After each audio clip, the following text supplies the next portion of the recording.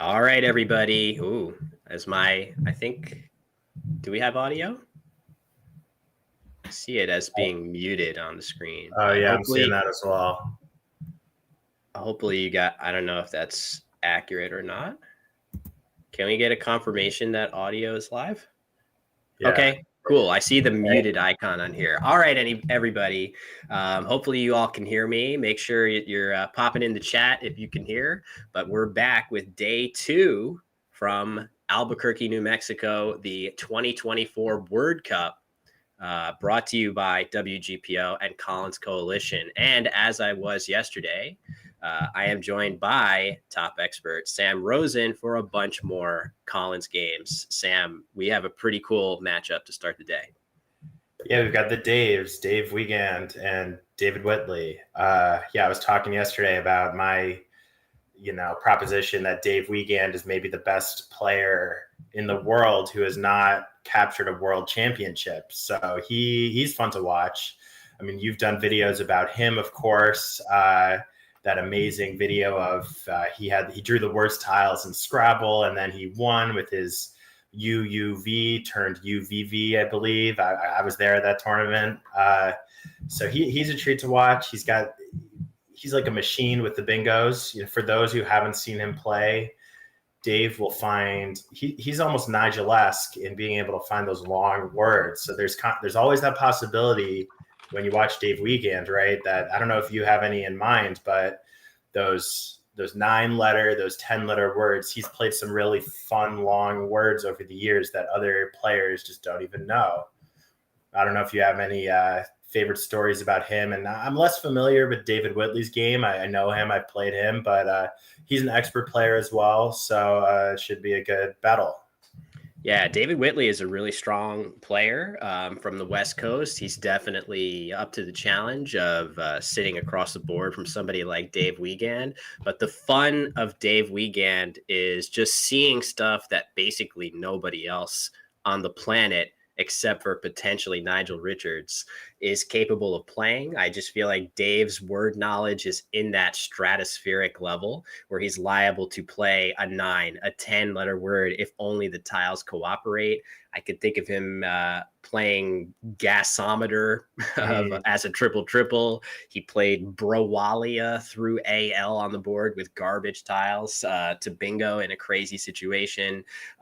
He really is a player who can do kind of these crazy feats of strength that are very exciting to watch. To your point, is Dave the best player in the world to not have won a world championship? Hard to think of anybody with a resume longer than his. I would put him up against a lot of people who have won world championships and expect him to more than hold his own. And he's right in the running for best player in North America. So no slight to David Whitley, who, again, very, very strong player. But I get a little bit of the shakes when I see Dave Wiegand on my pairing sheet at a big tournament. So excited to see these two play. Yeah, last night I went back to cross tables after, to see how has Dave done in these world championships. So he's played in a lot of them, and since 2005, he's played in 6 world championships. He's finished in the top 9 in all 6 of those. So he has been right there very consistently. He hasn't quite made the finals, the final 2 in the world championship yet, but obviously he's been knocking on the door for decades, really. And so, David Whitley is an expert level player. But with Dave Wiegand, we're kind of talking about another level of strength, preparedness. It doesn't mean we won't have a competitive game. I mean, certainly that's Scrabble, there's a luck of a draw, but yeah, he's an excellent player. Yeah, totally agree. David Whitley more than up to the task, as I said, of giving Wiegand. We got 2 Daves here, David and Dave. So we're going to try to throw some last names into the mix for some ease of understanding. I think it speaks to the parity of this field that, there really are no easy matchups. And it's going to be a lot of fun if the matchups are this good this early, the way they were yesterday from round one, in fact. So yeah, just a quick recap at the top of the standings.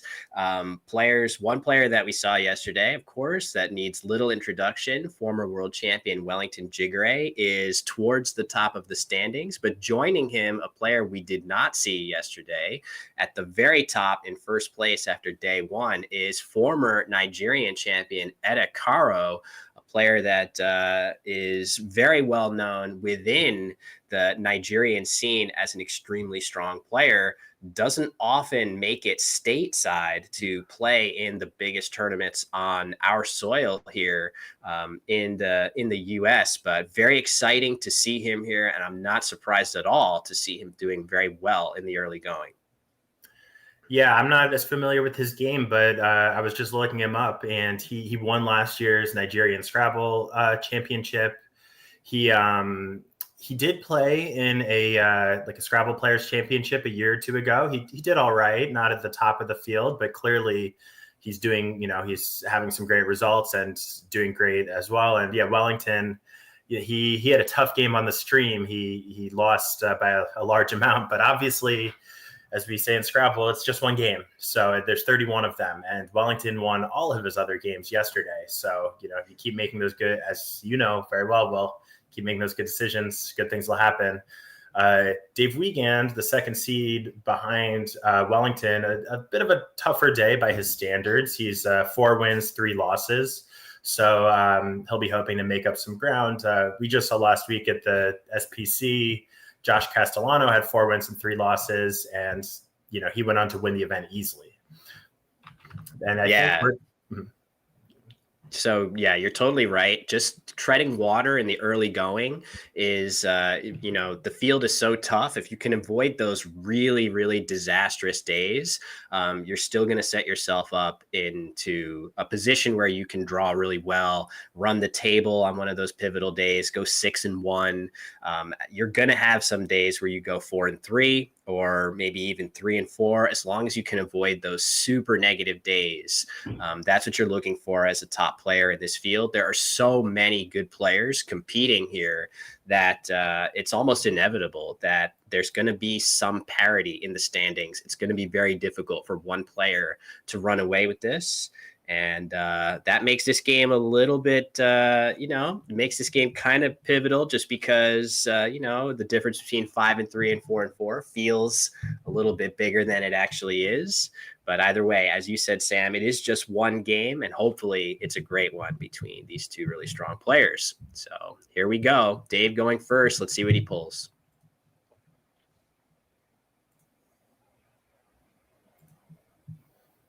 All right, it's a bit of a mixed rack. He's got some good tiles for a bingo. Oh, and got those double eyes. Yeah. So he is the way he laid his tiles out suggests that he realized that if he could just turn that I, one of those two I's, into a G, he would have his own name. He spelled out the anagram of his name, Windage, except with that I in place of where he wished the G was. That would be a pretty epic moment on stream, Sam, if Dave opened with the anagram of his last name. Yeah, he does have a relatively high probability set of 7 letters as his last name, and with those those 2 bingos, 1 Collins only. He's going with Wade, sort of an obsolete or archaic past tense, I believe, of the word weigh, to weigh something, W-E-I-G-H. So seems like a good play to me. Using that double I is important. Plopping that W on the double letter score. So seems natural. What do you think, Will? Yeah, that's a good play. He had a slight imbalance in favor of vowels, so using 3 vowels in 2 of his consonants, including the W in just the right spot, leaving IN, which is a great 2-tile combination for next turn. All looks good to me. Pretty standard stuff from him. Dave Wiegand hasn't drawn very well to that IN with the HV combination, but Whitley has his own problems with all those E's and the WK on his rack. Oddly, it looks like Dave did right to play his W and a bunch of other tiles, leaving IN. It looks like David Whitley can do the same with the play of weak with that extra E at the end, right on top of Wade with all those overlaps for 34 points, also leaving IN. It looks like he sees it. Yeah, it's showing some good word knowledge, certainly showing that he has command of some of these obscure Collins-only 5-letter words. I believe Whitley has been playing the Collins lexicon for a while now, relatively speaking. I mean, of course, it's only, as most, as many American or North American players will know, the Collins lexicon wasn't really in wide usage in this, in the States and in Canada until maybe 15 years ago, 10 years ago. So, but I think he was a relatively early adopter, and that looks like a strong play using all those overlaps. And not being afraid to shed that extra E when you're going to get 6 extra points from it. It's going to be worth it. Of course, though, he's not really rewarded drawing letters of onion to his. He already had an in, and now he's got another in. So meanwhile, that's a brutal draw. Yeah, it is. Wiegand, he does have a tougher rack, but he's got that S to balance it out. Though the S isn't super useful yet because, well, relatively speaking, because Wade doesn't take an S on the end, and it looks like he's considering Vor, which I guess would play atop the WE of weak and make some nice overlaps and score decently, keeping sort of balancing his leave. The V is kind of the clunkiest tile that he has, so he'd love to use it for some points. There it is. What do you think of this play, Will? I like it. I mean, in a vacuum, you might prefer to keep your R. It's such a nice tile to mesh with a bunch of other good bingo tiles. But at the same time, you're scoring 25 points and leaving a pretty synergistic combination left over on the rack. So it makes a lot of sense. And there's a bingo finding its way onto Dave's rack of Banshee with a weird spelling to it. So looks like Dave is on the precipice of striking first, Wiegand, that is, as David Whitley is really in a load of trouble here with his, normally we try to stay away from duplicated tiles in Scrabble. It really clogs up the flexibility of your rack. You don't have as many options. Every tile has its own unique attributes. So if you have a whole bunch of duplicated tiles, not only can you form slightly fewer words with them, but there's just fewer things that you can do on the board in an interesting way. So we hate those duplicated tiles, and David Whitley has 2 sets of duplicates and 1 of triplicates. So you guys are pointing out that that maybe onioned right here is a reasonable way to get out of this issue. That has its own problems, giving back the triple. So yeah, it's tough. This is a tough situation, but sometimes the tiles dictate that you have to make a 9-point play that opens up the board. Yeah, he wants to play that onion somewhere, or that in ion, another more obscure word somewhere. But he's got the only place he can do it is with onion. I actually forgot that. It's a very high probability word. I kind of forgot that was acceptable. No matter what he does, by the way. Well, actually, onions would make Banshee a little tough to go down. Maybe, I don't know. Maybe. Unless it would block amazingly. It would leave. It looks like it opens up the board so much. It has all these nice letters that you could play 8s through, but it would actually happen to block Dave's spot to play Banshee right here and would give nothing back. So we know that, but that's tough too. Yes, of course. Dave also had the spot atop Roo. He could make Brew, or he could even make a Roo and bow. But David, he probably didn't see Onioned, is my guess. I mean, Onioned also had some drop. Yeah, it might be a better play. It might be a better play. I agree. I think this is just a classic example of right decision by David Whitley, and it's just not going to work out for him, as it doesn't. It's going to continue to give Dave looks like only 1 spot for Banshee going down. There's nothing with any overlaps here. He would just have to use his S to pluralize Noni, which I'm sure he knows and is about to play. But I do like that decision by David Whitley, even though the leave was a little bit worse with ION instead of just IN. I like the decision. It's just not worked out for him here. Yeah, I agree. On second thought, that O, the first O in Onion would have been in a very dangerous spot next to that triple letter. Lots of floating tiles for bingos. And yeah, Dave does, as you say, he knows that Noni is well, he might not know that it's a tree specifically, but it is a noun, even though it might look like a plural or something. It's a Noni or Noni is a singular noun, a tree, and pluralizes with an S. So he'll come down with that alternate spelling of Banshee, and he'll take an early lead. And we're over to Whitley with still some duplicate problems. He's drawn a second I and a second O, so he doesn't have a great rack.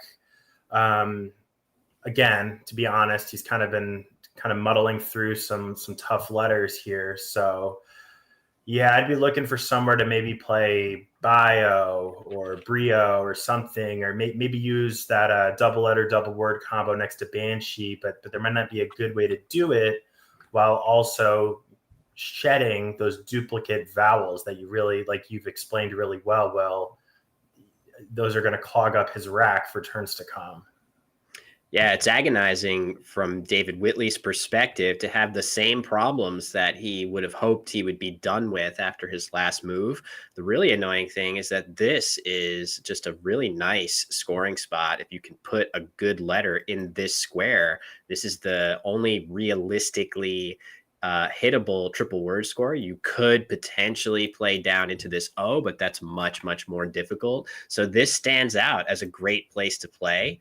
Dave Wiegand, with all of his consonants, is very likely to hit that for a solid score with something like middle on his next turn. But David Whitley can't really do much about it. He's going to have to settle for something in the high teens or 20-ish points here, which that's not what he wants at this deficit. So not really sure what he's going to look to do. So one suggestion is Oribi right here, I think, or Oribi. I'm not sure how I'm supposed to say that. I think it's Oribi. That would at least block off access to this spot a little bit, prevent Dave from getting to it. We saw this word yesterday, Sam, buai. This could be another nice way to dump some of those vowels. Doesn't really open too much for himself, but it's just sort of a waiting move, keeping a decent leave of RIN. Or maybe he'll opt to play something like bio or boy in this spot right here with the brew hook. I don't really have a super strong preference for any of those options, but yeah, I mean, I guess I'm a little concerned about letting Dave Wiegand just get a huge crack at that spot. So maybe Oribi is a good way to mess with it.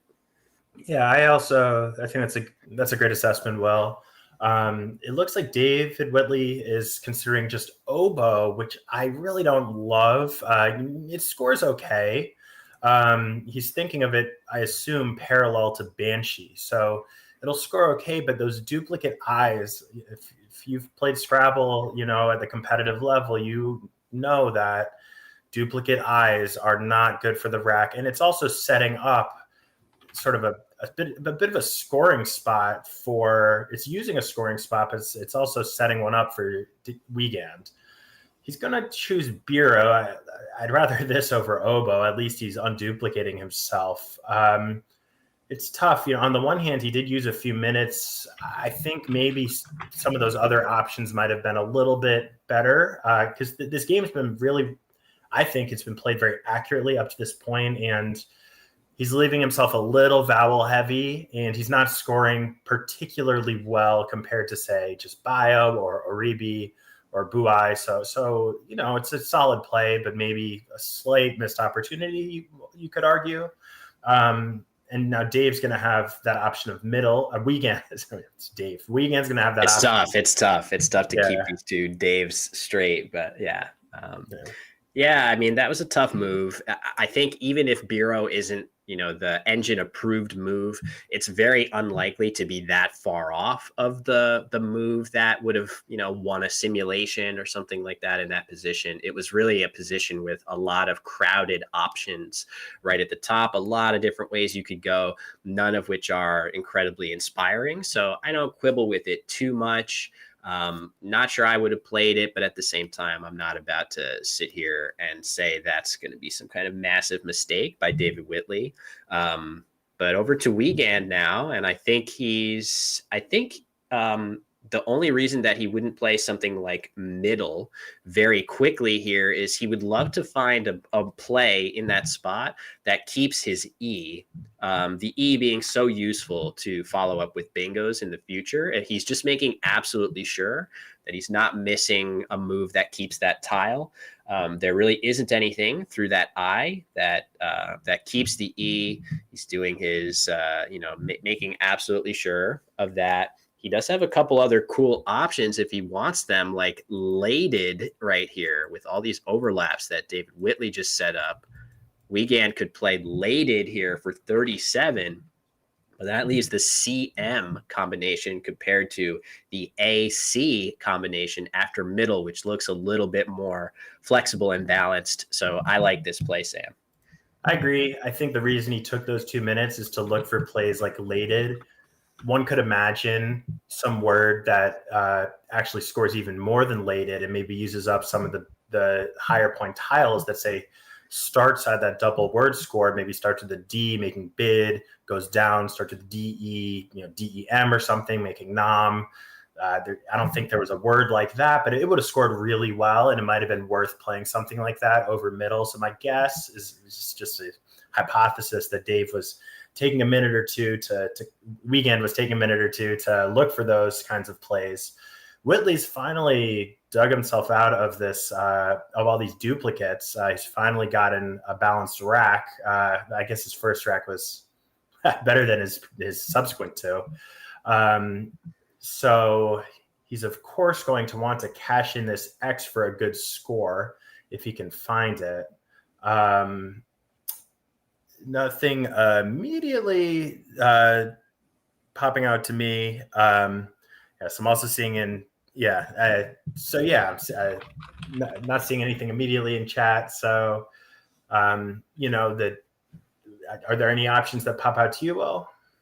Yeah, it's tough because the X is really, there's no obvious place to overlap with it. So I'm just, normally when you've got that X, you'd love to find a place to play it right here, right? So it's going to be extremely agonizing to have a decent spot even for the X to play, but no way of overlapping that effectively with it here, at least that I see. So that's frustrating.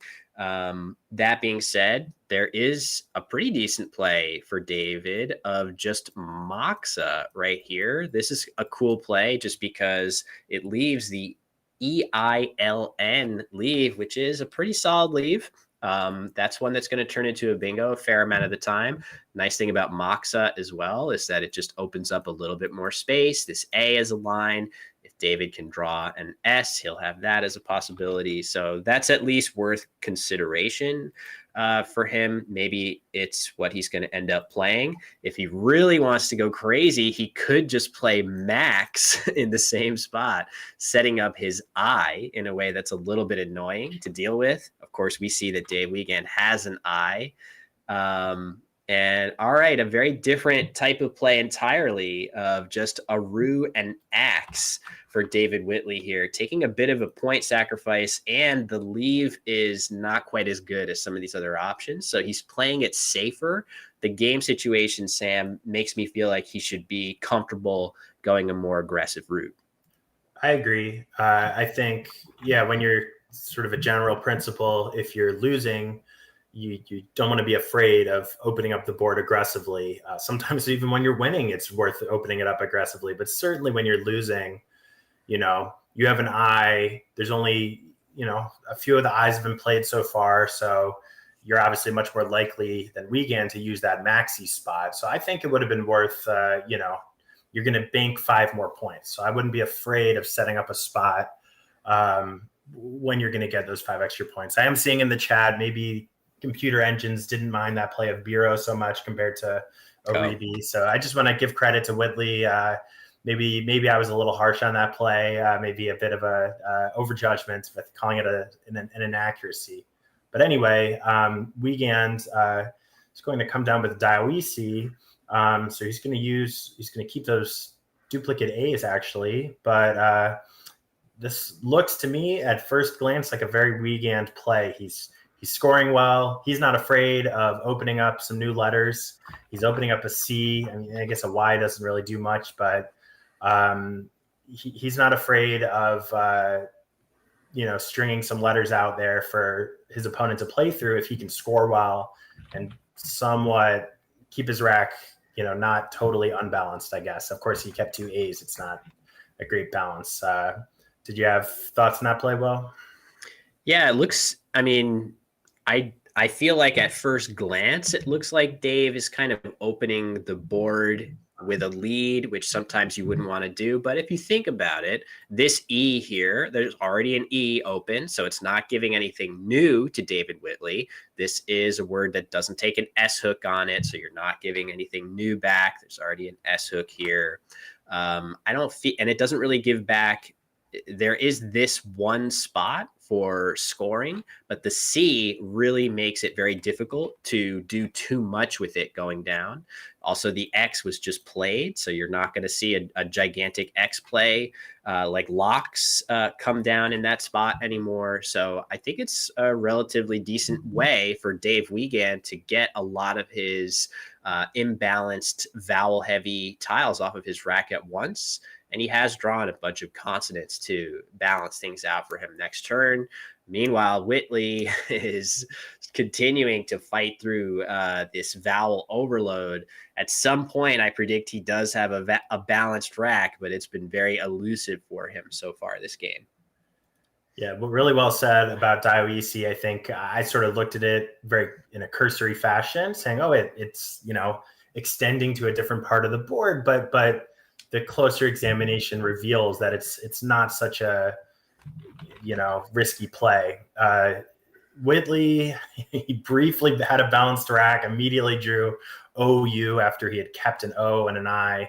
He's going to go with Oliek. Oh, that leave though, OUN. It's tough because this is the thing when you're playing Dave Wiegand. He's going to make accurate plays. And he's going to make them relatively quickly. You see, he's used about 7 minutes on to take several turns.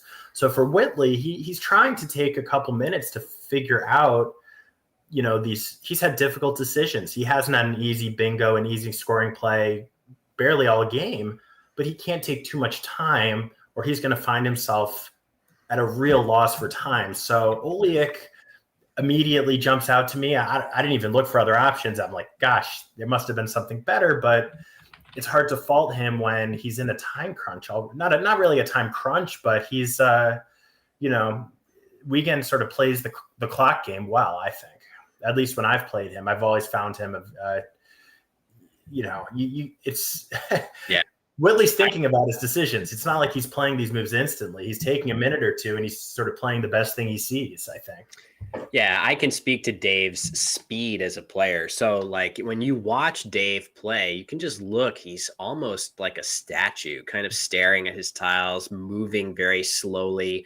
Inside that noggin of his is absolutely lightning fast processing of words and the board state. So even though he's kind of moving slow at the table, you look up at the clock and you see that you're 6 minutes behind him pretty fast, even though when he puts his words onto the board, he's moving at a very measured pace. Nothing feels rushed.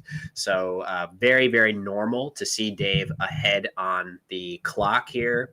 Oliek, I mean, the challenge of that play for David Whitley is, having to give up that E. The E is so important to get those next bingos down. He left something like OUN or something like that, either OUT or OUN. That's right. Yeah, so I mean, they're again another situation just like Biro, where I don't think there was going to be an option that was significantly better than the play that he chose. But I think some of these tiny little details between plays do end up mattering from time to time. I'm not 100% sure what I would have picked in David Whitley's shoes. But even something like, just using one of his O's in this spot somehow, maybe just playing something parallel here, leaving much of the board open.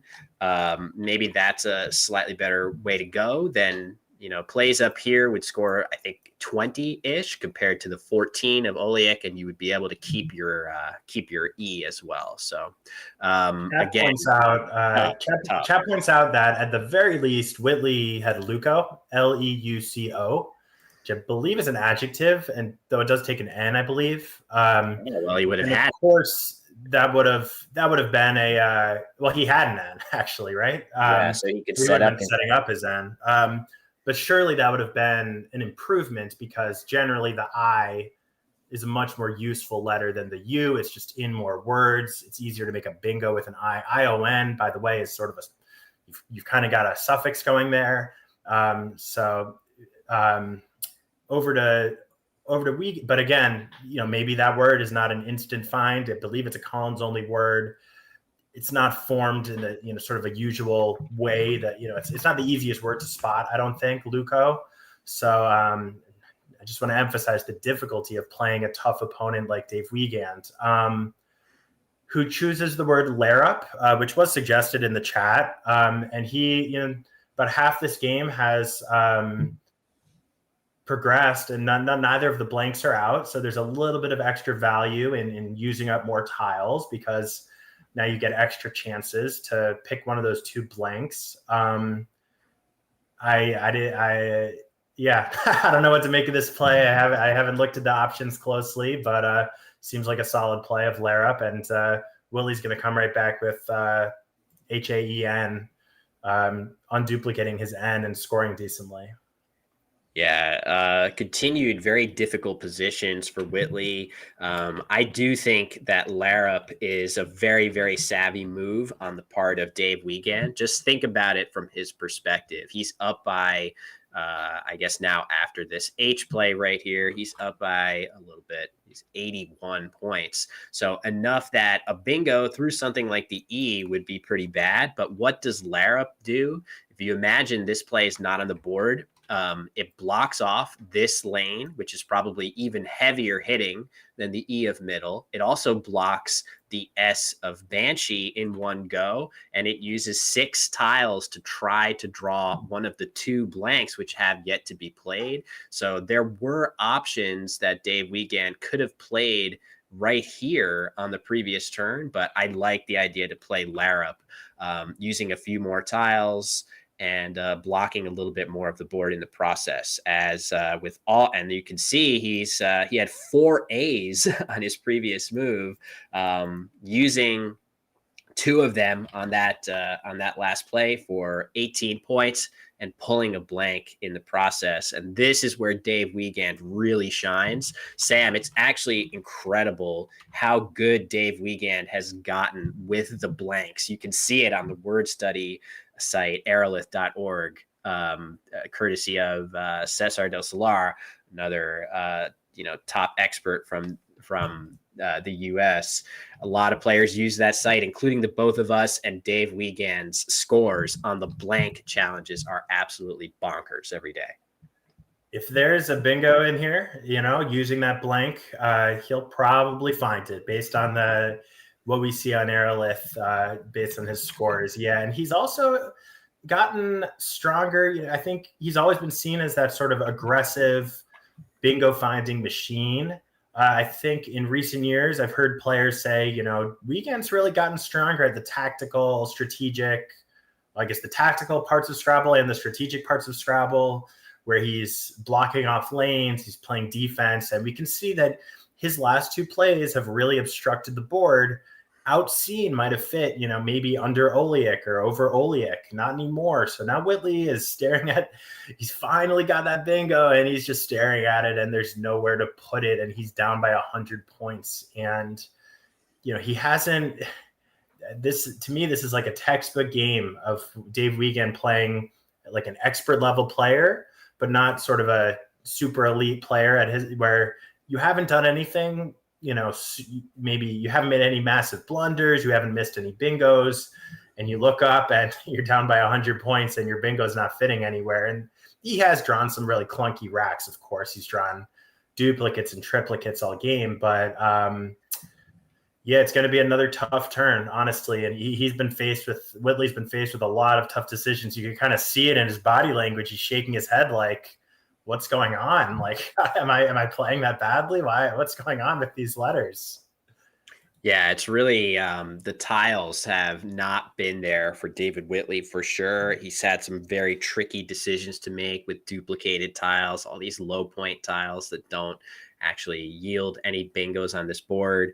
But yeah, to your point about Dave Wiegand, it feels like he is the strongest version of himself right now. It's kind of disturbing to think about somebody with his word knowledge and just board vision, end game skills, really making that next leap into a top level strategist capable of playing on closed and open boards both.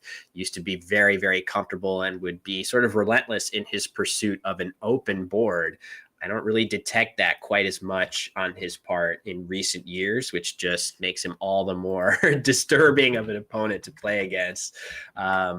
And we see David Whitley play ET right there. It scores decently. Maybe he's hoping that if he draws a bingo with a U in it, both of the words that he's just played actually hook with a U.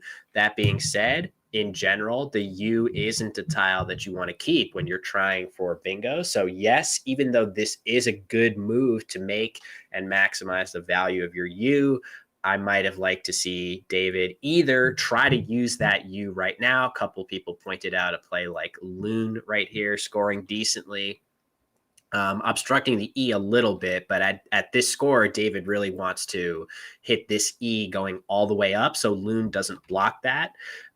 Maybe even just a simple play like OE right here is a nice way to score a few points and leave slightly better balance, making sure you're keeping one of those consonants on your rack instead of using it.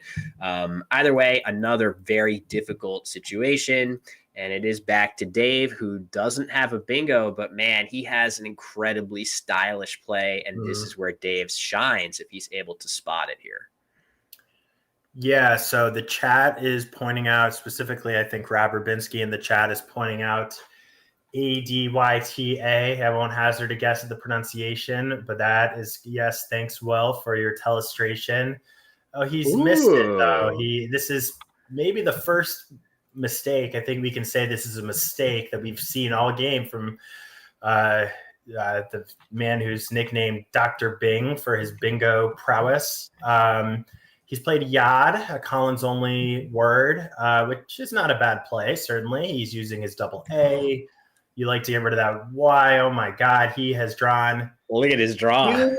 Q blank. I mean, QU blank is a pretty good draw, and it's really good when you've already got another blank, because you are going to bingo, and you're going to bingo for a lot of points.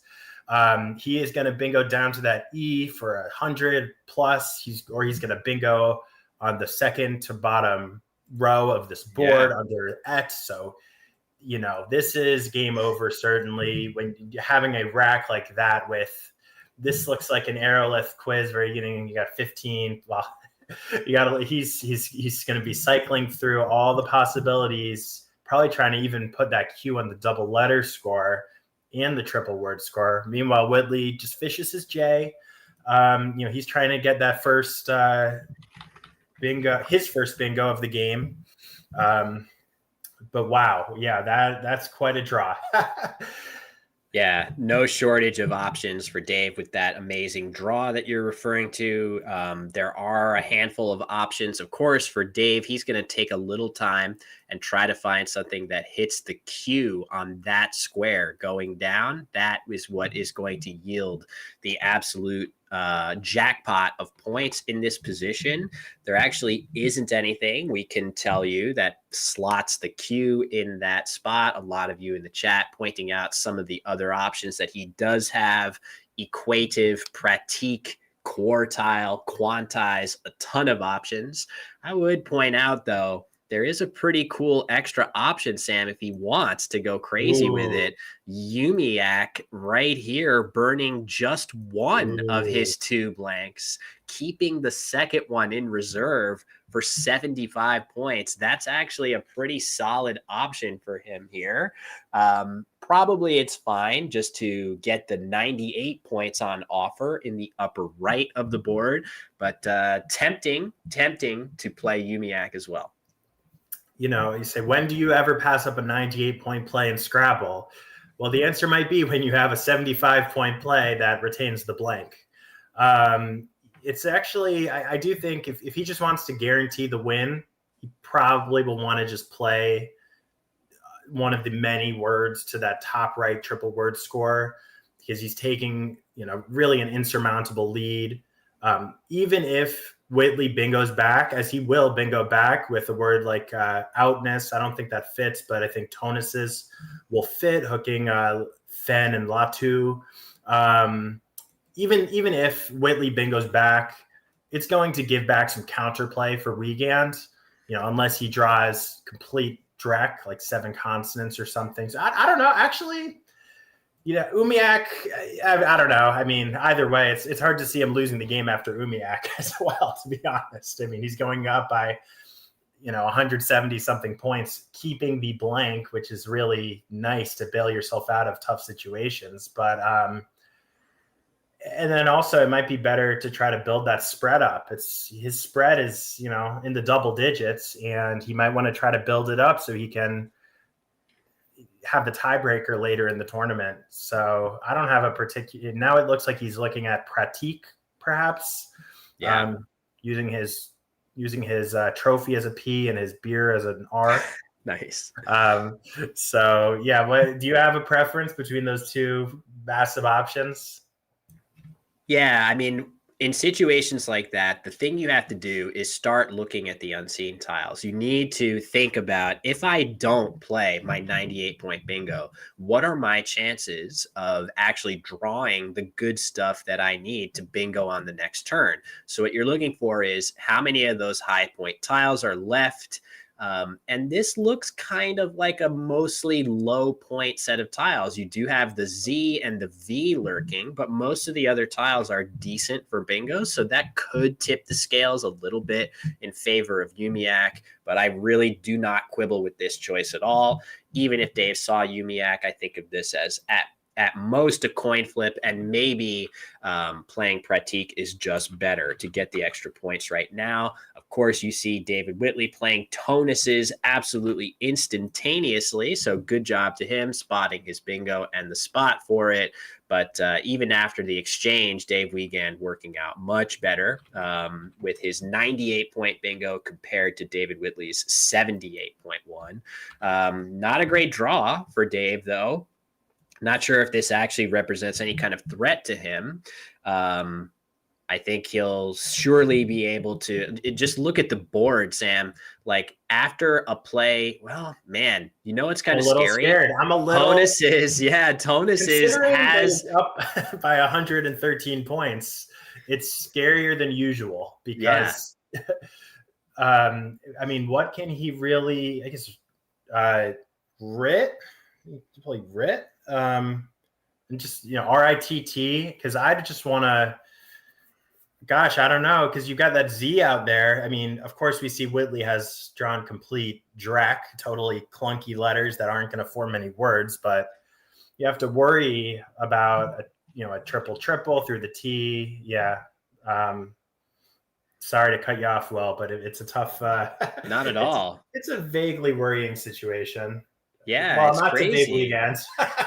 Dave's not going to worry. So the beauty of Tonus's is that it made 2 threats to address, one of which is a little bit more realistic, but a triple triple through the T is basically the only thing that could really stop Dave from winning this game. So maybe a play like you suggested, Sam, of just RITT was warranted through that T, even though it left absolutely atrocious tiles. Because if David Whitley, I should say, managed to draw something through that T, that would be one hell of a way to lose a game here. Yeah, at the same time, I understand this play of Trig. Realistically speaking, this game is all but clinched. So he doesn't want to sacrifice too much spread. He doesn't want to give easy access. Well, I mean, either triple word could yield easy plays. So I don't know. I mean, by the way, going back to that Pratik play, it is, even for Dave Wiegand, it is possible he didn't notice Umiak. It's a notoriously hard word to see. And also he had so many options to try to figure out. He was trying to put that Q on that double letter. He had 2 blanks. Everyone knows, well, it's very difficult to find words with 2 blanks. It's just a lot to iterate through. And maybe he was trying to somehow put the Q on the triple letter in a bingo at the bottom. So anyway, may have been an intentional decision over Umiak. He also might have not seen Umiak. Umiak kind of feels like his style of going for the max score and using all of his high point, or using all of his valuable tiles to the max effect. But yeah, this game is sort of going to end how it's gone the whole way, because with 4 letters left in the bag, well, Wiegand's got a reasonably balanced rack. He's going to be able to probably use his Z somewhere, I assume, for a decent play. And Whitley is just stuck with Drek, and it's too late to exchange. So yeah, agreed. There comes lose for 32. Looks like really the only realistic way to use the Z on a triple or a good bonus square. Makes a lot of sense from Dave. And David Whitley is we should talk a little bit about his previous play of down in the corner, kind of throwing up the white flag of a play there by David Whitley to just grab the points in this area. But note that, from David Whitley's perspective, and as was actually the case, he did block very big Z plays through that T of Tonus's by playing of. So he might have saved himself a little extra damage in that spot by throwing up the white flag there. But yeah, always tough to be in that situation. Yeah, I think it's a good decision. You have to look at your situation realistically, and his letters were so clunky that I don't, without maybe unless there was some big option that I missed, I can't imagine that there was any way that he could have shed enough of his clunky tiles to even threaten something on the triple. And even if he, miraculously could have threatened something, Dave Wiegand would have surely blocked the spot. He's going to notice that's the only threat on the board. So it's time to change gears, say, this game's over. How do I enhance my spread? And in this case, like you said, well, it's just playing a little defense. And as bad as the situation is, giving up a 69-point play of ZD, that alternate spelling ZITE, that's going to be even worse for your spread. Yeah, for sure. So just an understanding that the tournament is longer than just one game. This is why, as you said, Sam, at the outset of the broadcast, this is why we play 31 games in an event like this.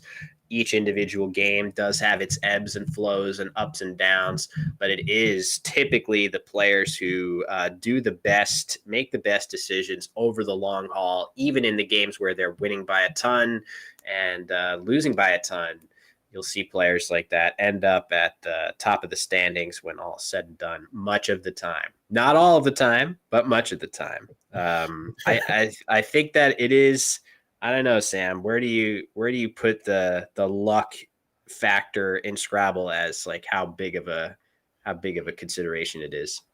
Well, of course, I've heard this sort of folk wisdom of, well, 50% of games are in the middle, and 25% is going to go for one person and 25% for another. Of course, if you have, you can sort of look at the results from these long tournaments, and you can kind of get a sense of how much luck is involved. I mean, like I just said, Dave Wiegand has finished in the top 10 in his last 6 world championships, right? So obviously and my favorite sort of point about the luck is Nigel Richards and some of his amazing streaks of winning 3 out of 4 world championships, I believe. And I think something like 4 out of 5 US national championships. So of course there's a lot of luck. And then Nigel came right back and finished like 16th. So you've got to imagine he didn't have the best letters that year.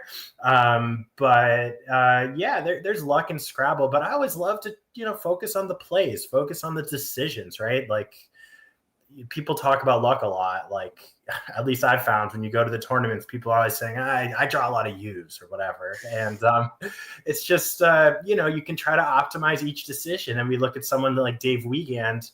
I mean, gosh, he played this game so well.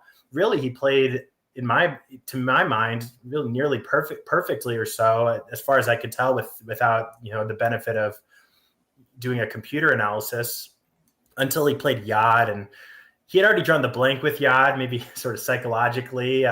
You've got the blank, you're already up by 100 points or whatever. You sort of think you're ready to, you're ready to get in there for victory, and you're not, maybe you overlook a play. But anyway, it's sort of a rambling answer to your question, Will. I think it's a game of luck. It's a game of skill. And, we can't really you can't do much about the luck, and at least not in any legal way.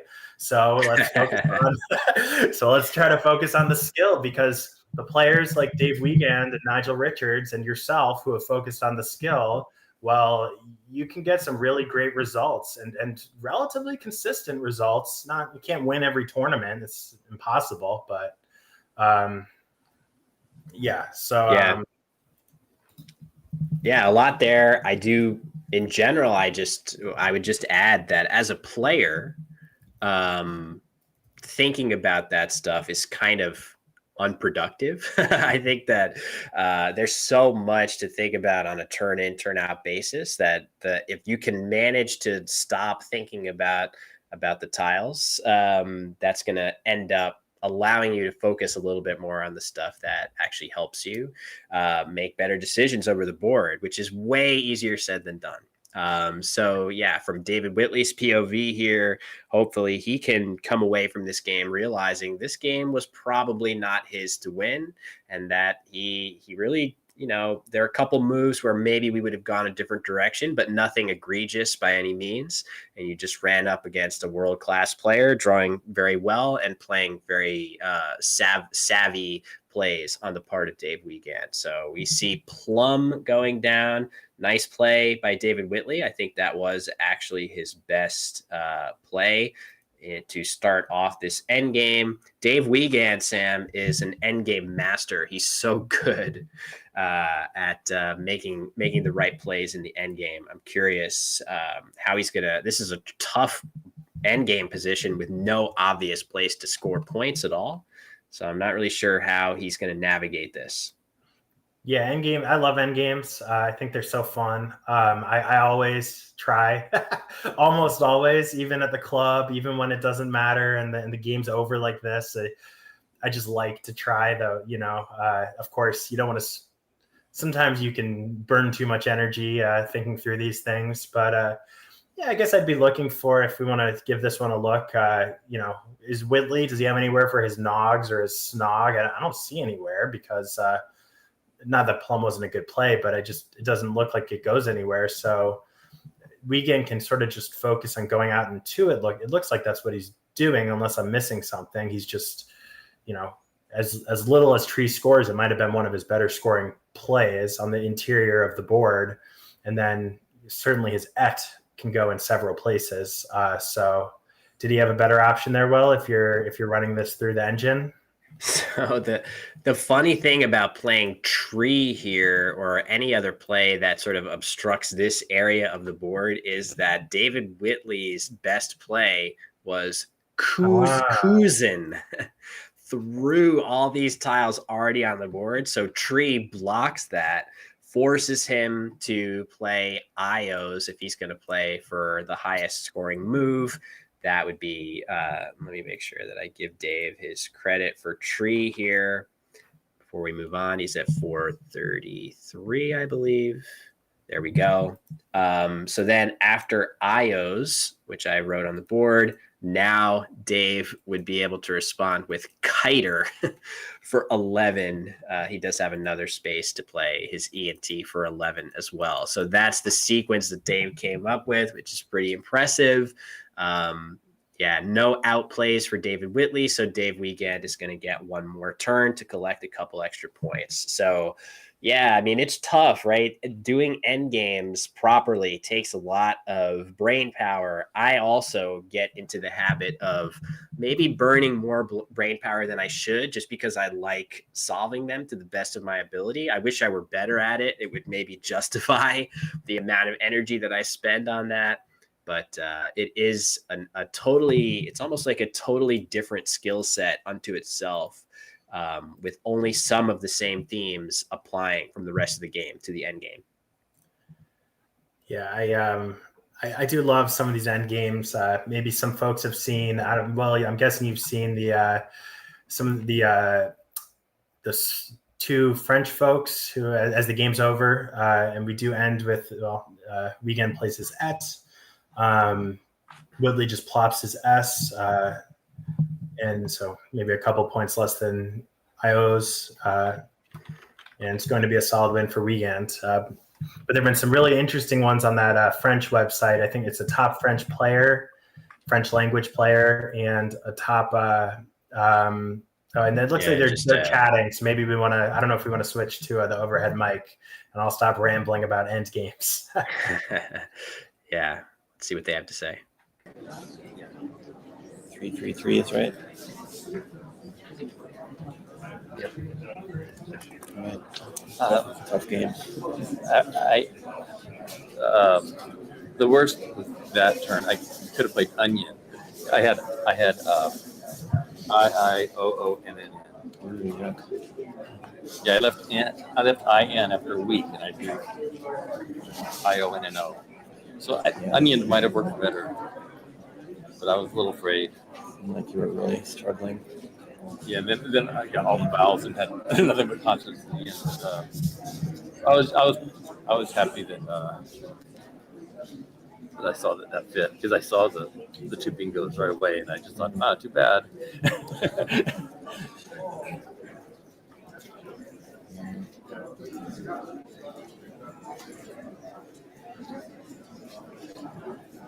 I'm not sure where he was thinking of playing onion. Maybe onion. Really, I mean, yeah, I think he meant onion. It really is hard to be on stream, because, like, at the beginning, I was taking probably more time than I normally would. Make it stupid. Because you're thinking, oh, you should have spent more time on that turn, and then later they're going, I should have left more time at the end.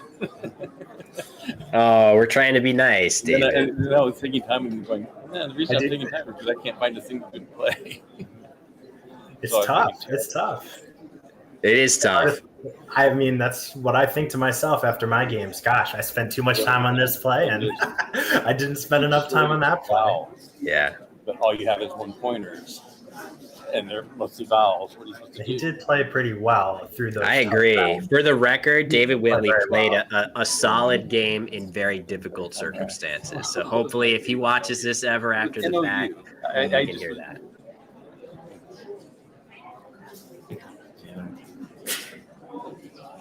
I thought of playing Eloin, but it's like blocking things up, not in a crappy lead anyway. I kept trying at the end to find something with an LY, but couldn't make anything work. Yeah, I had like ZI, but I didn't have a T yet, and then of course I drew TT after playing QSC.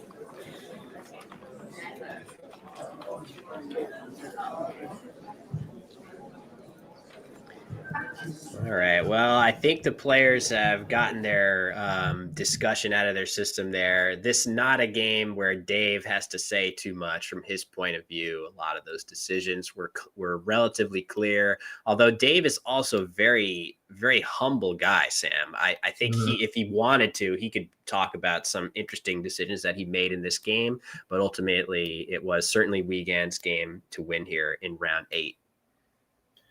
Yeah, I agree. I think, that's the nature of it. There's the luck component, as we talked about. And in any given game, anyone can beat, pretty much anyone can beat anyone. So, all you can do is play your 12, 13 best moves and see what happens. So in this case, it, worked out pretty well for Dave Wiegand. So he'll be, one more tick in the win column. Yeah, for sure. So in our next round matchup, we're going to have more champions. I'm pretty sure Sammy Okosagah is at least once or twice a champion in Nigeria. I know he's also in my conversation for one of the best players not to win a North American or World Championship. He came incredibly close about a decade ago, one of the more impressive tournament performances I've ever seen against the dual threat UK and US champion Austin Shin. So I'm really excited for that matchup between Sammy Okosagah and Austin Shin coming up, Sam. Yeah, it's going to be great. I'm looking forward to it. Don't go anywhere. So with that, we'll take a quick break and get the board and streaming setup all updated for that matchup. And we will be right back with round 9 from the 2024 World Cup.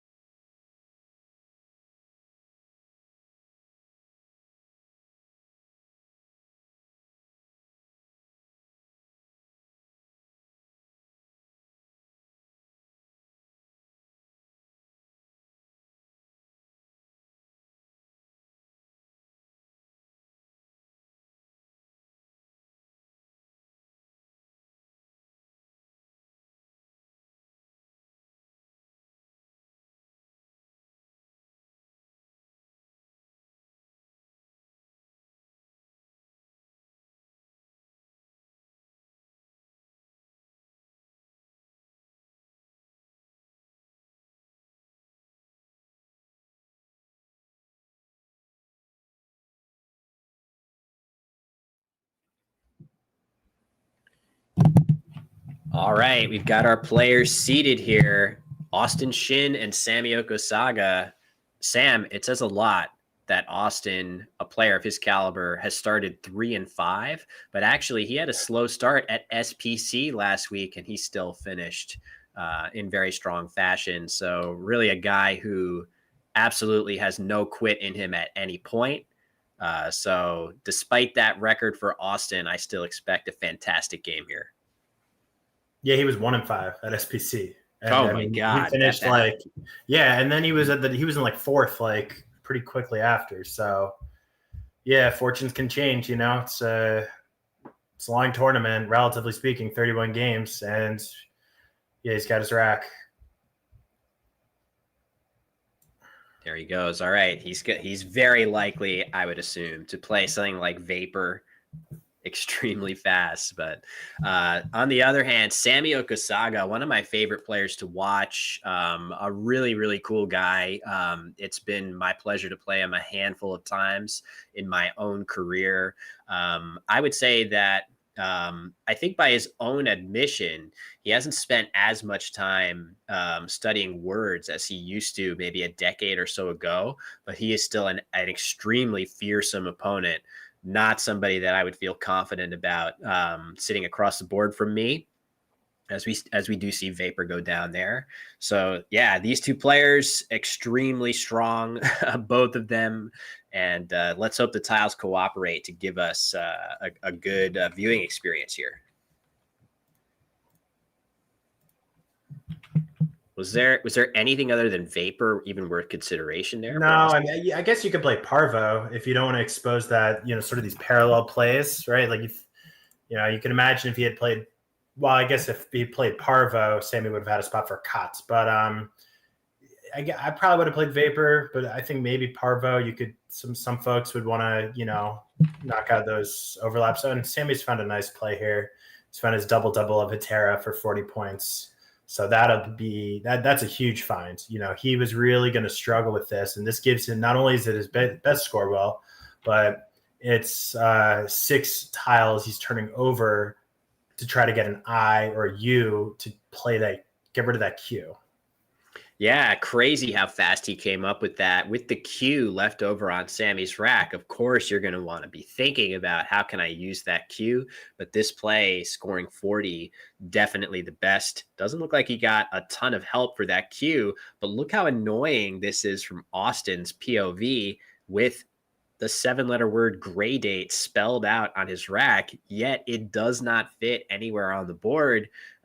Even with a couple nice hooks available on the board, in particular, you could put an E. Oops, sorry about that. I keep making that same mistake. It's totally on my end. Yeah, this E right here, this E hook is so lucrative, but gray date does not place that E in the right spot. So, that being said, what should Austin do? He could potentially just play GAD right here, setting up another spot for his E going across. He does have one really extra cool play, though.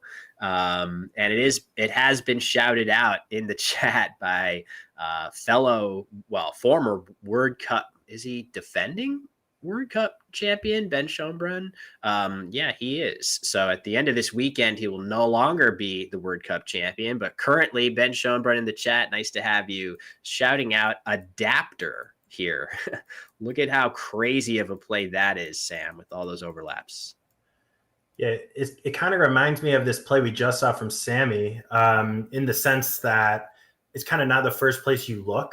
Like, you might not look at the double-double when you've got a Q and you've got overlaps, but that's your best play. And similarly, you might, you're going to look for bingos.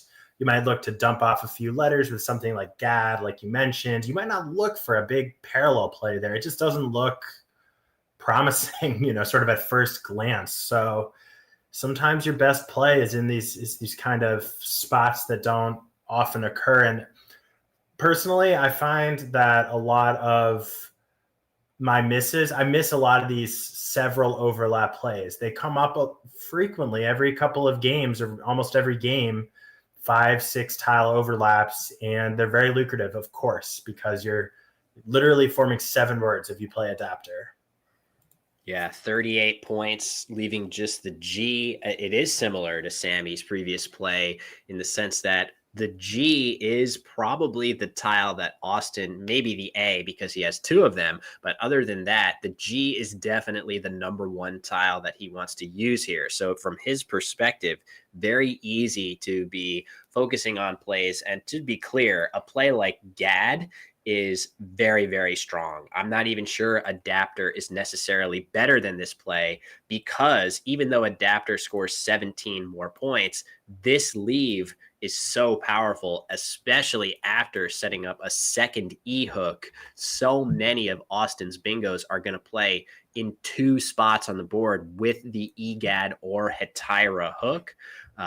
And not the draw that he was hoping for there with the J and another G finding its way onto Austin's rack there, though, Sam. Definitely not.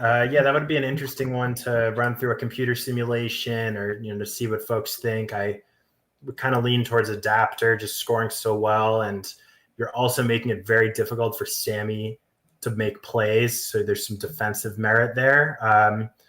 But both plays have their strengths. Meanwhile, Sammy, he is going to be able to get rid of that Q, not in a great way, but he has Trank set up through, short for tranquilizer, through the A and Hetera.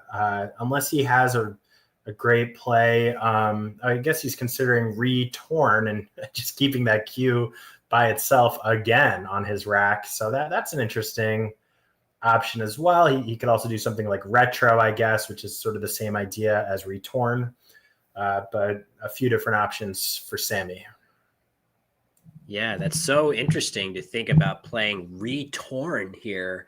It scores 11 more points than Trank, and as good as Trank is to, obviously you're getting rid of that Q and getting yourself out of trouble with it.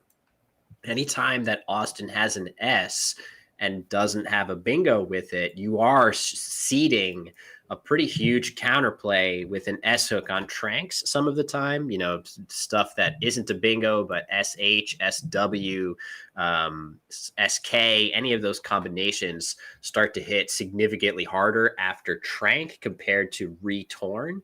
So I feel like that's surprisingly, when you actually look at the simulation of those plays, retorn appears to do a little bit better on that basis.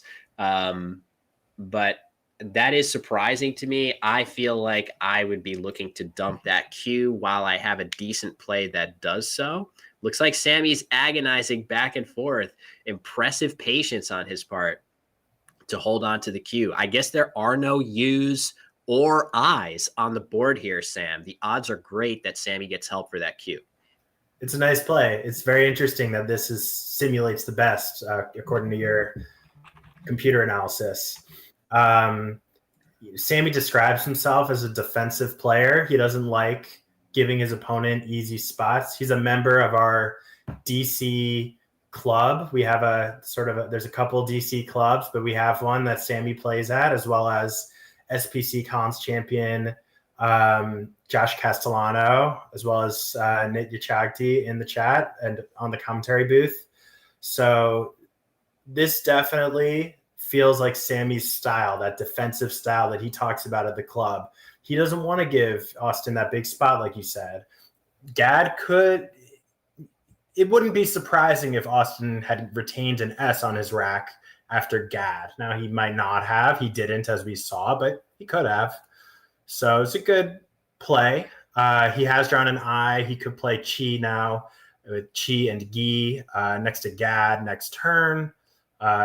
So he'll be able to dig himself out finally from that Q, while Austin is going to have to get rid of that J, or he's going to want to score a lot with his J and try to set himself up for a bingo next turn, maybe with that EGAD hook. Sorry about that. Yes, you're totally right. Notice that Austin had Jighere set up on his rack that would have extended a little bit further with all of those extra letters.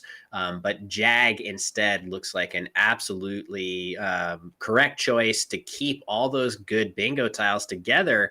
And look at this Q hitting the board. Sammy playing his Q and giving Austin a place to play a bingo off of that Q. That is not how I saw this exchange proceeding, Sam, at all. Not at all. It's surprise. It's unlikely, of course, to have any bingo starting with a Q. Though we did see a bingo with a Q last turn in Pratik from Dave Wiegand. Well, he had two blanks to go along with it. Austin did have other bingos. He had Suetier, more abounding in more suet, I guess. Right. So he had other. Even if the Q didn't come on the board, he was going to play that. Parallel to Retorn, but this will score more. He's going to get that 20 points for his Q. So Austin's certainly happy to see the Q hit the board and to get the first bingo in this game. Yeah, for sure. I just think from Sammy's perspective, what he was likely to be worrying about after his play of Chi is what happens if Austin has an I and can just hammer me on this triple. That's what I would have been worried about. I would not have been expecting that this Q would yield a bingo to my opponent there. But that Scrabble, sometimes the less likely outcome is what materializes in the game. So back over to Sammy. His letters are not the best. He's got that V that's kind of if you could just trade that V out for practically a lot of other consonants here, he'd be potentially bingoing here.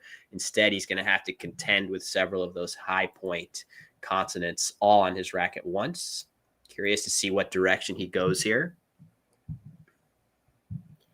Yeah, it looks like one of those racks where you can score. I'm looking at this rack and I'm thinking to myself, I'm going to get a good score out of this. I'm going to score 30, 40 points somewhere. I'm going to use that V.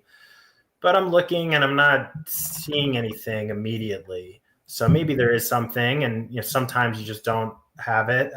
It looks like he is now, he's lined up Cheven, right? That's a word, I believe. Yeah. Through that E in quieter. So that's kind of the idea that I was saying. You're going to score in the 30s. You're going to offload that V, and you'll keep some decent letters. And he's not going to mind opening the board up.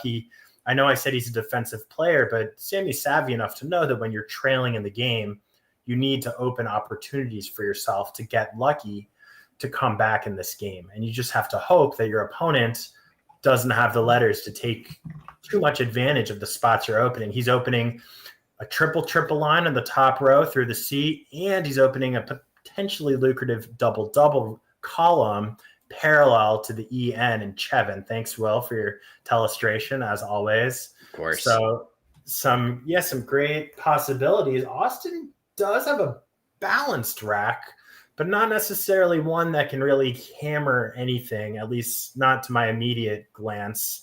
It looks more like a fishing rack. He might play like and just sort of go fishing here. Yeah, a couple good places for that Y. I do want to point out one crazy option that Sammy had. I'm not sure if I've seen it in the chat. He could have played with his N right here. He could have played hanched right here, leaving the V on his rack. EV would have been his leave. That would have scored 40 points. Very difficult to quibble too much with his choice of Cheven, leaving the much better ED leave, but he had extra 10 points on offer if he wanted to play it a little bit safer. That being said, he's drawn smudge on his rack, so I do expect Sammy to see that word and figure out a place to play it, even if it's just something like smudges right here off of the S of quieters. I do expect to see Austin play his Y and his E. You suggested this play, Sam, I believe, right? This would give back a huge place for Sammy to play. Maybe Austin will take a small sacrifice to play here instead. What do you think? Well, I hadn't even seen the spot with the H, actually. I was thinking of that spot under Joe making joy. I was just pronouncing Y-E, yeah. So it's a tough decision. I'm not sure the point difference there. So depending on it, you might not be too, maybe he would be worried about setting up that row one. An interesting play with hanched. I did not know that word, and that would be a huge play, and we have a huge possibility here. If Wow. Sammy sees one of his two spellings of that bingo, he's going to, as you said, play for 90 points or so and equalize the game. I'd be surprised if we didn't see him lay this down. Here it comes. There it is, fast.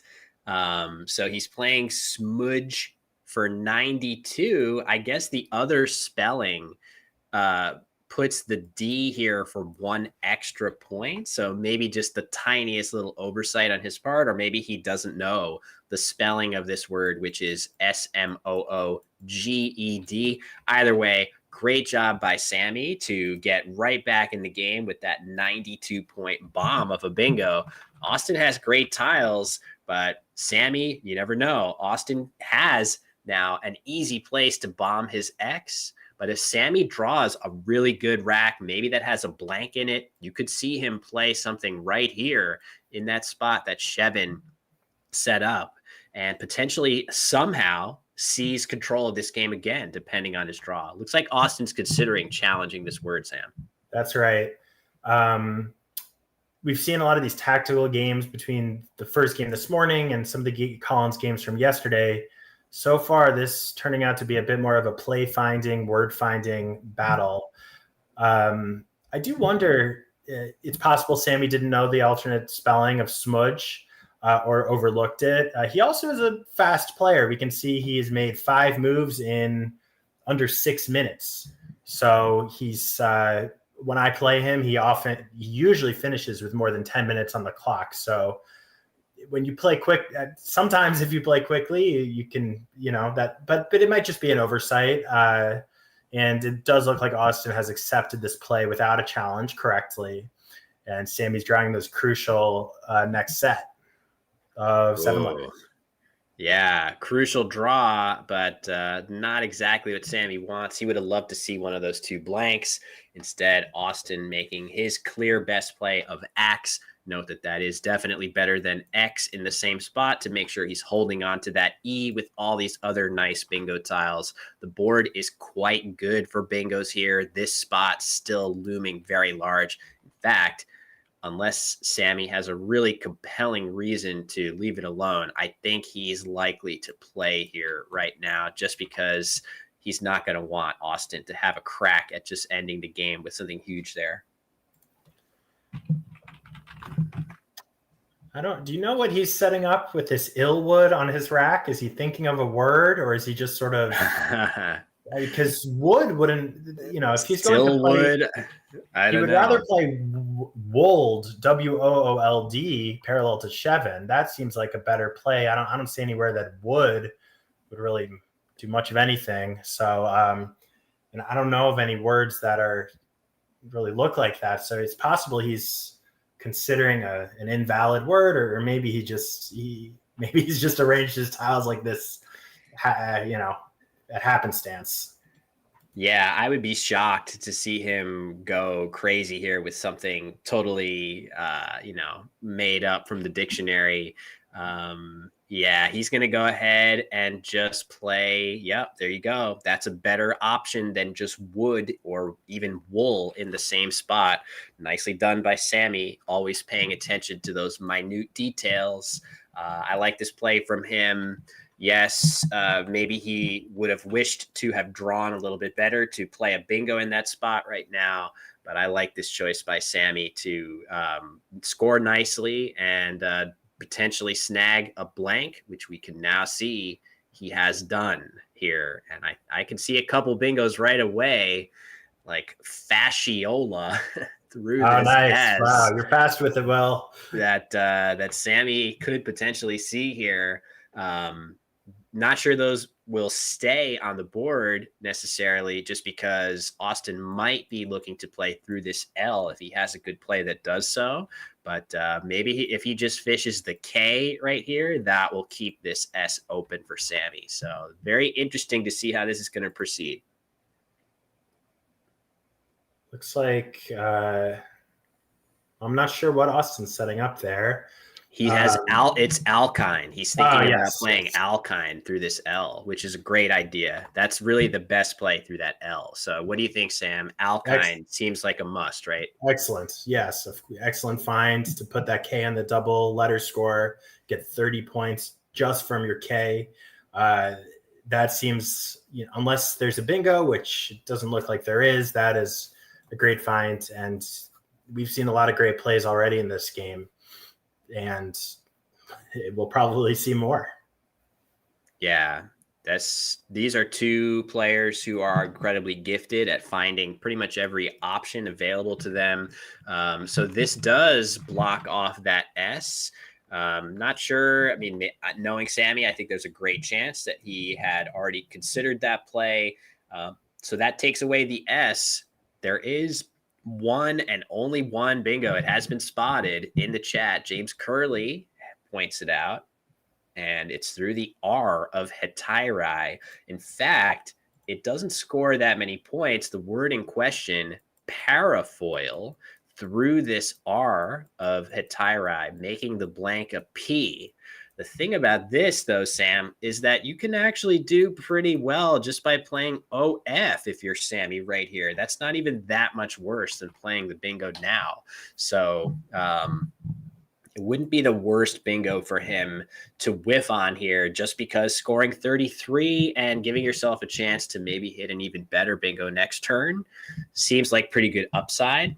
That being said, let's see if Sammy spots it. There is an extra benefit to it as well, which is maybe you can grab that second blank on your next draw. This other blank in that pool, you have 2 chances to pick it if you just play OF, whereas you have 7 if you play parafoil for an extra 31 points. Do you have an instinct, Sam, of what you would prefer between those plays? I would prefer to play the bingo if I saw it. I'd prefer to take the points. AAIL is not the best leave. It's a little vowel heavy. You've got duplicates. That being said, it's not a big mistake if you don't see the bingo or if you pass up the bingo, and maybe it's even a better play. I don't know. But the nice thing about the blank bingos is they're very difficult to find. But if you make a mistake on them, they're not usually too punishing in the sense that you're going to have another opportunity next turn. Usually it's not a huge mistake, as you know, Will, to miss one of those blank bingos. Unlike, say, a natural bingo. You can imagine if Sammy had missed smudge, he's making some word for 30 points, and he's certainly not guaranteed to bingo next turn. He's actually going to go with quaff, which is a similar idea to of. Unclear if he saw parafoil, of course. I don't think he set it up on his rack. So, I don't mind this play. It's not going to be a massive mistake, but I would, to answer your question, Will, if I saw that bingo and I would have looked there, I don't know if I would have seen it, but I would have played it if I saw it. Yeah, so there you do see, oh boy, look at that. He has drawn the second blank anyway. So even though he only played 3 tiles, but I guess if you think about it, all else being equal, playing that bingo and then drawing the second blank would have been a huge swing in this game in Sammy's favor. You would see that he would have an extra 30-ish points on the scoreboard, so he'd be nearly even. And then Austin would be, looks like he might be considering playing just hand off of the HA here. That would do a nice job of getting rid of one of his 2 ends. That's definitely his primary objective here. And maybe balancing his rack a little bit better by using the D. So 20 points for him here. But yeah, either way, maybe a slight missed opportunity there for Sammy. Tough one there to spot parafoil. He might not even have thought to look at that R. Maybe he's just looking at the letters in alkyne and correctly deciding that there was nothing available. Now he's got both blanks, and we'll see. It's possible, Sam, that maybe Sammy is going to be patient again and just play something like AY right here for a good score, leaving 2 blanks on his rack. Now I wouldn't mind a play like that as much, because you almost want to really max out your 2 blanks and try to play something to the triple word and really score well, because they're just so powerful, so valuable. I do want to comment on Austin's play. I think it was a good play. I didn't see much else available. And Liner, of course, a strong leave. He's giving himself the possibility of a bingo. He's drawn a 7-letter word, though it's unlikely that it'll fit anywhere on this board. So, yeah, it's a tough one to spot, to make that blank a P with a bunch of floating letters to look through. And I am seeing a possibility in the chat of affably. That would be a really nice find, making your blanks an F and a B in an affable manner. So that would be good. But again, I don't think if missing this or foregoing this wouldn't be a huge mistake or anything. But this might be a nice play. You'd get your F and your Y on the double word score. So it might be worth playing this. So the thing about this, though, is that it scores more points here. So it scores 77 points right here. It scores only 74 points to play affably on top of the N of retorn. But it makes an enormous difference in this precise scenario because Austin would have a place to respond with his 7-letter bingo if Sammy goes for the 3 extra points by playing this down low. So it's a big swing. Sammy is going to opt to just play AY. Whether he saw affably or not, we're not sure. But I actually like this play by him just to stay patient and not open anything new. Makes Austin's next decision a little more difficult. Surely Austin's going to be looking at playing his B in this spot and balancing his rack once again. But Sammy's going to really be trying to get a bingo down that locks up the board once and for all. If he can take a solid lead in this game and bingo in a way that closes the board down, that's going to be what he's looking to achieve here. Totally agree. I love that play from Sammy. I think he's being patient. Like you said, whether he saw the bingo or not, a bingo like that might not have even been his best option. And a lot of times patience can really win the day in Scrabble. So you can't be patient for too long, but a case like this, you want to wait for the right moment to use those blanks. And like you said, Austin almost surely going to play probably Bell. He already has BEL set up on his rack. It's going to score well. It's going to use that spot where he could have placed his Y to make Joy earlier. And it's a pretty lucrative sort of interior spot to the board that doesn't change things too much and gives him another chance to draw a bingo that does fit somewhere on this board, whether it's parallel to retorn or through some of those floating letters in alkyne or that are in hetere.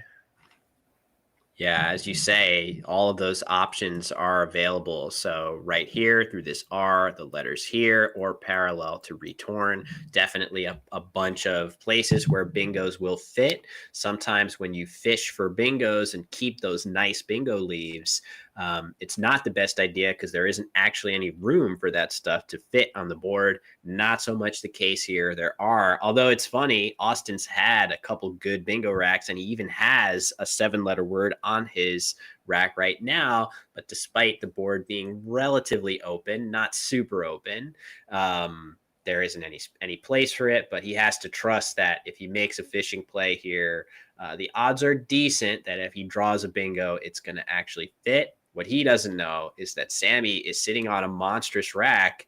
We're just going to have to see what Sammy plays. Is he going to continue to play it patient, or will he pull the trigger on a bingo here? He has some options that will allow him to score decently. But yeah, you guys are pointing out some of the words that he does have available. I know somebody's pointed out film card, which would be a very, very stylish bingo to play through this I, which is going to stay open. It is a little risky. I don't think it's exactly the bingo that Sammy wants, Sam, making that big S hook.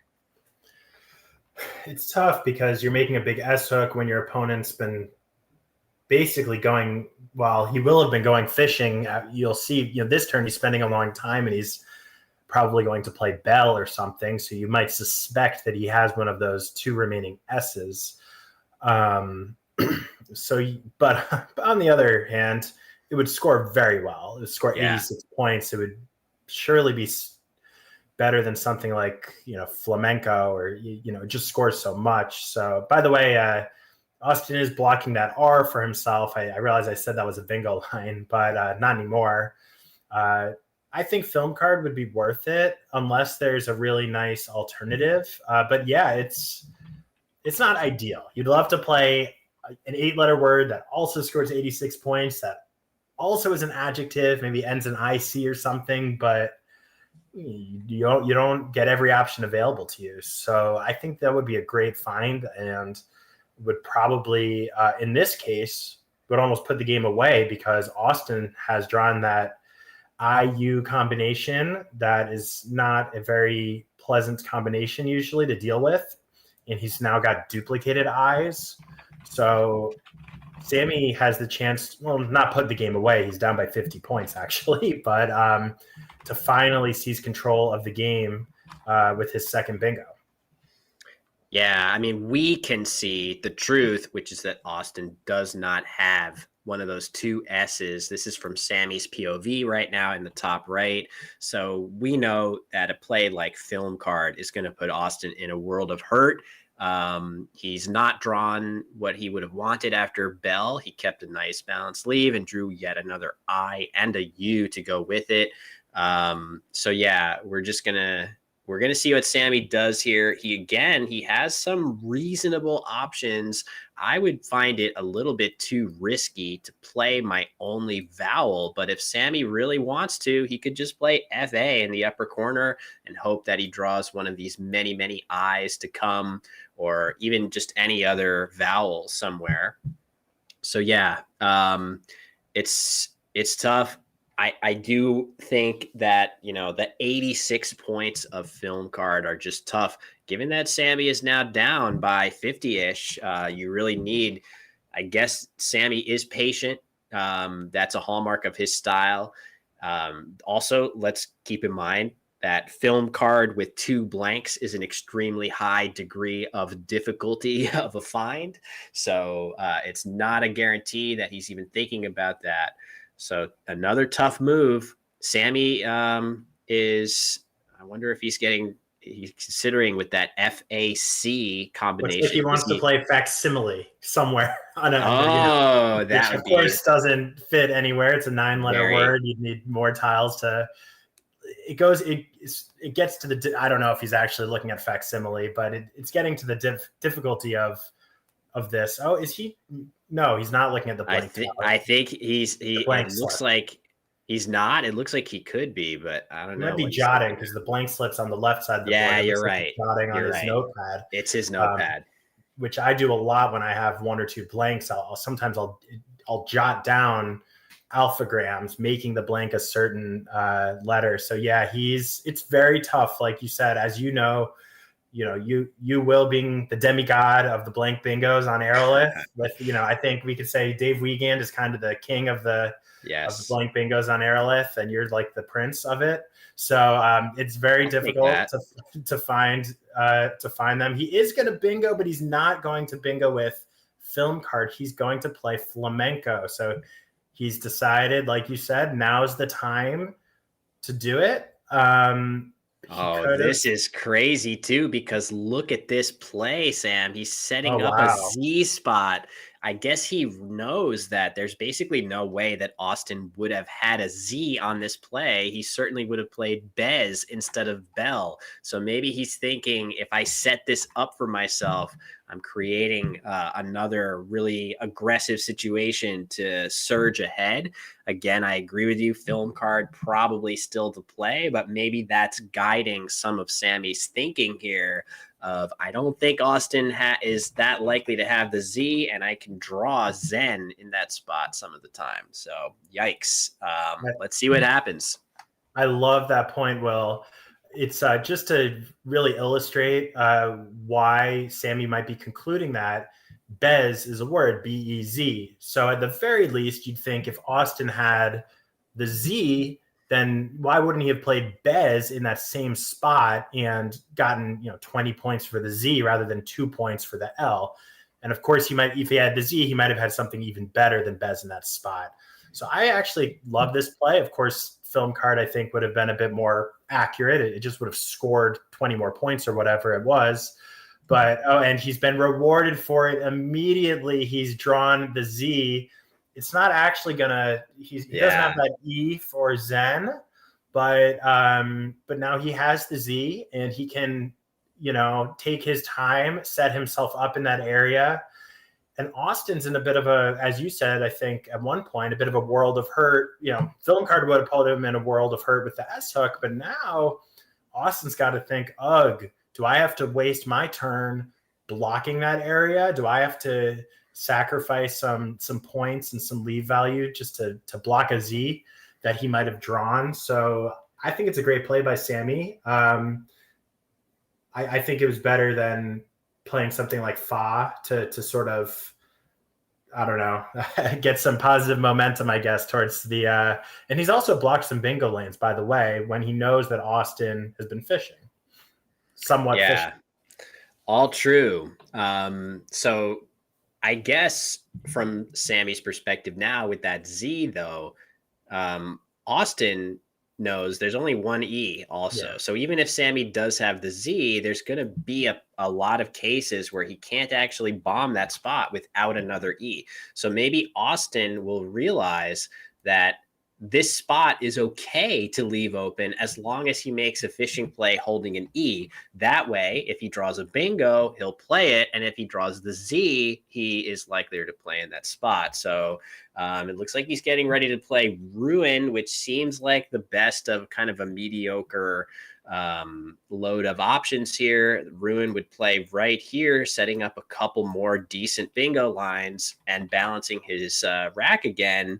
It's not the situation that Austin wants to be in, but he stands a decent chance of getting a bingo down that's going to swing control back to him in this game. So let's see what happens as we go back over to Sammy. Austin's drawn 3 vowels, first of all, so yikes. He's not going to get that bingo down. But as you said, but you were about to say we were going back to Sammy, and the chat has pointed out a really stellar action for Sammy. Wow.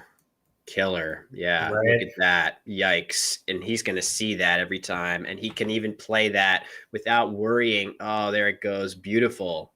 Swizz. That's phenomenal. 8 points. So he's going to take a commanding lead. And because he was leading slightly even before that. So he could really possibly withstand a bingo. Not that Austin even has one. And he's got that second S to maybe hook flamencos or just to use in general. Of course, an S is almost always a useful tile in Scrabble. Yeah, that's a great play by Sammy. Of course, it leaves Austin in a world of hurt just because even if Austin fishes with 4 tiles in the bag, he will have ways of playing off a couple of these vowels. The problem is that after Sammy's next play, it doesn't feel that likely that Austin's eventual bingo is going to score enough points to outrun Sammy here, unless it's really, really precise. It's probably going to have to be a triple letter score ending or starting with N. I don't really see a great way for Austin to score enough points otherwise. Well, Austin's down by 65 points.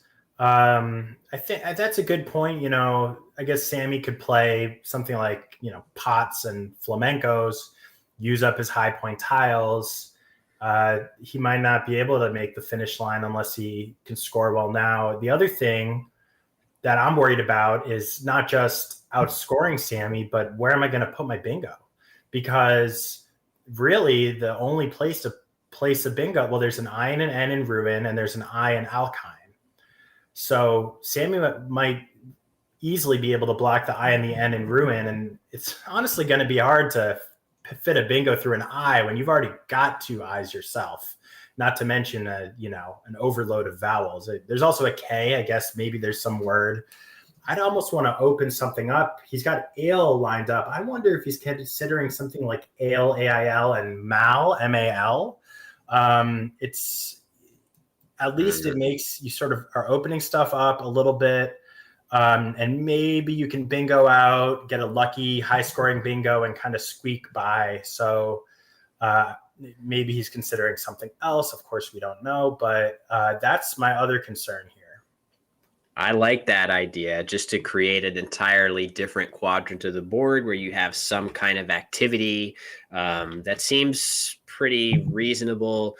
The score is not on his side, but maybe it is, to your point, Sam. Maybe it's close enough that with 4 tiles in the bag, if you play 3 of them, leaving 1, if you're Austin, Sammy won't be able to use that many with those 3 T's on his rack. So I'm just wondering, like, what happens if, in this precise scenario, if Austin does this for, what would it be, 11 points, and then Sammy plays pots for 30-ish points right here. How many would that be exactly? 31. It's 31. Yeah, so he's going to be up in that case 85. By 85, and he'll have 3 tiles on his rack. So yeah, maybe you can sometimes, maybe if you get a bingo with the B in it, maybe sometimes you get enough. It could be close. I'm actually not 100% sure. No, there's another. Well, are there vowels to draw here? He might be drawing some more vowels, so it might be a moot point. Oh, God. IU. Yeah, not too many. You can see his reaction. He just looked at it like, oh, God. Like, again, more of these awful draws. So, yeah, that was rough. Sammy is going to immediately look at those tiles and know that he is home free. He doesn't have anything to worry about whatsoever. So, yeah, yikes. Tough draws for Austin, but really interesting game all around. What a patient performance by Sammy to just really bide his time. I guess he really was aided a little bit by Austin just never connecting on that last bingo despite holding good tiles, but still very, very nice performance by him here. Yeah, it was a great game. Really well played. Really fun to watch. Just as a minor point, this is a spread point, but there's some chatter in the chat about maybe Sammy could fish for a bingo himself at this point. Because he sees all those vowels. He can get something like tin pots or nepotist or potents or something. And now there's 2 spots. And of course you can't block both of those spots. So he could just drop his T somewhere. And maybe like if he drew the E, he would certainly have bingos in both spots. And in fact, there is an E in the bag. So if he dropped his T, he's going to get bingos in both spots and he's going to bingo out. But yeah, I love this game. But he's just flamenco. That would have been funny, but he quickly picked that up.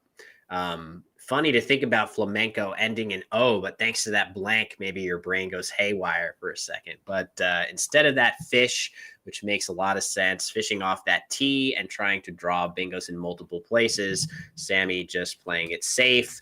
In this particular case, yes, he would have drawn bingos in 2 spots, but some of the time you leave some points on the table doing a fish there. I think in general, even then, if there was no, tile in the bag that gives Sammy a bingo, he's probably still playing pots or something like that in the end game. So it doesn't even work out that much worse for him to spend a tile to fish and go into the end game like that. But in any case, we're in the end game. Austin's tiles are terrible, and Sammy, of course, drawing the E from the bag. So this game about to be wrapping up. Austin doesn't even need to think about a sequence here because he knows Sammy's going to go out on his next turn.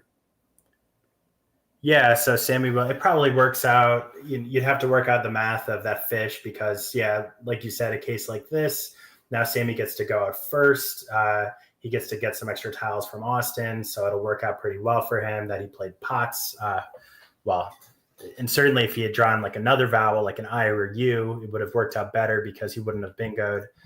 Also, I wonder if he was thinking of flaming takes that surprise O hook. You can surprise your opponent by turning it into flamingo. So I don't know when he dropped that O if he was somehow conflating that, but of course there was no word he had ending in O. It was probably just dropped the tile wrong or something, but the game is over.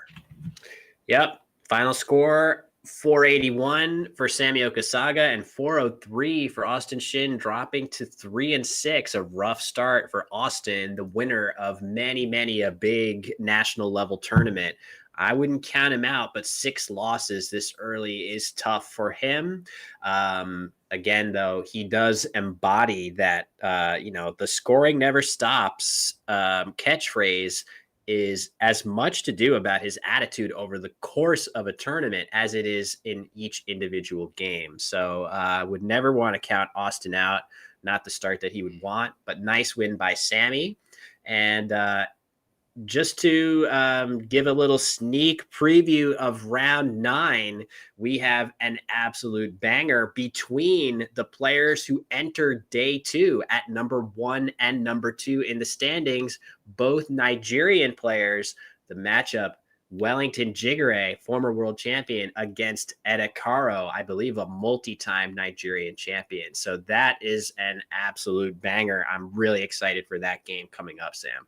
That'll be amazing. Yeah, I can't wait. Wellington played great on stream. I've never seen Caro play, so looking forward to it. Not sure if the players are going to talk about this game at all and give us any insights. It looks like they're mostly just doing the record keeping. There was a lot to talk about here, so maybe we'll cut to the board for just a quick second. It did look like Sammy briefly pointed to that Z spot in that flamenco and was maybe saying something about that. You done? Yes.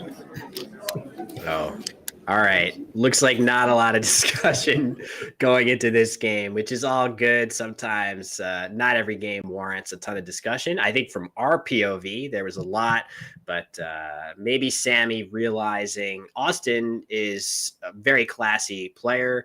He's not going to show any kind of frustration at this point, but maybe Sammy realizing that another loss is not something that Austin necessarily wants to talk about in depth. So in any case, like I said, next round, 2 Nigerian champions, and in Wellington's case, a former world champion. Very exciting matchup. Don't go anywhere, and we will be back with round 10 from the 2024 World Cup.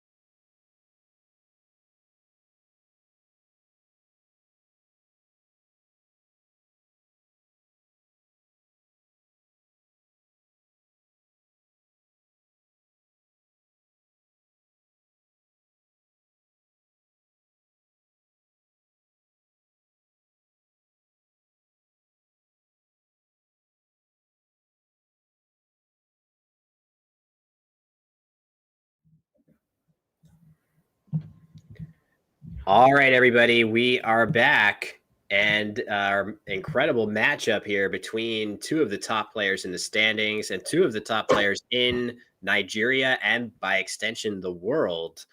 Caro and Wellington Jighere are ready to do battle for us here. And Sam, both of these two players are very fast. I would definitely expect this game to be a barn burner, not just in the plays that are made, but in the speed with which they are made here. That'll be really interesting to see. I think I mentioned yesterday that I saw in the chat, apparently tournaments in Nigeria use a 20-minute clock. So I'm excited. Yeah, so looks like an interesting first rack for Edda. Maybe he would be happy to go second and play something like Up Gather. It looks like he's about to show off that he knows that. But I think instead of lament that for too long, he's pretty likely to go ahead and play something, getting those higher point tiles off of his rack to the best of his ability. Maybe just P-U-G-H. Oh, he's thinking about playing pot. Is that a word? I'm not familiar with that as a word. That was my first thought. P-U-G-H, being it's sort of an interjection, like yucky or whatever. And now he's looking at phage, like it's in bacteriophage. Yes. Fine, but kind of uses his best vowels. He's quickly shuffling around, considering several different options, it seems. Some of which are valid and some of which are not. So pot, P-A-U-G-H-T, and he goes a totally different direction. Oh. This is going to be, and that's a great play by him. That's his highest scoring play. It does leave a U, so nicely done there to find the highest scoring play. Pew is definitely a reasonable choice as well, leaving a much better leave. But for an extra 12 points, I mean, this is definitely a reasonable play, Sam. Agreed. It's a stylistic choice. Looks like Wellington briefly held the play and has now accepted it. So it'll be interesting if he feels confident hooking an S onto it. Probably, I would imagine. Yeah, Pew is more my style, Pew or whatever, to keep things a little more tight and not keep that yucky U around and keep that nice AET, try to bingo. But yeah, this scores really well. It's hard to argue with it. And over to Wellington.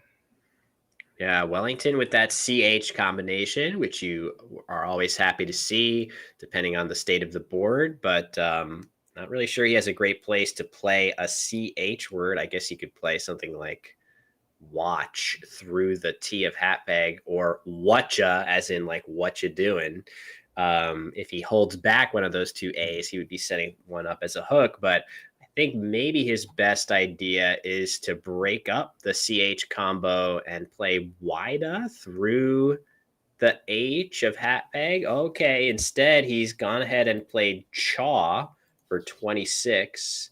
That's a pretty reasonable choice as well. Not sure if he thought of Wida here, which seems to score a little bit better and leave a slightly more balanced leave, but I wouldn't say Chaw is kind of a huge mistake here for him. I like Wida. It is a little unclear to me why, sort of what the rationale is for Chaw as opposed to watch, because watch does seem really nice to set up your own A for the what you doing hook. So that seemed like a good just a good option to me. I guess there's swatch. So there's also a watch, but as a front hook. But so I guess you're giving that S hook in front, but you score 3 more points playing watch as opposed to Chaw, and you have that potential of hooking, and that really kind of would have put Edda in a little more of a bind. As it stands, he's going to try to get rid of at least one of these U's, and he's going to quickly play curved. Yeah, makes sense. That leaves the E open, and Wellington's going to... Oh, I did it again. It leaves the E open, and that means that Wellington has anodized or adonized through this E if he wants it.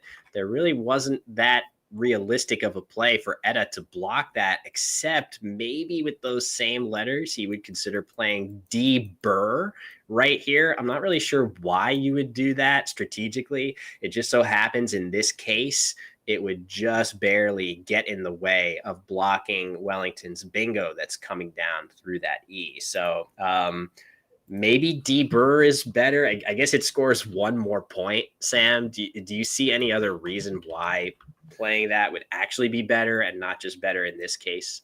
Well, you could take the extra point. It sets up a bit of an overlapping problem with the AWE on that double word score. But on the other hand, curbed opened up a triple word score opportunity and also some more floating tiles. So I think D Burr is reasonable. I don't see a reason why it's worse than curbed. Anodized, of course, the playing one of those two bingos, the obvious play for Wellington. Nothing really to think about there. I guess except for which one you want to play. So yeah, anyway, the E stays open and gives Wellington the first bingo of the game and a narrow lead.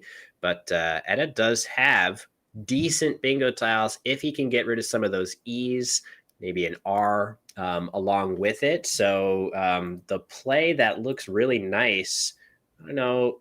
I mean, of course, I'll just put it on the board and then talk about it. So he can play Edger right here, Eger. So that gets rid of two of the three E's and one of his two R's. It does leave the U, but other than that, this leave is very balanced. The only slight problem with it is that you really would like to leave the hat pegs hook totally unobstructed. It is nice to be able to still play bingos ending in ES or maybe NS or something like that if you happen to draw it. But I don't know. It seems like a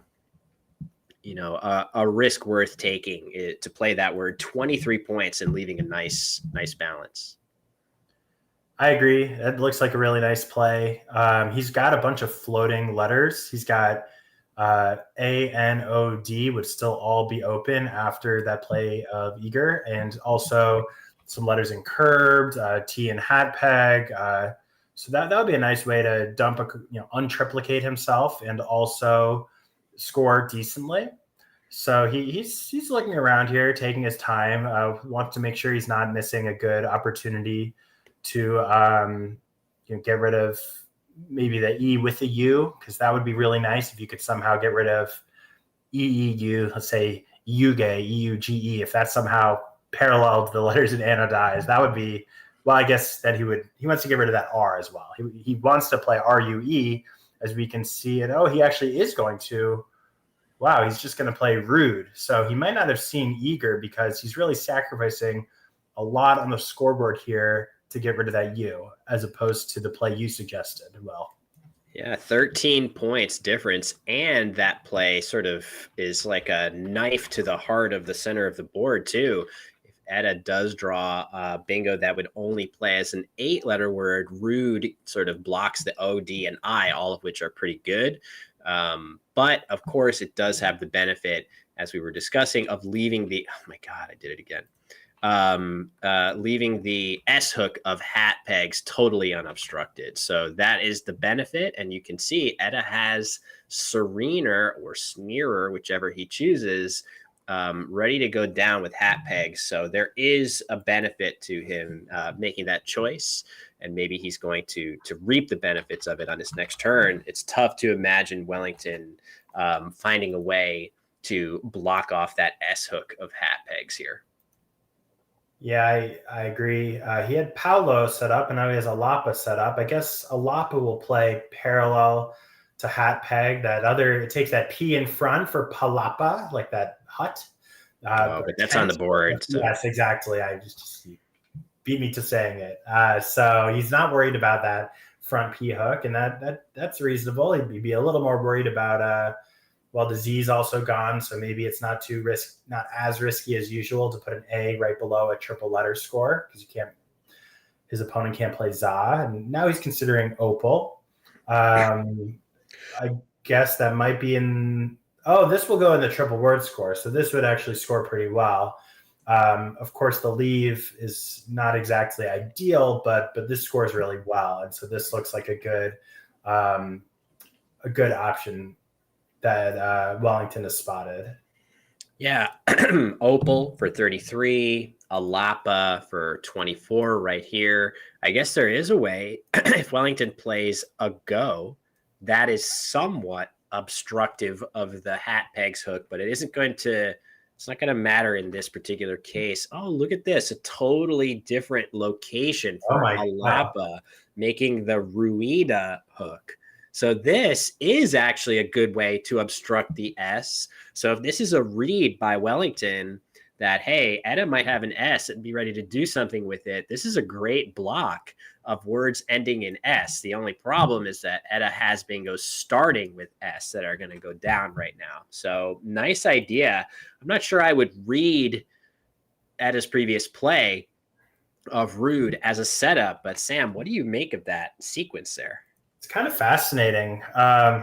It's clearly you're right. I think you're right that he's clearly blocking and he's chosen. We can see that he has consciously chosen to block that S hook or obstruct the S hook, I should say, right? Because he hasn't fully blocked it. So yeah, now Wellington's holding hat pegs because he held hat peg, and it would make sense at this point to challenge it. By the way, if you are unsure of the word, then for a bingo score and you're only sacrificing 5 points, Wellington's going to give this one a think. But it's interesting. I think it reminds me a little bit of the play we saw made against you, that big block of the Z setup from the Albany tournament by, I think it was Dennis Ikera Gregor, as we see Wellington giving up the 5-point challenge. Yeah, it does remind me of that big sacrifice, that sort of comfortability with making a big. In this case, he's not only is he sacrificing several points, but his leave isn't great either. So I don't know. I don't know what to make of it. That was a very long way of saying I don't know. It's a tough decision, and it didn't work out this time, but maybe it does other times. So I don't know. Yeah, that's really fascinating. I really do feel like among Scrabble players, Wellington makes me think right at the top, if not the most, of like, man, obviously we know that Wellington is very, very good at the fundamentals of Scrabble, finding words, finding scoring spots, playing end games, but the way he adjusts to his opponent's moves and the way his style changes from turn to turn, that play of Alapa, if you really think about what does it mean when Edda plays Rude, these other tiles are probably so strong and they probably do contain an S more than you would think. So the play of Alapa looks great to defend against that specific scenario. So I'm liking it more and more as I think about it as he goes ahead and plays Ague here. That might be his highest scoring play, and actually does a decent job of balancing his rack as well. Even though OOLG isn't anything to write home about, at least it's 2 vowels and 2 consonants. Yeah, good play. I'm skeptical of the Alapa play. I think there are a lot of spots. Well, he did block a lot of lanes, but there's a few different spots to bingo, and I'd be curious to run it through a computer engine and say, if my opponent has EERS, then what are their average scores on the boards after Alapa and after Opal, and what's their bingo percentage. So it'd be interesting to see some of those numbers, but very creative choice, and it's still a close game. And we see Edda has drawn the first blank, also a bunch of consonants, so he's going to dump a few of them. Interestingly, he's decided to play vent instead of just vend. I certainly would have, comparing just those two plays, played vend, and I might have considered playing vends through the E and Serener to grab some extra points. I'm not sure why he's retained the D. I don't know if there's a specific reason for it, specific to this board or this tile bag. I guess there were a few T's to draw, but interesting choice. Yeah, I don't know. Does anybody in the chat have a thought about that? Because actually I'm looking at the simulation, and vent is is preferred over vend, which definitely is counterintuitive to me. So there has to be some factor that we're not considering here, and I'm very fascinated by what that might be. Another option instead of that would have been even more aggressive would have been to just play dev right here, making agued and also shedding the V, but making a lane that has many, many more hooks, dev hooking with a whole bunch of things. Maybe that is a lane that Etta would be happy to have.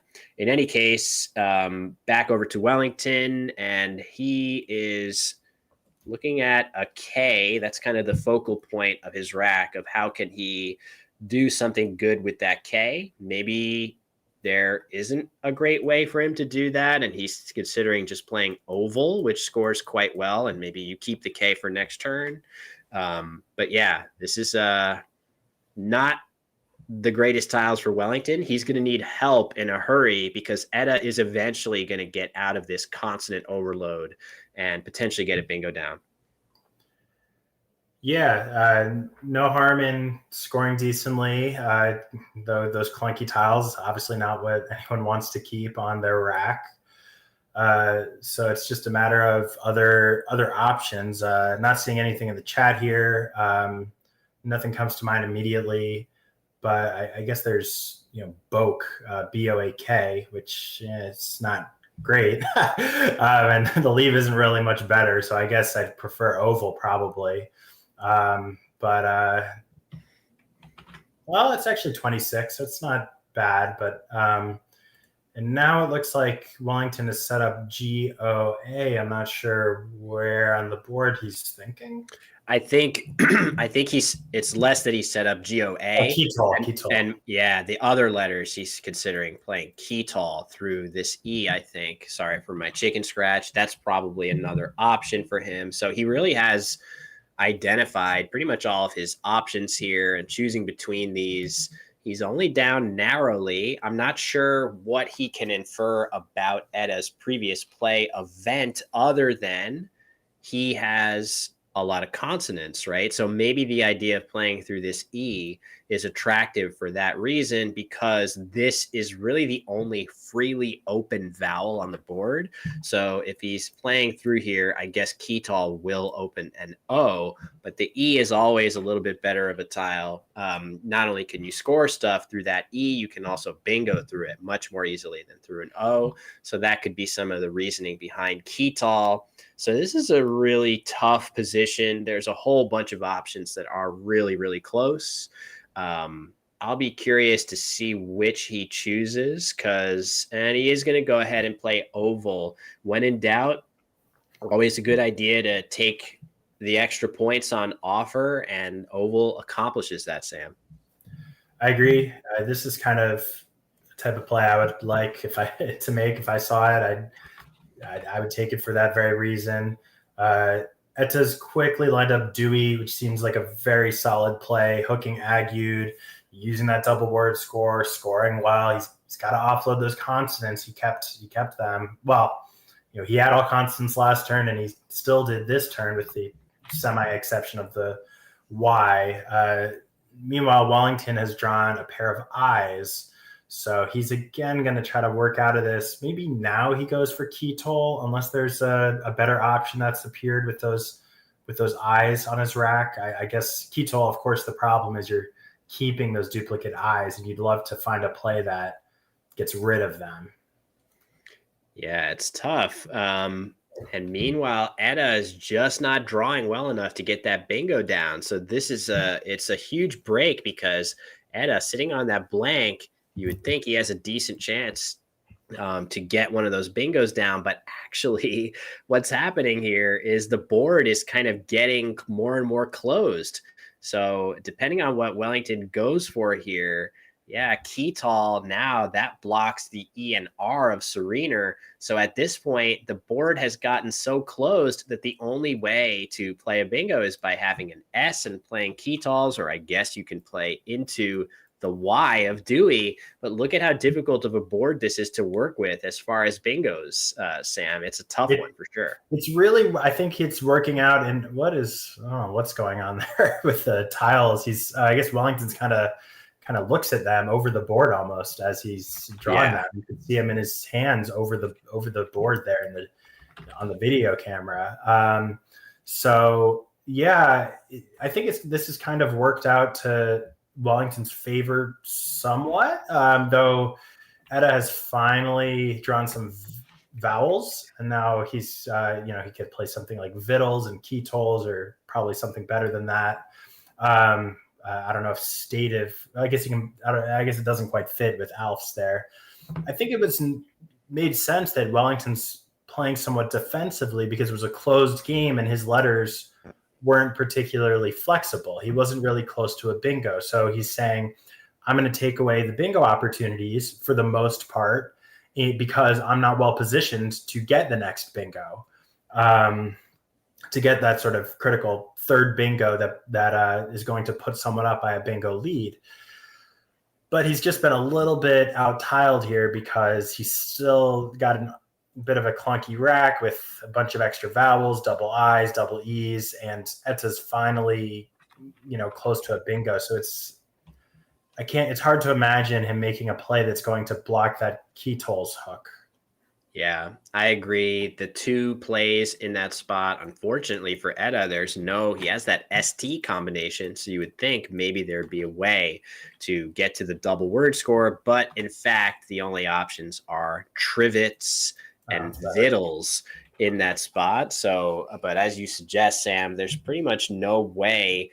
This is a really cool spot for the G, but I don't think there's really a play worth making in this spot here. I mean, something like Geo here would score decently well.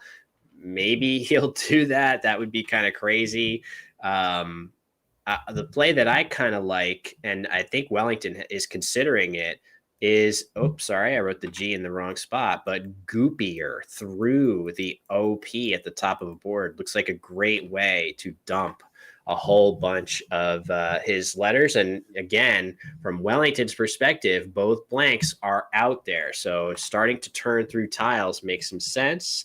Instead, he's going to play Goier, which is the same tiles for 7 fewer points. So maybe there's a strategic consideration there, or maybe he just didn't think to play the same tiles through OP. I would never be confident to assume that Wellington missed anything, but I think I would prefer the extra points for Goopier there. Yeah, I agree. I'd be surprised if he saw Goopier and he kind of forewent it for some unclear kind of strategic or tactical value, but yeah, it's possible, I guess. Maybe he's on hold here because it doesn't look like he's drawn his tiles. Goier, a bit of a it's a Collins only word.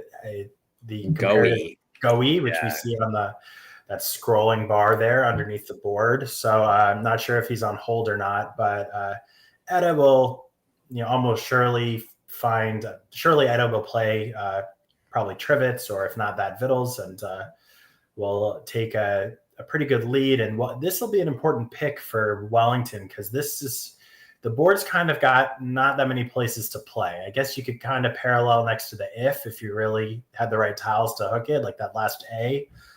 But he's probably going to have one shot at hitting. I'd almost consider vittles because it does have defensive merit. I was waiting to get to that point of, do you put the V here just because even though that scores 6 fewer points, and I feel like Etta's arranged his tiles in that way, but if you were to play trivets in this spot as well, there's definitely more of a threat of, playing something heavy in response as a bingo.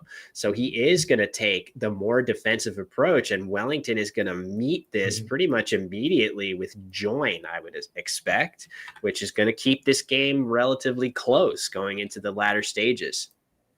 This is the sort of the flip side of vittles, right? You sacrifice 6 points for defense, which, it occurred to me, of course, I suggested it, but the triple word score, there's a possibility, there's a Q out, you can make a QU play or something, and then the J out, as we see, this J is going to hit hard for nearly a bingo score. So even vittles had its issues, I guess you could say, with this possibility. So I still think it was a pretty good play. I think defensible or maybe even optimal, but maybe he'll miss the 6 points. I don't know.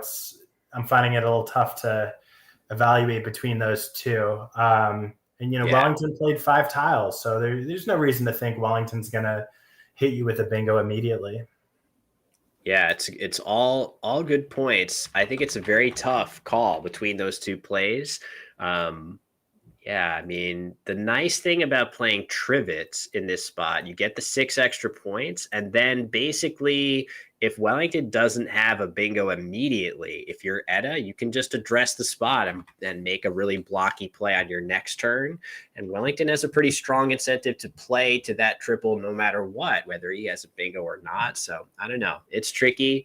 Edda drawing the Q, which is, I feel like there should be some places to play this, but I'm not sure where those might be. It seems like drawing QU is always a boon compared to drawing the Q without a U. But what can you even do apart from playing like Quim right here, which leaves other awful tiles on Edda's rack? Yeah, I was looking for somewhere to play that word, and if I didn't consider finding the U on the board to play through. Yeah, exactly. He set it up as well because it's the only word with a Q on his rack other than QI. So that might be what he has to do. Of course, when you have the Q with the U together, you can always consider just retaining them and hoping to have a better option going forward. I mean, you could imagine, for instance, if he could find a good play that doesn't hook Rueda, that could be a really lucrative spot for him. He's not too far off from a play like, say, Kino, right? Quino making or, and that would score over 50 points for him.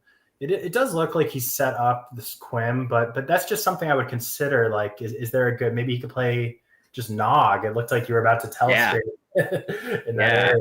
The issue with this is the play that you suggested, Sam, of Kino right here. You would be using your O for that if you play Nog. That being said, this does look like a really nice spot to gun for with that Q if you have it. So it's tempting for sure. Instead, Edda is going to take no chances with that Q and just dump it now while he has a decent scoring play. It's worth noting Quim right here scores 28. Exactly the same number that Nog would score. And then you get the peace of mind of not having to worry about that Q, or, maybe you just don't draw a good 5-letter play here and you continue to slog, holding it on subsequent turns. So it makes some sense. I kind of feel like I like Nog and Ego, but not so much that I'm going to worry about it too much. Yeah, of course. Like, I think it's important to clarify that we're talking about relatively minor considerations, not major blunders. There hasn't been anything like that. Those, quite frankly, if you can go through the tournament and not make what in chess they would call the 2 question mark plays, if you don't make many of those, you're going to do really well. If you're not making the bingo misses, missing big scoring spots, these are important. They're part of the game. Players like Wellington, for instance, or Nigel Richards, and you make them so much. And speaking of Wellington, he has that good rack, and he's going to actually shed a lot of the letters of it. He's going to try to score decently with Narek. He is going to use that alpha hook. He had the last A, so he could have thought about keeping it if there was anything worth considering to keep it with. I guess you could have played something like Ariak and or Ariak, or however that word is said. But this is going to score pretty well. Yeah, it's interesting because you noted this before, Sam, about the A hook on alpha, and that was actually the last A in the bag. So I'm just curious, given that spot is quite difficult to use, I'm just wondering if Wellington maybe has some other play that keeps the A on his rack, because this is kind of a sneaky, and now he's picking it up. I wonder, but now the element of surprise is gone. If he picks it up and plays something else, Edda has now seen that A here, and he's going to know that a play obstructing this hook is maybe more preferential than it would have been otherwise. Maybe there is no way to make a play that scores anything or does anything good for the board and also retains an A, but that's certainly what I would be looking for here.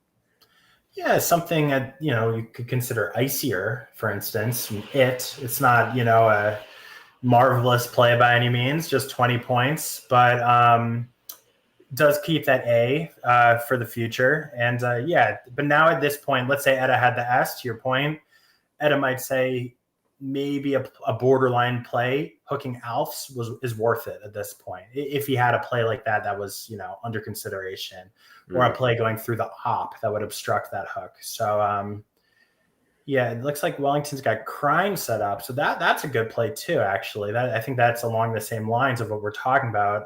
It's 23, takes out a nice scoring area that for Edda, though, it does give back parallel plays, and Edda can certainly still use that area. I've seen my favorite play suggested by Adam in the chat, and that is Irenic right here. That's the play I like the best from Wellington's POV. Irenic right here has the benefit of scoring well. It keeps that A, and if Wellington's able to draw the second blank after a play like that, now you've got this sneaky lane where maybe you can find a 7-letter word with an A in that position. And furthermore, Irenic almost necessitates that Edda try to play through this I to the triple, or maybe parallel to Irenic, to eliminate easy scoring plays from Wellington's next turn. So I love Irenic as the play here. Very, very tricky spot to think about all those details. Not sure that I would see it over the actual board here, but that feels to me like the most natural play. That does seem like a good play. I do wonder about some of the parallel opportunities you're giving back. There are a few, there's really nowhere to bingo unless you have that A, which Wellington does. So he's not worried really about a bingo, even with that blank out. But there's a bunch of sort of heavy point tiles, a B, an F, an M, a Y, and they can go on top of Irenic. And in fact, Edda would have something like Bufo, B-U-F-O, which would score like 36 or so, which, isn't huge, but it's more than Irenic. So he's considering Aric now at the bottom. It is a tough turn. He's let his time, and now he's just going with Neric. I think given that he put Neric on the board, I don't mind this play at all because he's already kind of revealed his hand, as you said. Mm-hmm. Yeah. Okay. So Neric, the play, he's committed it. So we move on. And really a hallmark of Wellington's style is, and we've seen this a number of times, maybe it's something that's common to a lot of elite players, is just patience and the willingness to wait for just the right opportunity. And I do feel like even though Wellington is down by 14 points, even though the board is really, really closed, this is a difficult board to work with. Certainly playing bingos is going to be next to impossible now after Neric. Wellington might feel like, hey, maybe I can draw the X and an S and the blank and find my way to a win here with those tiles. And he might be right. It's going to be a great fight to the finish. And speaking of bingos, Wellington's got 2 valid ones, 7-letter words on his rack. As we said, of course, they're not going anywhere on this board. You can't, there's no letter that goes after Serener. There's really barely any space for a bingo. Edda does have a nice possibility of Fogu, however that word is said, F-O-G-O-U, making U-R-E, some nice Collins only international words, not valid in the North American lexicon. That would be a nice way to sort of clean up the clunk. It does, open up some possibilities for Wellington that F could, I don't know. It might be worth it. There's no letters that can go atop of the G to make a 2-letter word anymore. So Wellington, as good as this rack looks, this might not be the rack that you want at this point in the game, because where's he going to score points with this? So instead of the play you mentioned of Fogu, Edda is considering playing boy, and I think his thinking behind this play is that this spot for the X is one of the few good scoring spots left on this board. I think he's decided I'm going to go ahead and obstruct it and block it right now as he switches his play to buy instead of boy. Makes sense.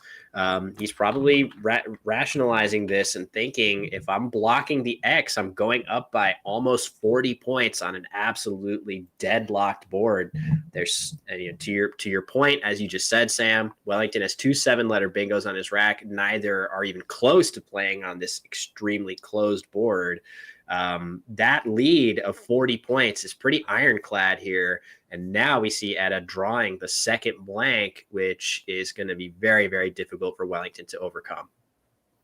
Great points, Will. I think it's a great play. I think he's showing his defensive skill there, identifying sort of the biggest threat, not being a bingo, but it being that X and that double letter opportunity there. Sort of the cherry on top, Adam in the chat mentions that ego spot, YGO, has never been used. And oh my God. Wellington is just staring at the Sereners. Look at that face. Look at that furrowed brow. Look at that. He's thinking to himself, are you kidding me? When my opponent makes a phony, I usually... I don't stare at the word because it's too obvious. I just go straight to I do try to look at my score sheet, because you don't want to give anything away. You want to keep your poker face. I was on stream recently and my opponent played a phony and I did the same thing. I just writing down 0 basically, putting an S on an adjective, same way. So Wellington's giving away his S, but there's only 5 letters left in the bag anyway. So wow, I lost my train of thought. But Edda also kept that NOG space where he can score pretty well, which actually might be a pretty good score on this board of 28. All things considered. He's played this pretty well. Even the Vittles thing, that choice of Vittles has even worked out for him, really. And Wellington, gosh, it's kind of hard to imagine how he's going to win without that Sereners. Yeah, that's funny. I mean, I'm just wondering what good it does Wellington to show that as. I just feel like there's no world where I guess Wellington could try it, just rationalizing I have no other way. But I think Wellington knows full well that Serener is an adjective and not a noun. So I'm just, could he be trying to motivate Edda to play differently by exposing the S? I'm not really sure. Maybe there's some thought to the gamesmanship of it that I'm not appreciating.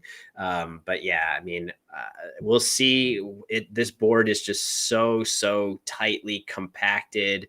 I don't really even know what you're. Oh, look at that. Resty. Is that a valid word? I don't think that's a word. You could play reset in the same spot with the same letters. Yeah. I predict. Oh, okay. He's going to go ahead, and I wonder what Edda is going to do about this. This is hilarious because this isn't a word, but it creates a gargantuan X play right here. Oh, maybe. So there's a really easy solution to this from Edda's point of view. Just challenge it off and not worry about it at all. But if Edda gives Wellington too much credit here and doesn't challenge this word, now he has to think about how to block this X spot because we know Wellington is very likely to draw it here. So that is crazy. I don't even know. This is not what I would have thought of, Sam. This is fascinating. This looks like, it's very possible that this is an intentional phony to complicate the game and set up the X because he knows Edda just blocks the X and Edda does make the correct challenge. Well done.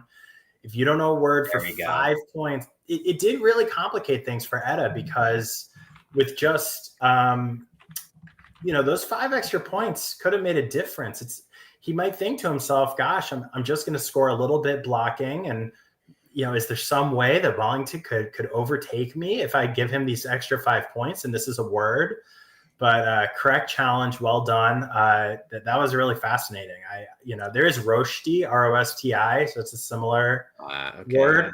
But yeah, wow. I don't know. It'd be very interesting to see if they discuss this. Because you wonder what is Wellington up to? Is he? Because I think he very well might have. It was a very good gambit, I think. Yeah, the whole sequence of that was quite fascinating. A lot to think about, playing the S there, the phony word. And, if you're Edda, maybe it's like, oh, okay, obviously he's not going to play that phony. So whatever he plays is going to be good.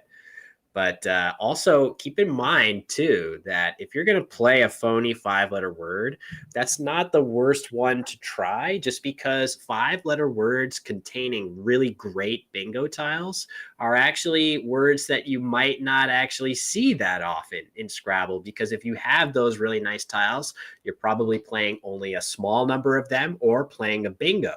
So playing a 5 or 6-letter word with those nice bingo tiles, maybe you can catch Edda sleeping on that and draw that X and create a serious threat. So that is incredibly creative. And frankly, this game is in such huge trouble for Wellington that plan might be as good as any other that I could spot there. I agree. I was just staring at his rack, like what he's only down by 38 with such a marvelous rack, but what's he going to do? How could he even conceive of some way to win this game, basically? But this is seeming to, that was a great attempt for exactly the reason you said. That's a tough word to be confident about, unless you're really solid on all of your 5-letter words. Those are some of the, like resit, which I mentioned, that's one of the least useful 5-letter words. It's very rare that it, pops up in a game. It's down there with like buzzy, maybe not quite buzzy, but a word that doesn't appear very often given the letters. So Edda's going to score, and this one's now pretty safely, in his hands after the phony. Yeah, and I have to say also, very impressive job by Edda to repeatedly be finding ways to score well while also keeping the G on his rack and knowing that if he needs it, there is another, solid play, almost 30 points waiting for him in that spot. So on this really close board, taking the more specific spots while they're available and saving the spot that he knows only he can use with this final G. Whereas, these spots, this spot could have been usable for an X. This spot probably could have been usable for simple underlapping plays for Wellington.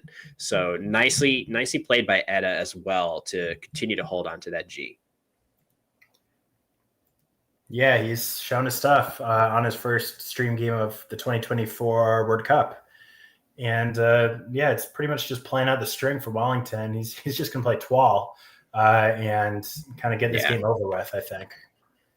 Yeah, the only question is, does he play the S as well? Looks like he will, just to try to give himself a better chance to play out on his next turn. This is basically Wellington saying, good game. I'm going to throw in the towel here and move on. So it bears noting too, Sam, that we've seen Wellington twice on the stream. He's about to lose this game, and he lost the other game that he was on the stream. So he's literally won all 8 of his other games that were not on the live stream. Hopefully he doesn't hate us too much. Yeah, maybe we're bad luck so far, but and he didn't do so hot in the Ultimate Scrabble Showdown in Albany. But then when it came to the 28 or 31 game main event, he did very well and won easily. So Edda did see that spot. I was wondering if maybe he had overlooked it. But he does see the spot, and he uses his G very nicely for that great score with that that archaic past tense or archaic word. I don't even know what was ego. I think maybe it's a past tense of go, I guess. Right. Archaic past tense. No, now he's reconsidering. Maybe he's just considering dropping his O instead of his E and seeing which will score more next turn. Yeah, it's a great game. And Eda's going to tie him at the top of the standings, well, in terms of win-loss with 8-2. And in fact, Eda will surge into first place. Yeah, Wellington's certainly still in great shape going forward. 8-2 in your first 10 games in a field of this caliber is nothing to sneeze at. For those people in the chat saying, that I also played a match with Wellington on stream, anybody that saw that match understands that the tiles were quite lopsided there. And if we were to do that match again, my odds of, unless I played significantly better, my odds of winning that match would be exceedingly low. Wellington definitely playing at a phenomenal level. So yeah, in any case, Eda's thinking it over. I think really he has the choice of either neg or nog. And that actually, I think this is slightly better. Playing the O instead of the E, it must give him a couple of extra. I wonder what the follow-up plays are, but either way, Eda's about to put the finishing touches on this game. Wellington without a great place to play is X, and these two players are still going to be right atop the standings. Yeah, it's been a really fun game. I think we've seen a couple of good games. Looks like Eda could do something like re-stem, or he could do steam, STEEM. So now he is changing it. And I guess he's playing some. Is there a word? Is there a letter that goes at the end of some that he can? Well, Eda's trying to maximize his score. Good for him. That's how you ought to do it. Yeah, he's thinking about every possible option. So I think from his perspective, if he plays nog, the follow-up play that he would have is very impressive. He would play, re-stem in this spot right here would be his follow-up. So that's what happens after nog.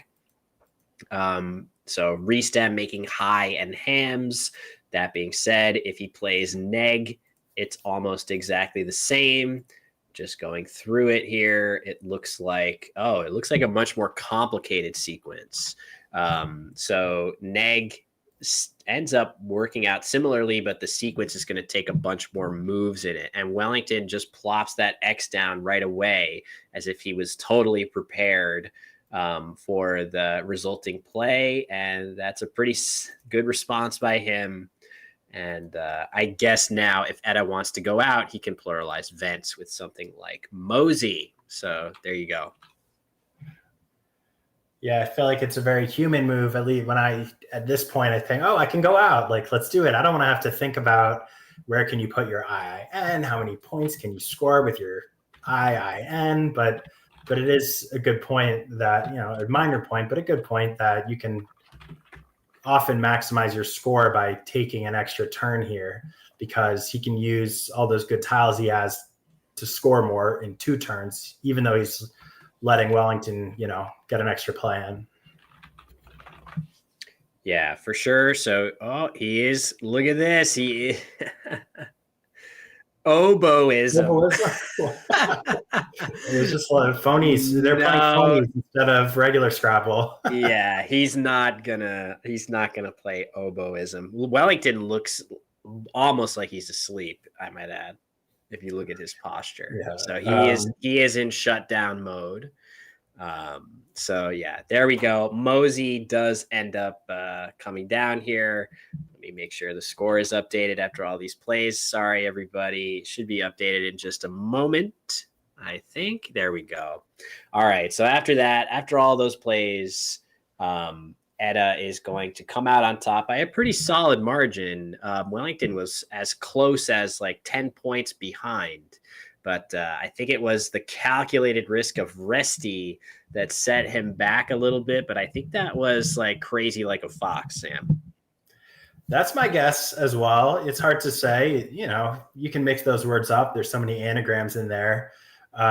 So it's possible he just thought it was a valid word. But I don't know. Yeah, maybe the players are going to discuss. Something tells me that they might just go straight to the post game, but maybe let's see if they have anything to share about this game. I'm guessing possibly not.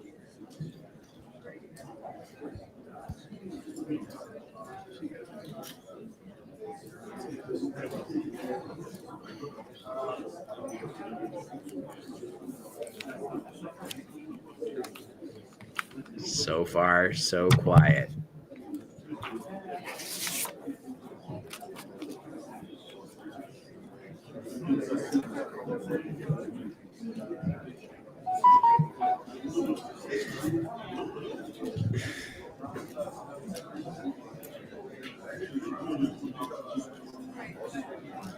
All right. Well,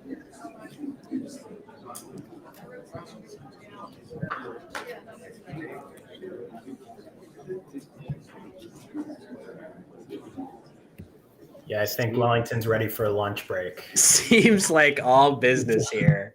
So yeah, maybe if we actually see them start talking, we can come back down to the board. But I would not be surprised if they just move on to the next round. It is all business, and it's not surprising given that these two players are right at the top of the standings. That they're taking that approach here. So in any case, that does it for our morning session. So what's coming up in the afternoon? We're going to do one more game from the Collins division before we go back into the North American focused WoW division. Very, very close to the normal North American lists. So for those that are hoping for more play from there, we will have 3 more games in that division this afternoon. But we've got a lunch break to get to first. And yeah, Sam, it's been a pleasure to commentate alongside you a second time. The games have been absolutely phenomenal. Are you having any FOMO to be at the World Cup there in Albuquerque? I had a lot of FOMO last week, watching the games, well, not that I'm not having FOMO this week too, but commentating is a more active role. But it's such a pleasure. Thanks for having me on, Will, and the stream team. Thanks for having me onto your channel. And I definitely want to get back at it. I'm going to be playing some local tournaments here in like Virginia and in the area. And I hope to make maybe the World Cup next year and or the SPC. And I do hope to make the World Championship next year, where I have not been in over a decade after going twice.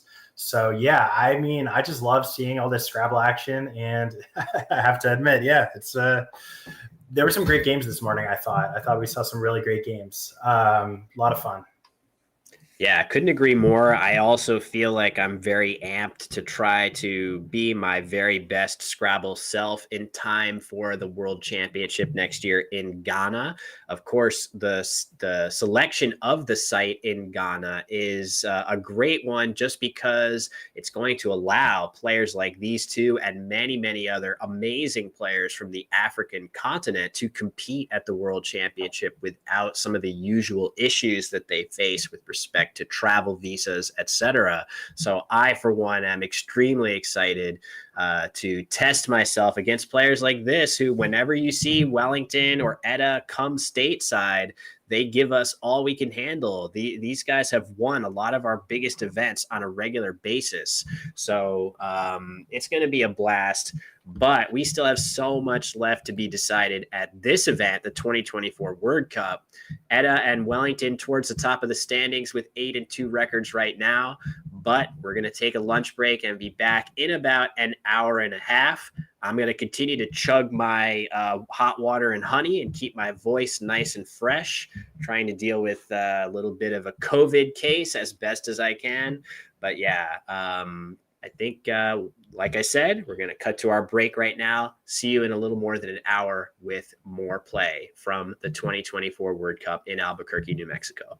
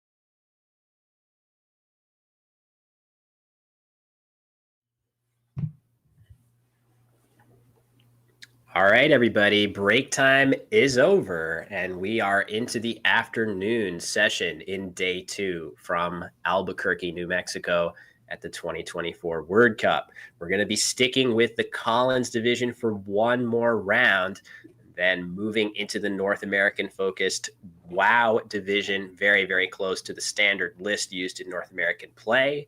Immediately after that for 3 games, and accordingly, I am joined by one of the fastest rising North American players on the circuit, Emmett Brasowski. Emmett, thank you very much for hopping aboard with me today. Thank you for having me, Will. I'm very excited to be here.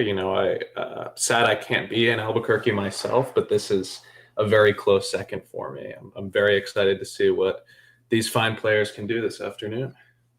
Yeah, it always gives me a little bit of FOMO not being there for big events like this.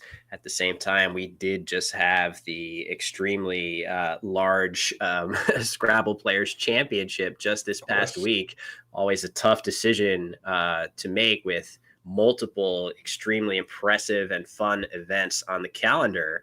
But yeah, it's tough. You'd want to play everything, but there's a stamina component too, where, I happen to have COVID right now, but even if I didn't, the idea of playing 2 huge tournaments like this, one after the other, is a little daunting from a stamina perspective. 100%. I think, the most impressive people to me are those who have played all 3 quote unquote majors this summer, starting with the July 4th Albany tournament earlier this summer, then the SPC, and then now the Word Cup. Truly some real Scrabble addicts that we have in the field. Now, I don't think either Jeff or Carl are either of those people, but I'm excited to see what their relative freshness is going to offer in this game. Yeah, 2 veteran players in Jeff and Carl right now. Carl is at 4th overall in the standings to Jeff's 6th place. Neither of these 2 players have appeared on the stream to this point, which is why we wanted to showcase a high-ranking matchup between 2 players that have not been on stream. And both veteran players. Jeff, I feel like it's going to be a little bit of a stylistic clash. Jeff Theano has extremely impressive word knowledge. He really is one of the few players in the North American scene where I could see him playing 9s, 10s, incredibly long words. I can think of one instance where Jeff bingoed out through OLE on the board with flageolets. Wow. To win a game. That's a game that I should probably track down and make a video about at some point. So Jeff is liable to put some fireworks out there on the board. And Carl, on the other hand, a very solid tactical player, a veteran of the North American dictionary, perhaps a slightly more recent convert to Collins play, but definitely a player that I myself have played a number of times, and I always feel like he is just a tough out from a strategic perspective. Very good close board player. So should be a nice stylistic contrast. I hope that both players get a chance to showcase their strengths in this game.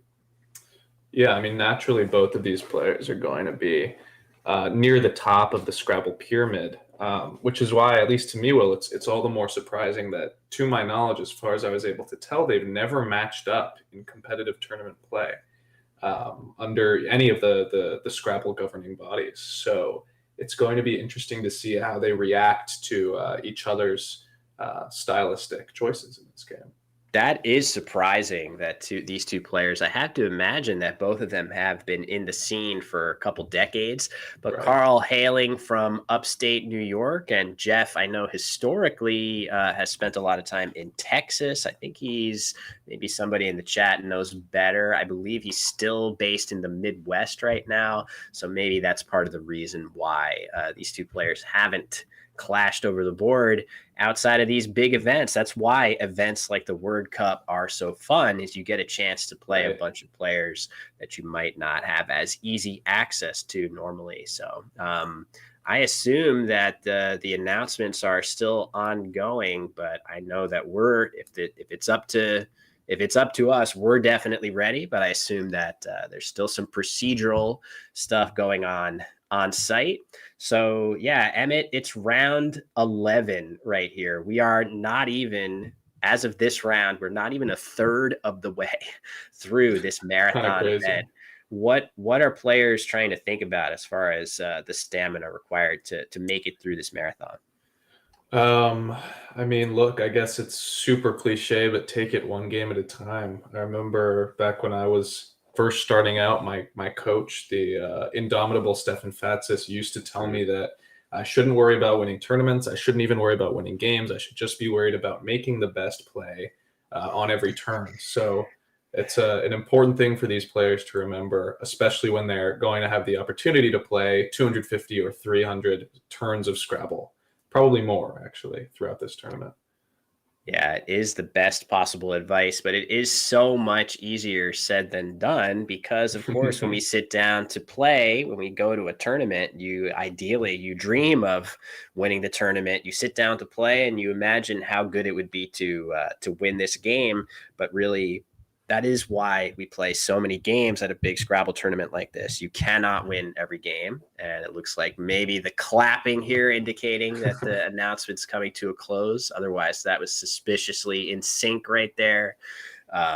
So, yeah, in any case, taking things one play at a time really is the best advice, but it is so much more difficult to actually embrace that mindset over the board. Right. So I actually think these are two very zen players. I can't remember ever seeing either of these two get animated over a loss. Caro is really one of the most even keeled players I've ever played, and Jeff is right up there as well. So I'm not imagining that we're going to see too many boards getting flipped over or rage quitting the game, spiking the rack of tiles on the table. It should be all about the Scrabble here. From a ratings perspective, though, Will, I think we both have to admit that a board flip would kind of be incredible. I mean, just think about the live stream fail benefits for that. That would definitely make the rounds on Reddit. I have to imagine, seeing a major outburst over the board here, with one of the players flinging their rack of tiles across the room. That would definitely get some butts in the seats, but unfortunately, that is just not really within the ethos of tournament Scrabble. Most players are polite to a fault. Not each and every one of us. Scrabble is a very frustrating game at times. There is a luck element that can rear its head in devastating fashion from time to time, but I feel like all of us, I should say, are mostly aware that we're playing a word game here. It's not worth going too crazy over to that extent. But I love the viral ideas, Emmett. Do you have any other ways that we could make this go more viral? Gosh, I mean, streaming the big board from a hot tub is something that I've thought about for quite some time. Kind of capitalizing on the now couple of years old Twitch trend. But man, other than that, I think it's just about getting some bigger names into these tournaments, or making the players who are already playing in these tournaments into big names, rather. Yeah, that's something I'm really excited about. We get a lot of questions on this channel about where's Nigel Richards, right? When are we going to see Nigel? I really am excited for the first big stream that features Nigel Richards and that we can promote properly. I'm really excited to see what kind of a number that pulls now that we've gotten a little bit more mainstream knowledge of that incredible bearded genius that we love to talk about in our community. There's definitely other amazing players that are, fascinating to watch. I would say that, I recently played a match with the current, not the top player, but the number 2 player in the standings in the Collins division, Wellington Jighere. I played a match with Wellington that didn't have anything on the line except just It was like a match that was organized by Let's Play Scrabble.com's mastermind, Josh Greenway, and it almost hit 700 viewers just because it was two players that people might have known slightly more than usual. So I feel like there's some potential there. If you would just get Nigel in the mix, now you're really cooking with gas. So hopefully we can get him out at some point to one of these events.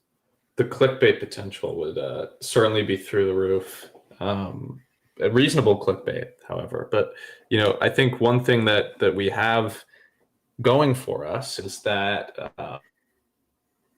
our recent, at least North American Scrabble championships have both gone to players who are also pretty large in the online Scrabble scene. I think both Josh Sokol and Mac Meller, the last two NWL North American champions, are two of the biggest Scrabble content creators out there. So I think that's also been a plus for our discovery as an online community.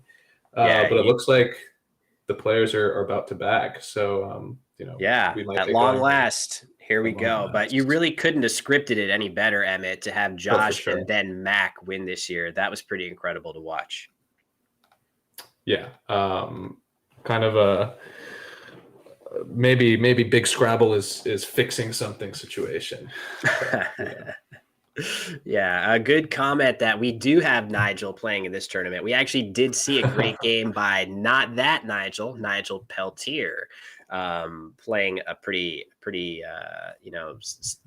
entertaining game earlier in this tournament.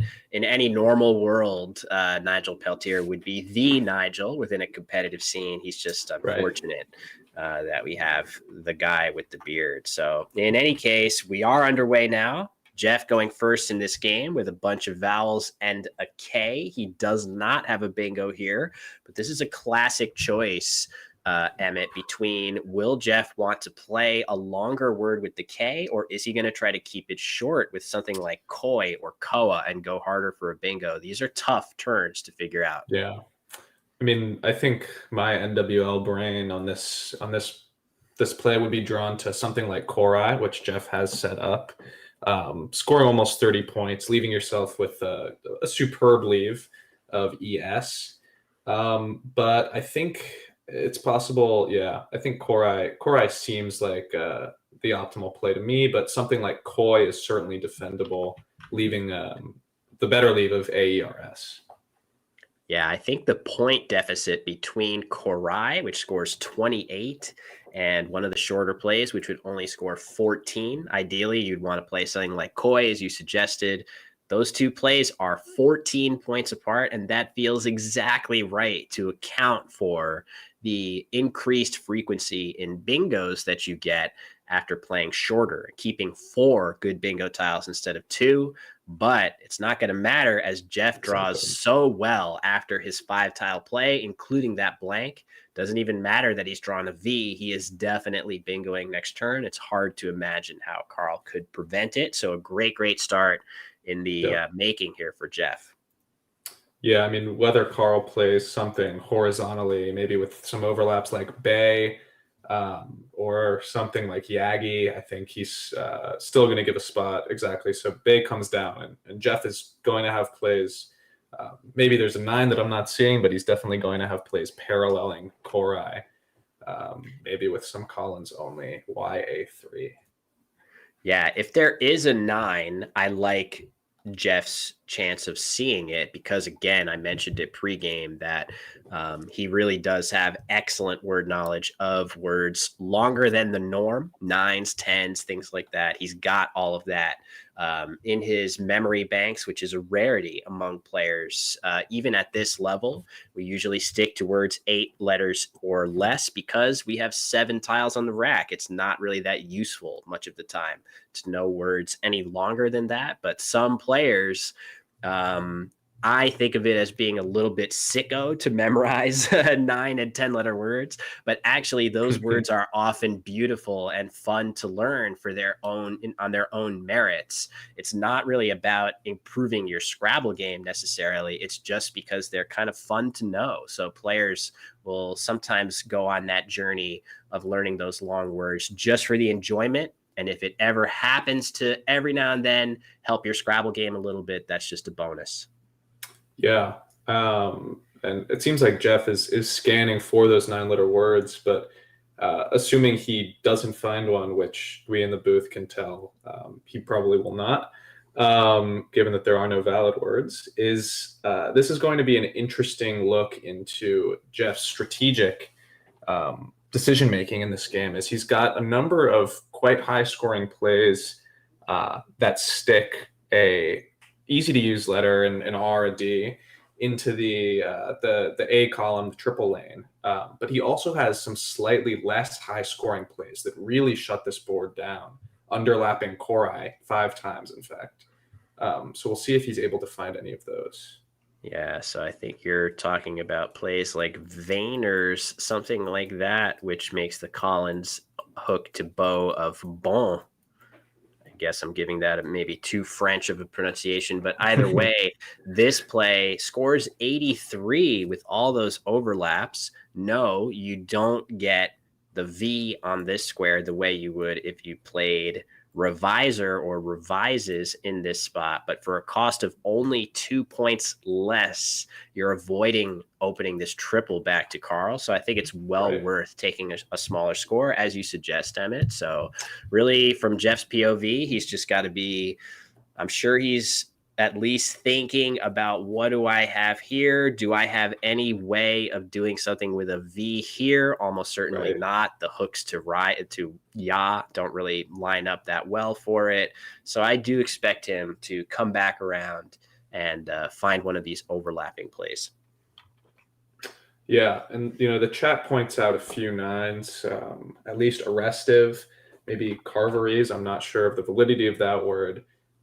But those are significantly worse from a scoring perspective than Jeff's top options, like Vayner's, like Divisor or Revisor, putting the blank D or R in the triple lane.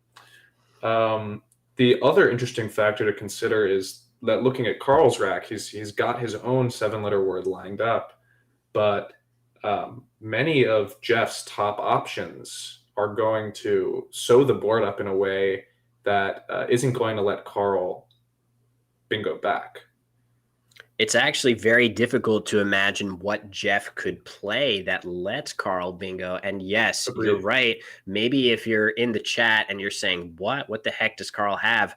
Actually, G-hours is a valid word. That is a word in the Scrabble dictionary, the way he has it spelled out right there. So as weird as that looks, that is a valid word, but it doesn't play on the current board. And as long as Jeff doesn't create a new space on the board for Carl to play it, Carl's going to have a much more difficult decision doing that classic horrible Scrabble act of having a 7-letter word on your rack that does not play and having to break it up because you got to play something. Always painful, Emmett, when that happens. Yeah, I'm having a very interesting time thinking about, wow, okay, this is a pretty interesting decision, Will. To me, this seems like a mistake. What do you think? Yeah, it looks like maybe he's just not considered some of the options that play underneath Korai, which is, that is the type of play that I miss the most frequently. A lot of these plays that make a ton of parallel plays are the toughest to spot. Instead, erosive for about 10 fewer points on top. It looks like, it looks like they're just verifying the score. So no big deal here. That wasn't a challenge.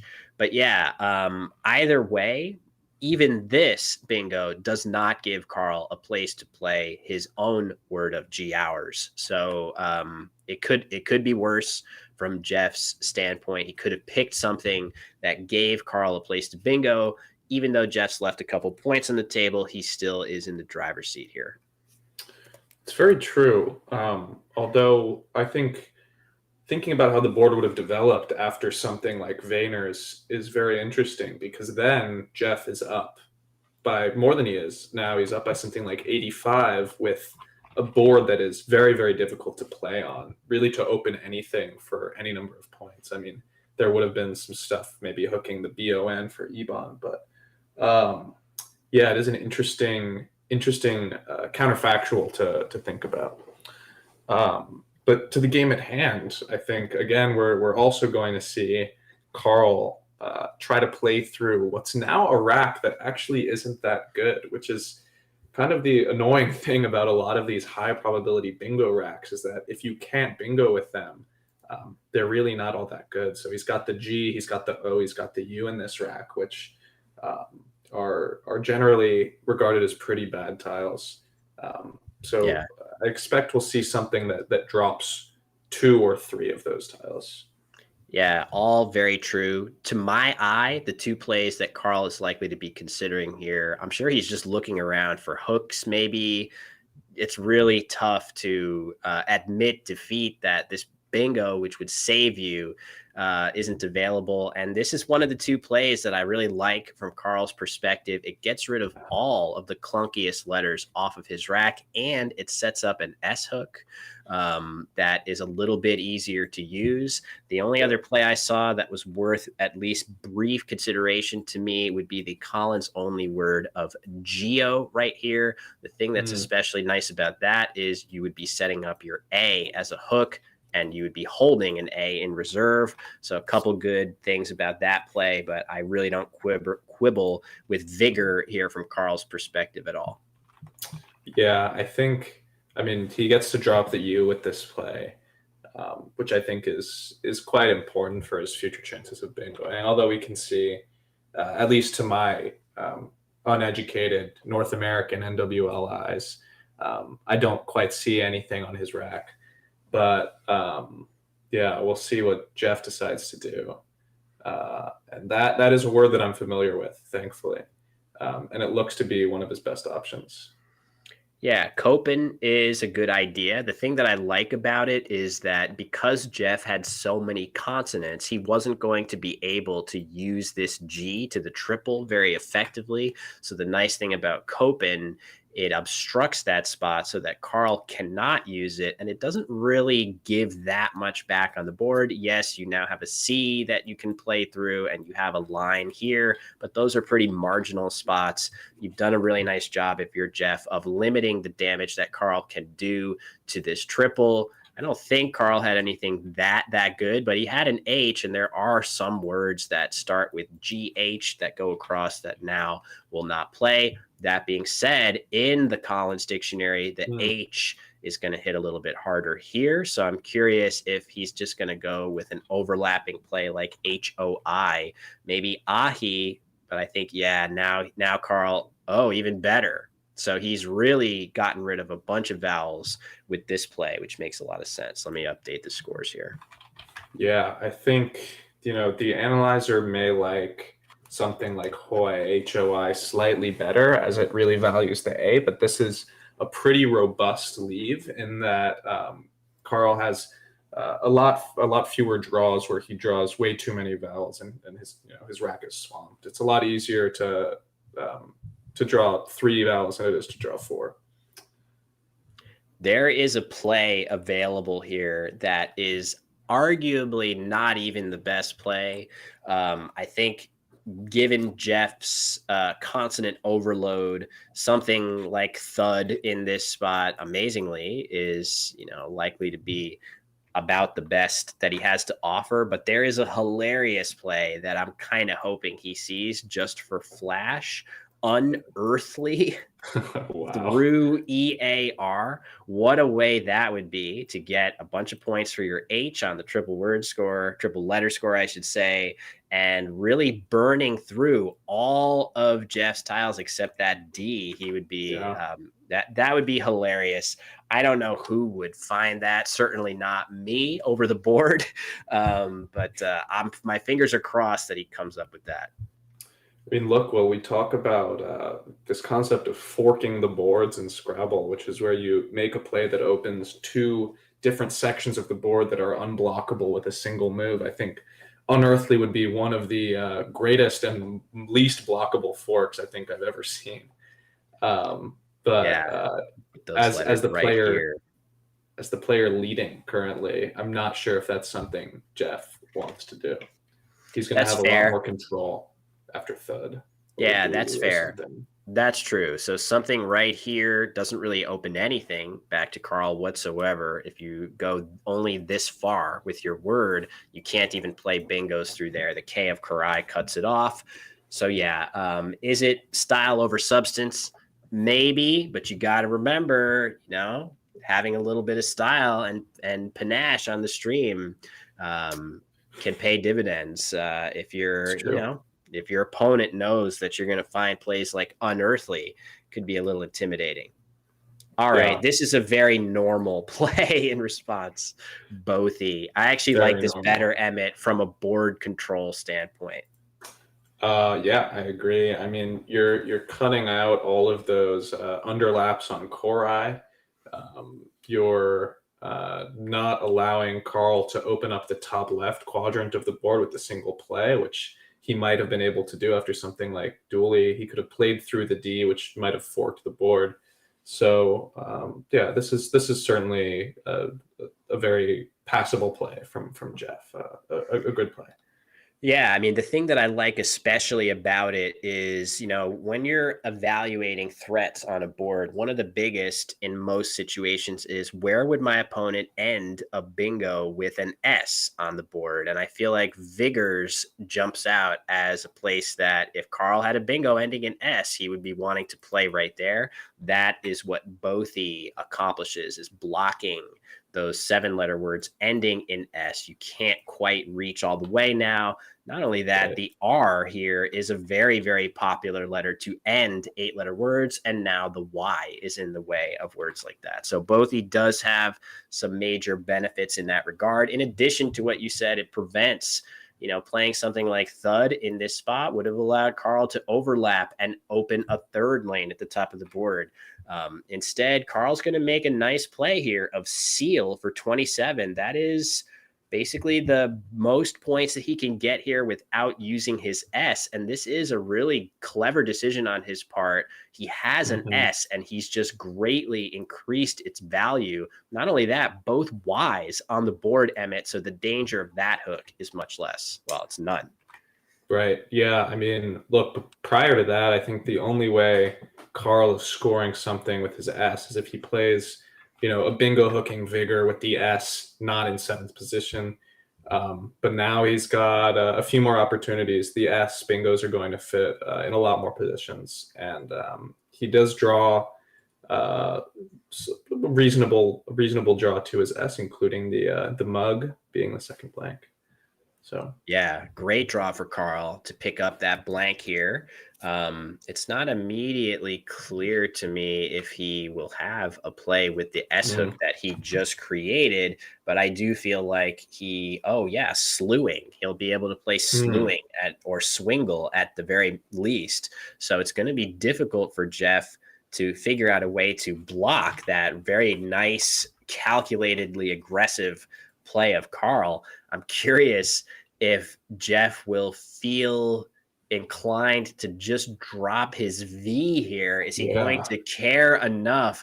The only reason you would do this, just plopping your V down to Chiv, the Collins only 4-letter word, is you would only do that if you felt like your other 6 letters here are strong enough to warrant it, and maybe they're good enough that potentially you'll get some bingos with it. I'm not so sure. I don't think I would be playing Chiv here. I think that's a major instance of, armchair quarterbacking by us in the booth. Yeah. I mean, it's, if the players were playing open face with their racks available to the other players, I think Chiv is certainly good enough. The leave after that is certainly good enough. But without that knowledge... Look at that play. Wow. Keeping the E on the end. Yeah. Stops any hooks. Yeah. This is really clever by Jeff. So clever. Normally, you would want to keep your E much of the time. Admittedly, it does score 3 more points placing it on the triple word score. But playing it, Emmett, you reacted to it when Jeff made that move. Yeah. Yeah. I mean, look, like what this does is, first of all, it means that you're not playing an E or an S at the end of uvula. But also, if you look at it from a board geometry perspective, now there's only 6 spots down from the oil spot. So Carl can't play anything like slewing now because he's going to be running into uvula G, which, isn't a word, even in Collins. True. That's a great block. It forces Carl. I'm pretty sure that Carl had his tiles arranged in one of the few ways that's still going to allow him to play a bingo after this really nice defensive play of uvula. And that way would be wigless right here, slotting the G on the double letter score and pluralizing vigors going across. I'm almost sure that Carl saw that at one point.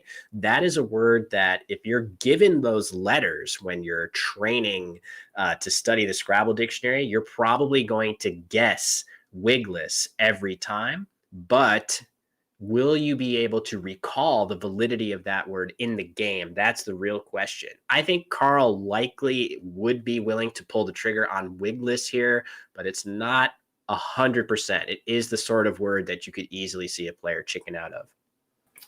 Yeah, and I mean, look, what they say about those high probability bingo or the low probability bingos, pardon me, is that they're easier to spot but harder to pull the trigger on, because I mean, maybe wigless is a word, but especially in this 5-point challenge, it's going to get a challenge almost every time if it's bad.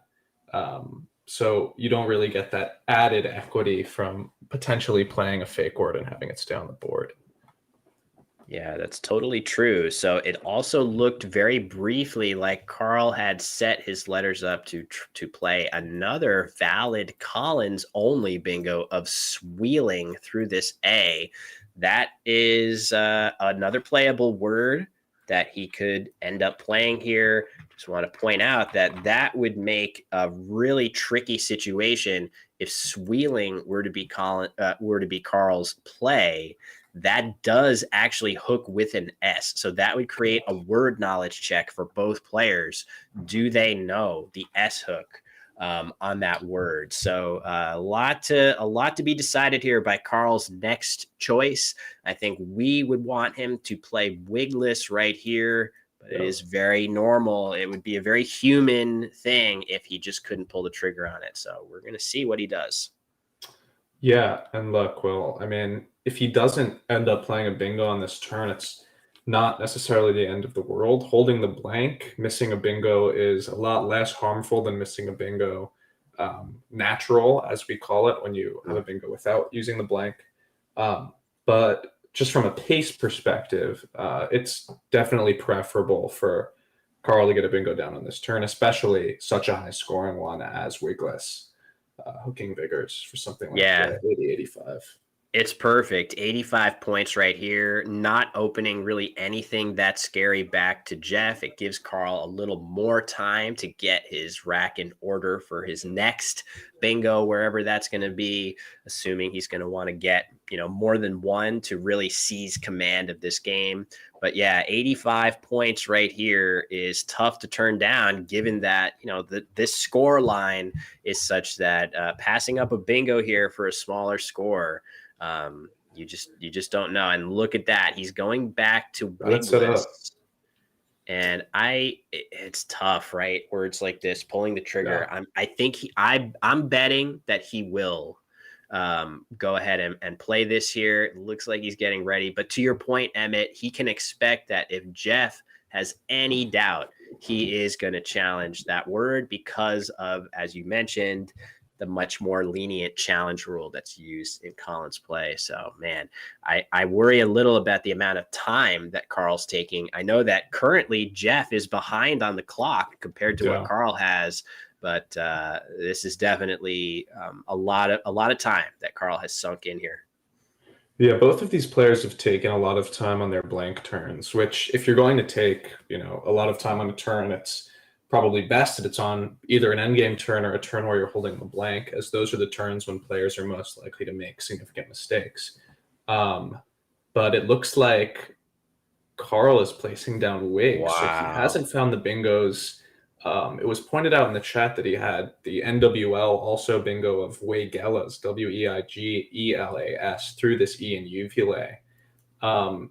And as it was pointed out in chat, I agree. I think he very likely saw that one, but it scores little enough that it's possible he decided to forgo bingoing there.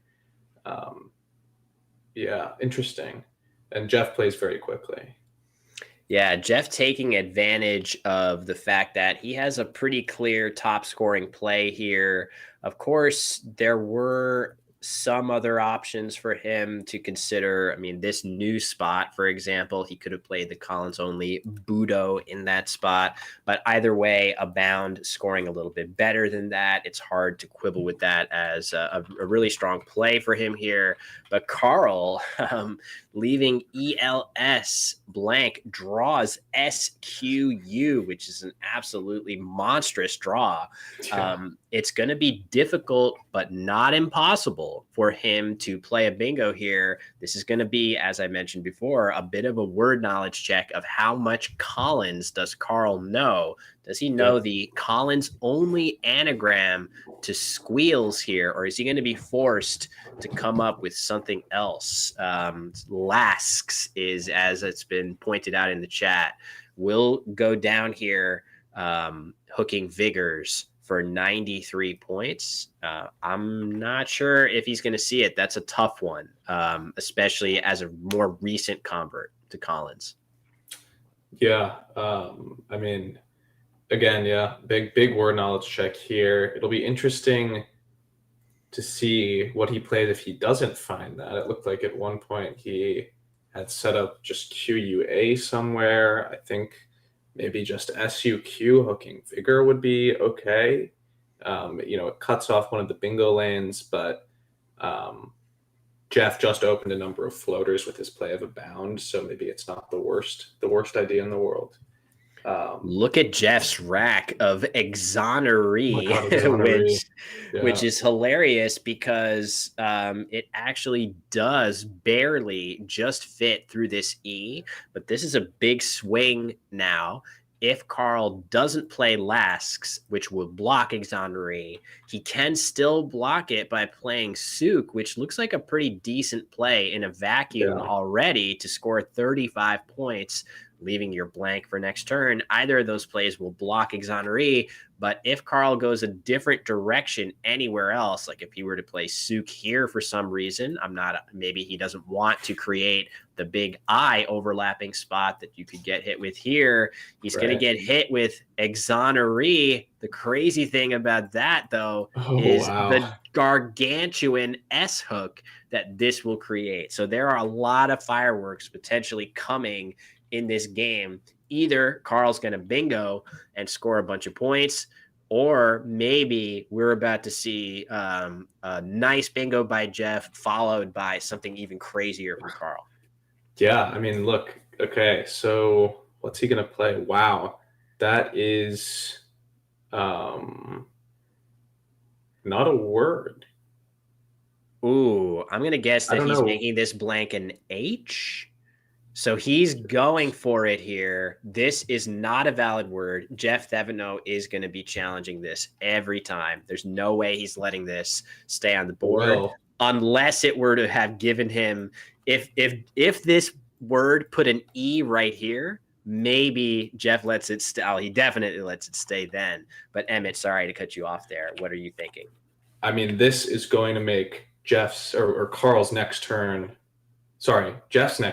incredibly interesting, because now he sees that Carl will be able to play squeals or sequels or anything, hooking Exoneree if he plays that word. And I think sequels would put the Q on the triple letter score. So I don't think Carl can play, or Jeff can play Exoneree here. Great point. These situations are so complicated.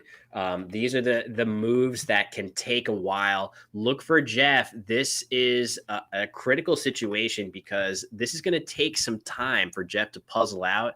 Even though he's ahead on the clock right now, I could see this next move taking some time. You're absolutely right, Emmett. Playing Exoneree right now is almost a non-starter because sequels coming down would be absolutely gargantuan in response. That would be an 152-point Holy counterplay. There's no way that Jeff can actually move on and play his bingo here. He's going to have to come up with something else, which is hilarious. But in a way, Jeff should be happy. He's dodged a huge bullet with Carl playing a phony instead of a valid word. So it's definitely a good thing for Jeff. Even though his bingo is not going to play, it's going to let him seize even stronger command of this game. But now, I mean, in poker, they talk about putting somebody in the blender, which is when you make a move that is going to make somebody have to think for a while. This is going to be a thinking turn for Jeff. I predict. It's the turns where you have perfect information that are the hardest turns, endgame turns and turns like this after you've just challenged off a phony bingo. So I expect Jeff to take his time here to make sure that he's making a good play, but specifically a play that doesn't give Carl back an easy bingo. Yeah, I'm looking it over, and I feel like maybe a simple option is to just play Exode right here through the open D. I think the thing that I like about this is it doesn't look like it gives anything new back to Carl. It still forces him to find lasks, I believe, if he wants to bingo. And the nice thing about it is that Carl has a blank. So dealing with this triple lane now while you have a reasonable play that does so, you don't want him using that blank to span 2 triple word scores here. So you've got the way to block it while you still can. So seems like a reasonable play to make from Jeff's point of view. But yeah, you can see he's definitely come to grips immediately with the fact that he can't just go ahead and bingo, which that is, breaking a cardinal rule of Scrabble. Normally you've got a bingo, you're going to want to play it. So good job to him for clearly figuring that out quickly. And just doing the absolutely right thing. I'm curious to see what exactly he does play here. Maybe he's going to play X'd, which is a very similar idea. Yeah, X'd comes down. I think it would have been interesting to see if Jeff took the time to find Carl's only playable bingo and block it. But, I like to say that, misses are also recursive in the game of Scrabble. So after Carl doesn't find lasks the first time, the chances of him finding it the second time are quite diminished. And a very similar rack of exoneree kind of on Jeff's rack there, but he's traded out 2 E's and an X for 2 E's and an S, which is not so bad. He'll take that in a heartbeat. But yeah, back to Carl. Not sure where he'll go from here. Maybe now is the time to play Souk if he's not going to. Oh, look at that. He sees lasks after all. Wow. That's surprising. I did not expect that. I'm surprised, but I'm also not convinced that he's going to be able to play this, especially a turn after already losing a turn. Yeah. This is going to be very impressive for Carl to shake off that last attempt if he goes ahead and plays this word, which maybe he's not that sure of. Admittedly, the game situation is getting a little bit out of hand but the psychology of it is just so rough, having already lost a challenge. Remember, you're on stream. We're all human beings. There's a little bit of extra nerves and tension that goes into being on stream. So I could definitely see Carl. It looks like he for sure spotted the possibility of lasks, but we'll just see if he's able to pull the trigger on that. Yeah, my gut says no. I'm going to be honest, Will, but we'll see if Carl surprises me. Something interesting that's come up in the chat is that after Carl's phony bingo of quelches, Jeff had the opportunity to still play exoneree through the second E. So it's possible, worth thinking from his perspective, maybe that that he should let Carl burn the blank for not that many points and then play his own comeback bingo through that E situation. Yeah, that's interesting. I mean, the board after this is absolutely insane. If you imagine Quelch's being on the board, then Exoneree going through this E. I assume it would be this way. Maybe you could play it one further out from here. But Putting the either X. way, yeah, I mean, the reason that you would put the X here is just that there's already a Q right here. So you would Oh, want right. there to That's be so this true. insane volatility so that if you just draw something flexible on your next turn, you're going to have your pick of really insane plays. But I feel like that could go awry for you with one really rough draw that doesn't give Yeah, you any good plays in those spots. Maybe now you're looking at giving your opponent access to two of those good scoring spots in one move. So that there would is have a been downside risk there too. it would have been unbelievable to see, honestly. But Yeah.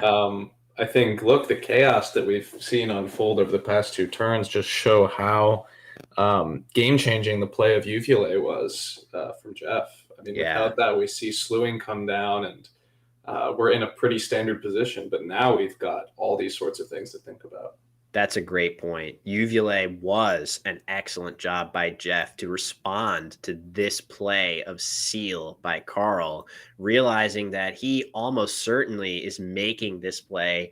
Well, not always, but often you're doing this to ratchet up the value of your S going down. So I love that play. And yes, it is true. Carl had Wigless, which we think he saw and decided not to play. Look at this. Nicely done. Let's just see what he makes the blank. He has to make it an A. I think he's going to. And Jeff is looking skyward as if to say, man, I messed up. And it looks like Carl will make this an A. Good for Nicely Carl. done by him. Jeff might challenge this just to be absolutely sure, but Carl's going to get the good news that his instinct is actually correct here. Yeah, That is a valid word. I'm impressed, Emmett, that he pulled the trigger there.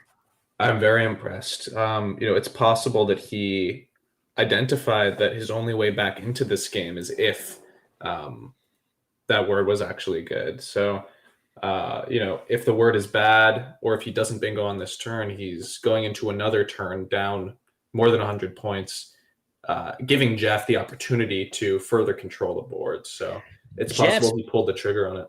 his body language is as if he had just made a horrible mistake, but I really don't think he did at all. I think it was very, very natural from his position to assume, even if he did see Lasks, that it would be missed a second time. It looks like Jeff is hopefully he can avoid feeling too negative about that because it was going to be not that easy for him to block that area anyway. So, I guess it was possible, but in this particular scenario, I really don't hold it against him for not making some kind of small blocking play there. Yeah, I didn't see. I mean, maybe just playing Lex down from the L and Uvula, but his reaction did indicate to me that he didn't see the play of Lasks, which is totally reasonable. I mean, Right. you're making your own 40-point play. He didn't bingo on the last turn. You have a fine reason to believe he's not going to do it this time. Yeah, and note the clocks. This is definitely getting into scramble territory. I really think there are going to be a number of complicated turns still to come in this game, and both players are quite low to their, in their defense. There have been a lot of very tricky decisions in this game for both players to tangle with. But yeah, I'm worried for both of them with the clock.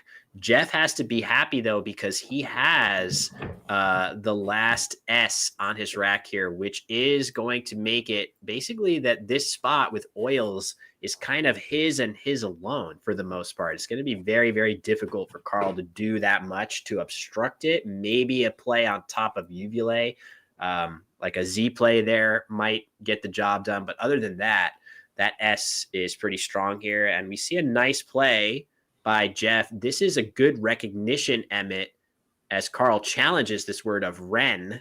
Because it's not an NWL. It's not, yeah, but look at this ratio. So the vowel consonant ratio makes the idea that Jeff has here of using more consonants make a lot of sense.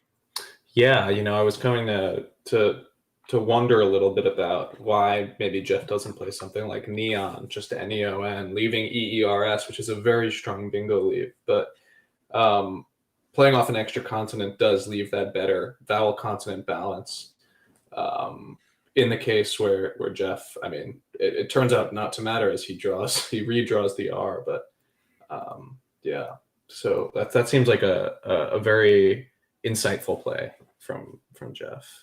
Yeah, I got to make sure I give Jeff his extra 5 points, and you can see meteors finding its way onto Jeff's rack. The only question, where exactly is that going to fit here?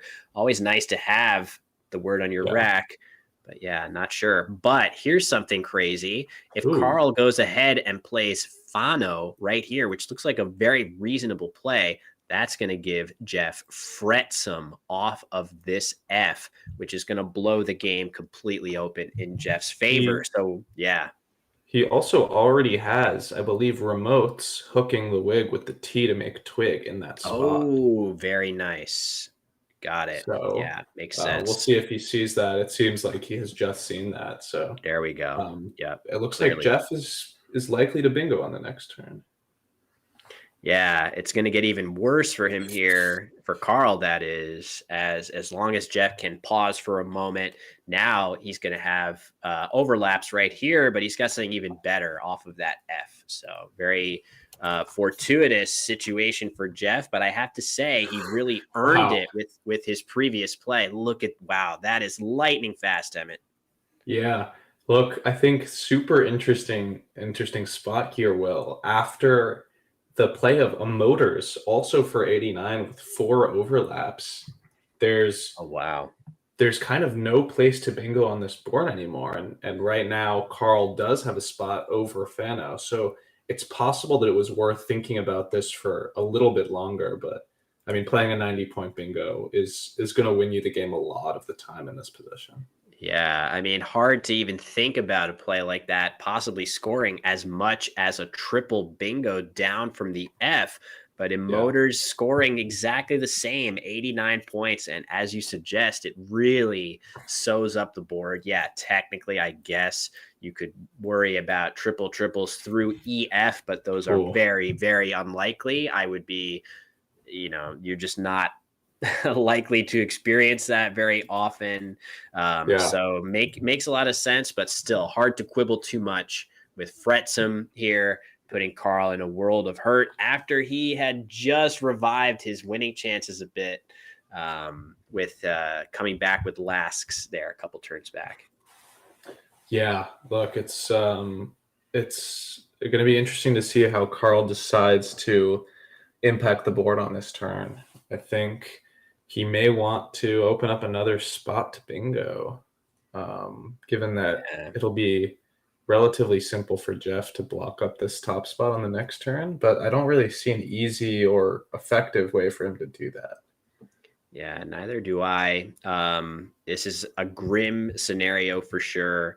A lot of the most, the higher scoring plays on offer are in this overlapping spot where a motors would have played, but this is Carl's lifeline that he cannot take off the board. He has to keep that on and hope that Jeff doesn't have anything good. We see that Jeff actually has great tiles to overlap up here and hammer the spot. He could play his Z here, but equally he could just play something like Taj up here or jam or any combination of J overlaps in this spot. I guess Carl could play, using the Collins text, he could play Tauted at the bottom of the board. That at least opens something here, even though it's pretty weak. ZE is valid in Collins, isn't it? It is, yeah. So it looks like that's going to get hit pretty hard on this turn. Oh my God, yeah. So this could be a nice idea by Carl to try to draw the Z himself. Totally. But he's taking a crack at it. But yeah, it's going to get hit very, very hard immediately. I think Jeff doesn't have much to think about here. Yeah, Za for 64, and it's going to be pretty difficult for Carl to make his way back in this one. Well, yeah, it's not, it's never over till it's over. I agree that things looking pretty grim for Carl. Let me make sure I give him his points for that last play there. but Za comes down, and Jeff's doing a good job of playing quickly. I think Jeff had like 8 minutes a couple turns ago, but he's made his last couple of moves very, very fast, and he's in a commanding position for sure in this game now. Yeah, I think for the rest of the time, Carl is probably mostly thinking about how does he minimize the spread in this game and stay over time. I think something like PWN is pretty good here. It just scores highly, leaves a relatively flexible leave. Yeah, he sees it there clearly. Yeah. So we'll see if that comes down. I think it should come down pretty quickly, and it does. Yeah. Which is, to your point, from Carl's POV, he just wants to sort of play as accurately as possible through to the end of the game, make sure that he minimizes his loss. The reason for that, these numbers that you see after the player's records are the tiebreakers. If you have the same number of wins as somebody else, your margin of victory breaks the tie between players with equal numbers of wins. So you're always trying to win by as much as possible and lose by as little as possible. So it's never fun when you're finding yourself down over 100 points in a game to focus on minimizing your margin of defeat. But that is a part of the game at this level. Yeah, I mean, look, you want to play the best turn, the best play on every turn, which includes turns where you're up by 200, and it also includes turns where you're down by 200, though it is way more difficult to stay focused in those games where you're already down by a 2 bingo score. Yeah, for sure. So nice play there. The nice thing about Za from Jeff's perspective is that he was able to know that in all likelihood he would have this J spot left over for next turn. So target allowed him to dump his Z and potentially draw the vowels he needed to hit the J as well. That is how it's worked out. And Jeff draws another D from the bag. Looks like the D is coming out late with Jeff holding 2 and Carl holding another. And as you said, Emmett, Carl's just going to try to get through to the end of this game without going overtime. Playing Foyne for 34 looks all right to me. Yeah, it looks fine to me. He's leaving himself with at least 1 out on the next turn that I see, at least 2 outs. So he's going to go out on the next turn with either add it or edit or whatever Collins fours I'm not familiar with. Yeah. Suggestion also of maybe Carl could have played info right here. That would have been pretty cool with Chi and a bunch of overlaps right there. Another possibility for him.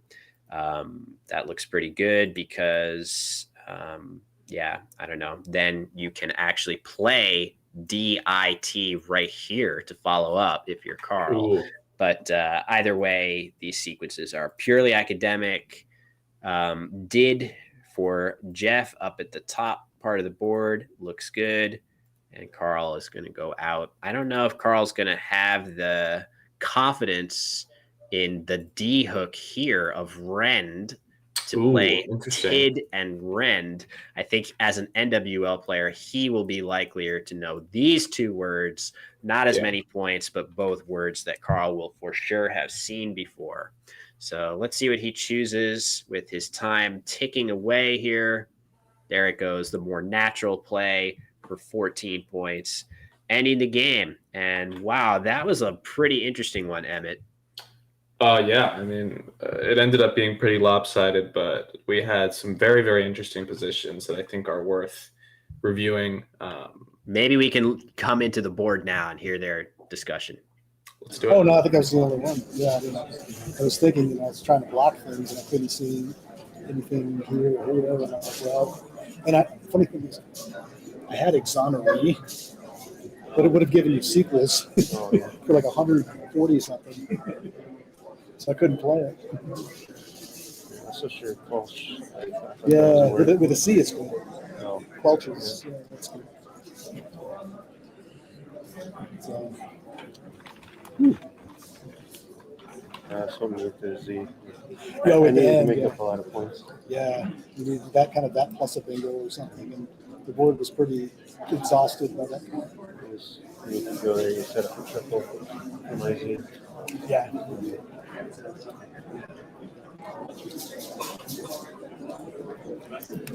This, when you play this side, GIA, GIA. OURS, Oh, yeah, yeah. which play here. Mm-hmm.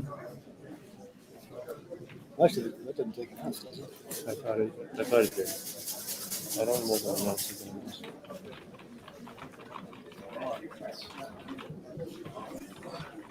No, it doesn't. Okay. Well, thanks for watching.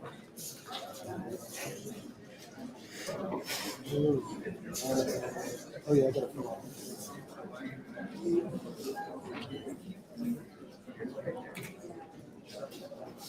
Not 11. Yeah. All right, I think the players are maybe done talking about that game, but we just got a couple big tidbits there, Emmett, if you heard. So yeah, Carl he said, I was sure Quelches was good with that S, but of course he's confusing it with the same word with a C is valid in the Collins lexicon. And then he told us that this is even crazier.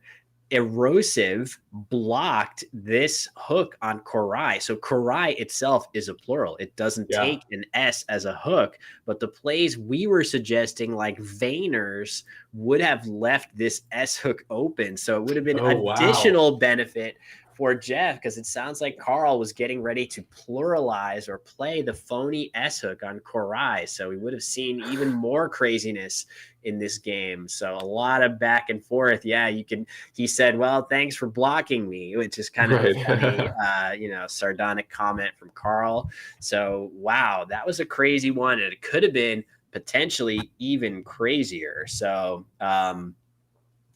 so that'll do it for this game.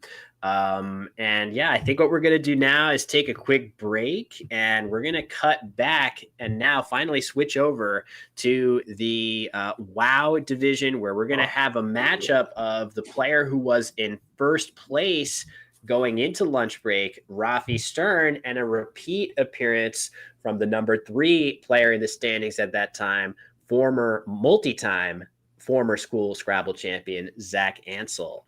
So I'm really excited for that matchup, Emmett. I don't know if you have any preliminary thoughts there before we cut to break. Oh man, I mean, I've got so much to say about Zach that I'll have to for all you guys during the game. But he is a formidable opponent who's haunted me ever since I started playing Scrabble, and I'm excited to see what he can do against one of the best players in the country in Rafi. Yeah, that's a well put for sure. Couldn't have said it better myself. So we'll take a quick break, and we're going to cut back, switching over to the WoW division from the 2024 Word Cup from Albuquerque, New Mexico.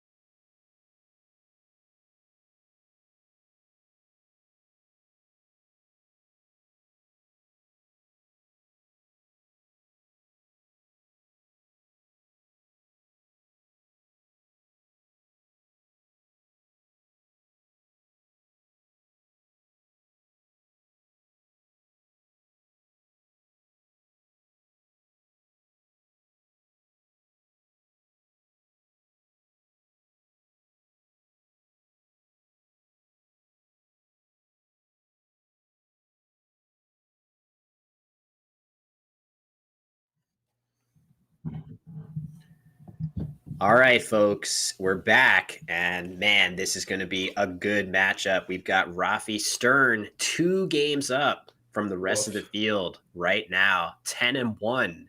Next closest players, Kenji Matsumoto, 8-3. For those wanting to see Kenji, I'm pretty sure we're very likely to show off Kenji games coming up, but this an absolute banger between Rafi and multi-time former school Scrabble champion Zach Ansel. Emmett, I bet you got some good intel on Zach. Oh, I've got some intel. Look, Zach's been playing for years, more than a decade, which is kind of ridiculous given that he's only a year older than I am. But when I first came into the game about 6 or 7 years ago, I always heard these like whispered, hushed rumors about, oh, there's this Zach kid who's so good. He's going to blow your socks off. And then he did every time that I played him as a youth Scrabble player.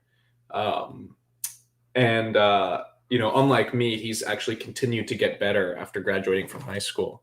I think now he's somewhere in the top 50, maybe even higher players in North America in this WoW or NWL lexicon.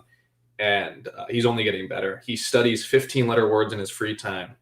I think he's he does board constructions in his free time. He is addicted to the game of Scrabble, and he is one of the most naturally talented players we have out here.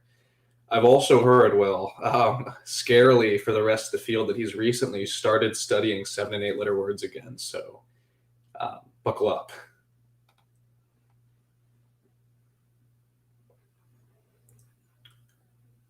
Well, we can't hear you, I don't think. Ooh, thank you very much. That was another cough or slurp of my tea that I tried to hide from you all. But yeah, I was just saying that's kind of scary given the level he's already reached. If he's going to dedicate himself in that manner to the game, the sky's the limit for him. But over to Rafi, who goes first in this game. Rafi really has, for at least a decade, been one of the strongest players in North America. He has had many, many, many high finishes at national championship level events, of which this really has the same size and stature. So not a surprise to see Rafi starting fast. And he's going to be, it's a kind of a tricky rack here. I wonder if he's going to think about debted here, which I don't think is a word in this lexicon for some reason. I feel like that's a Collins only word. I'm not sure why, but in any case, he's thinking about beget leaving 2 D's, and maybe he's going to get around to thinking about edged leaving BT. Those are really tricky moves. I don't know which I prefer, Emmett. Yeah, I think this is an especially interesting first position. Normally, at this high of a level, players are just going to spot their best options, with no extenuating factors like other letters to play through or hotspots on the board. But this is a particularly interesting opening play. I think Rafi is just going to have to calculate the equity here and decide which of beget and edged he wants to go with. I think the D isn't the worst tile in the world to duplicate on your rack, but yeah, I don't know. It's certainly an interesting first position. Yeah, it looks like he's going around to edged, which is, this makes a lot of sense. You're avoiding leaving duplicated tiles, and beget also has the negative of course, I'm going to fix it before I draw in the wrong place this time. Beget placing the vowel in that easy spot to overlap. So edged a little bit more defensive from that standpoint and avoids leaving duplicated tiles. I like it. I think that that warranted a little bit of a think on Rafi's part for sure. That wasn't like an obvious, we're going to just play this immediately. But I like the choice he made here. Yeah. And, Zach has a star play in the position, which I think might be easier to see because I'm sure he identified that had Rafi played an A, he would have been able to play Eudaimon, Eudaimon. Which might make his star play in this position a little bit easier to find. That being, you know what, chat? I'll give you a few seconds to find it. I started drawing it. Oh no! Well, I gave a hint, and you gave a hint. I did. So, yeah, I mean, hopefully Jack can come up with it. But this isn't that easy of a play. I feel like it's a little tricky to come up with this word through the E of edged. I could see this being missed here. You demon, I'll spoil it here for 40 points. Definitely the standout play in this position. But I don't know. Yeah. I feel like this is a pretty high degree of difficulty find. Yeah, I mean, look, knowing Zach, I'm in the 90% range on my surety that he knows this word. But I would totally not fault him for playing something like Duomi, which he's got set up, or Mounded through that D and edged. Maybe he might be drawn to leaving the EN combination. But it's so been a bingo often. so yes, if he misses Eudemon, the question is he going to play Duomi off of the D already on the board, or would he play it here to just, I mean, it actually scores a couple more points at a cost of opening up this triple in a way that's a little bit scary.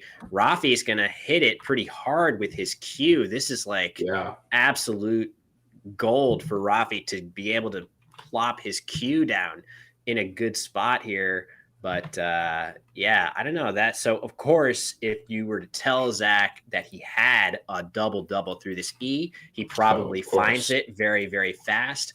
But without that knowledge, it's a little bit tougher to find that play. But now, Emmett, there are a bunch of options where Rafi was probably worried about what future his Q had on this board. Now he's got his pick of all kinds of different stuff. Yeah, I think something. I mean, he set up Q, U, A, and T just quant. To me, that has a few too many hooks to be a good option here. I think honestly, something like just Banquet leaving the Z is pretty good. I mean, even just QUA is okay. Leaving a pretty strong leave to your Z. So he's got a number of really passable options here. But we'll see what he decides to go through. Yeah, Banquet makes sense. The only thing that's at all tricky about Banquet is that, at least in my mind, I'm looking at words starting with the Q here. That's just the way my brain works. But you can see, look at Rafi. He spotted it. You can just tell he arranged his tiles in that way that suggests that he sees Banquet. He's managed to think of Q words that don't necessarily start with a Q. And this makes a lot of sense. The extra nice thing about this, it uses a ton more tiles. It scores quite well. And if Rafi draws an A and an E to go with that Z on his rack, he's got a tailor-made overlapping spot for his Z there too. It does a lot of nice things. Definitely approving of that play by Rafi here. Yeah, I think for Zach on this turn, my eye is immediately drawn to using that S spot on Banquets and playing Wifes. I think is a pretty natural play here. I mean, typically you'd want to leave your S behind, but on this board with one S hook, which isn't in a position that you could use an S in seventh, I think playing Wifes for 42 is Zach's best option here. Yeah, I like that idea. The S hook is very, very strong right there. Zach with the S and a bunch of other good bingo tiles, but the F and the W do set him back a little bit in his quest to get a bingo down in short order. So unless he can come up with a play that uses the W and the F for a solid score, I agree with you, Emmett. I think cashing his S in here makes a lot of sense. I do expect him to eventually come to that realization when he realizes that, something like few is maybe the best way that he can use both his F and W here. That's not inspiring enough for me to want to do over a play scoring 21 more points like Wifes, which you pointed out here going across. The point sacrifice is just so strong there. I think if it were more in the range of 12 points or 15 points, few might be worth considering or worth playing. But given that it's 20 points, it's almost double the score of few. I think it's just a few too many to give up. He's playing winos. Yeah, he's going to play winos. That's interesting. Okay. I think Does a I few would things. Yeah, I'd probably prefer wifes just because the F is, toxic enough of a bingo tile that I do feel like even keeping the E, you probably end up playing more bingos after wifes than you do after winos. But Emmett, you like a few of these things here. Yeah, I think there's something to be said about keeping a tile like the F on your rack. Now it's kind of negated by drawing both the J and the X on his redraw, but keeping the F means that on a lot of boards and after a lot of plays that Rafi makes, you're going to have relatively high scoring, 25 to 30 point overlapping plays. So it's definitely interesting to think about. Winos is also relatively close in just equity valuation to something like wifes. And keeping the E over the O is certainly, better. But yeah, I'm not sure if that's what I would have done. Yeah, it's interesting because you would think keeping the E balances the drop that you get by holding on to the F. And why don't we spend a moment on this move? Phase. This is exactly what Rafi was hoping would happen after banquets. He drew the A and E and just the right consonant to play a 51-point re-overlapping play. That is definitely something that he foresaw as a possibility when he played banquet. So it's always nice in Scrabble when a plan comes together like that. But he had another option of Zenana into this A, which I'm sure he preferred phase because he could get those 50 points without exposing a Z in the triple lane. And wow, very fast.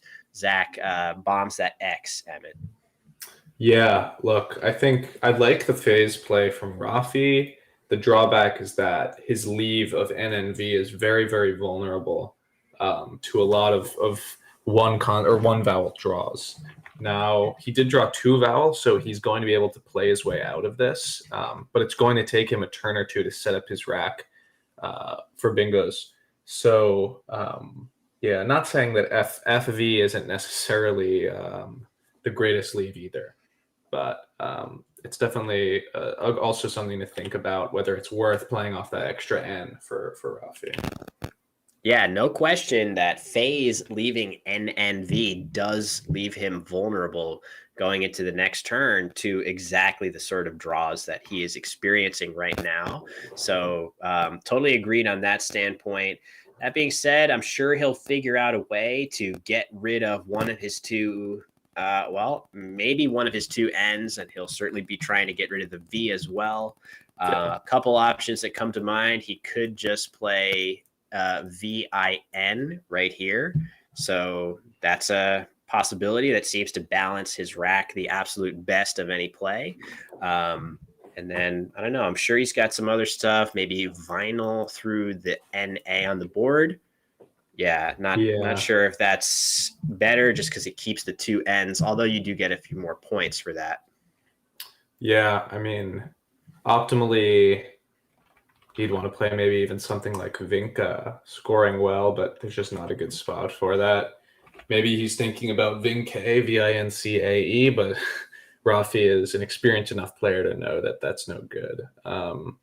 So yeah, I'd like to see him just play Vin here. Honestly, I think it's a very simple play. It's a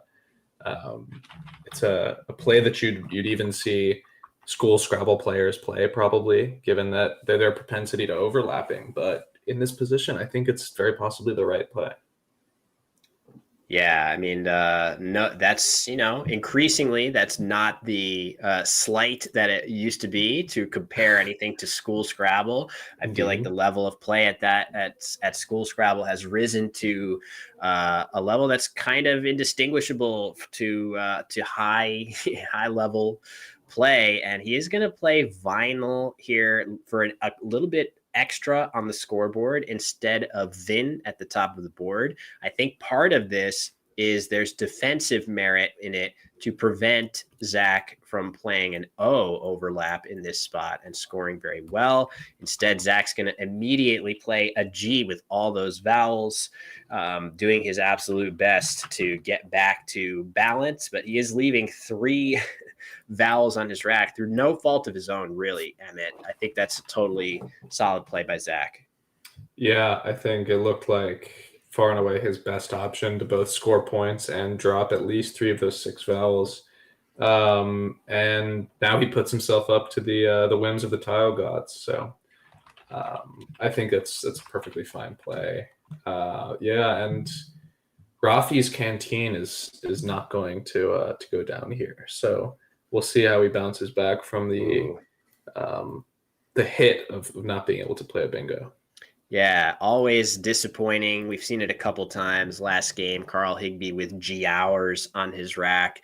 It looks like Rafi is thinking about the fact that he would have tendons through a D open on the board.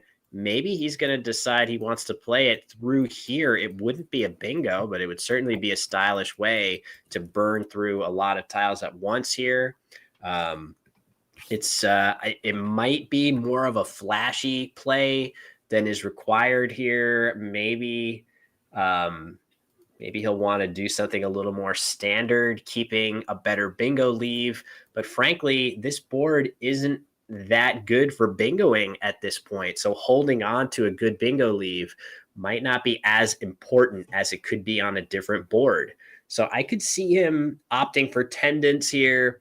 Another idea, if he wants, is to just play Azan through this spot on the board. But I'd be a little worried if Zach has an S that I'm just giving such easy points back after a play like this. So tricky move for Rafi. I don't know where your instincts lie on this one, Emmett.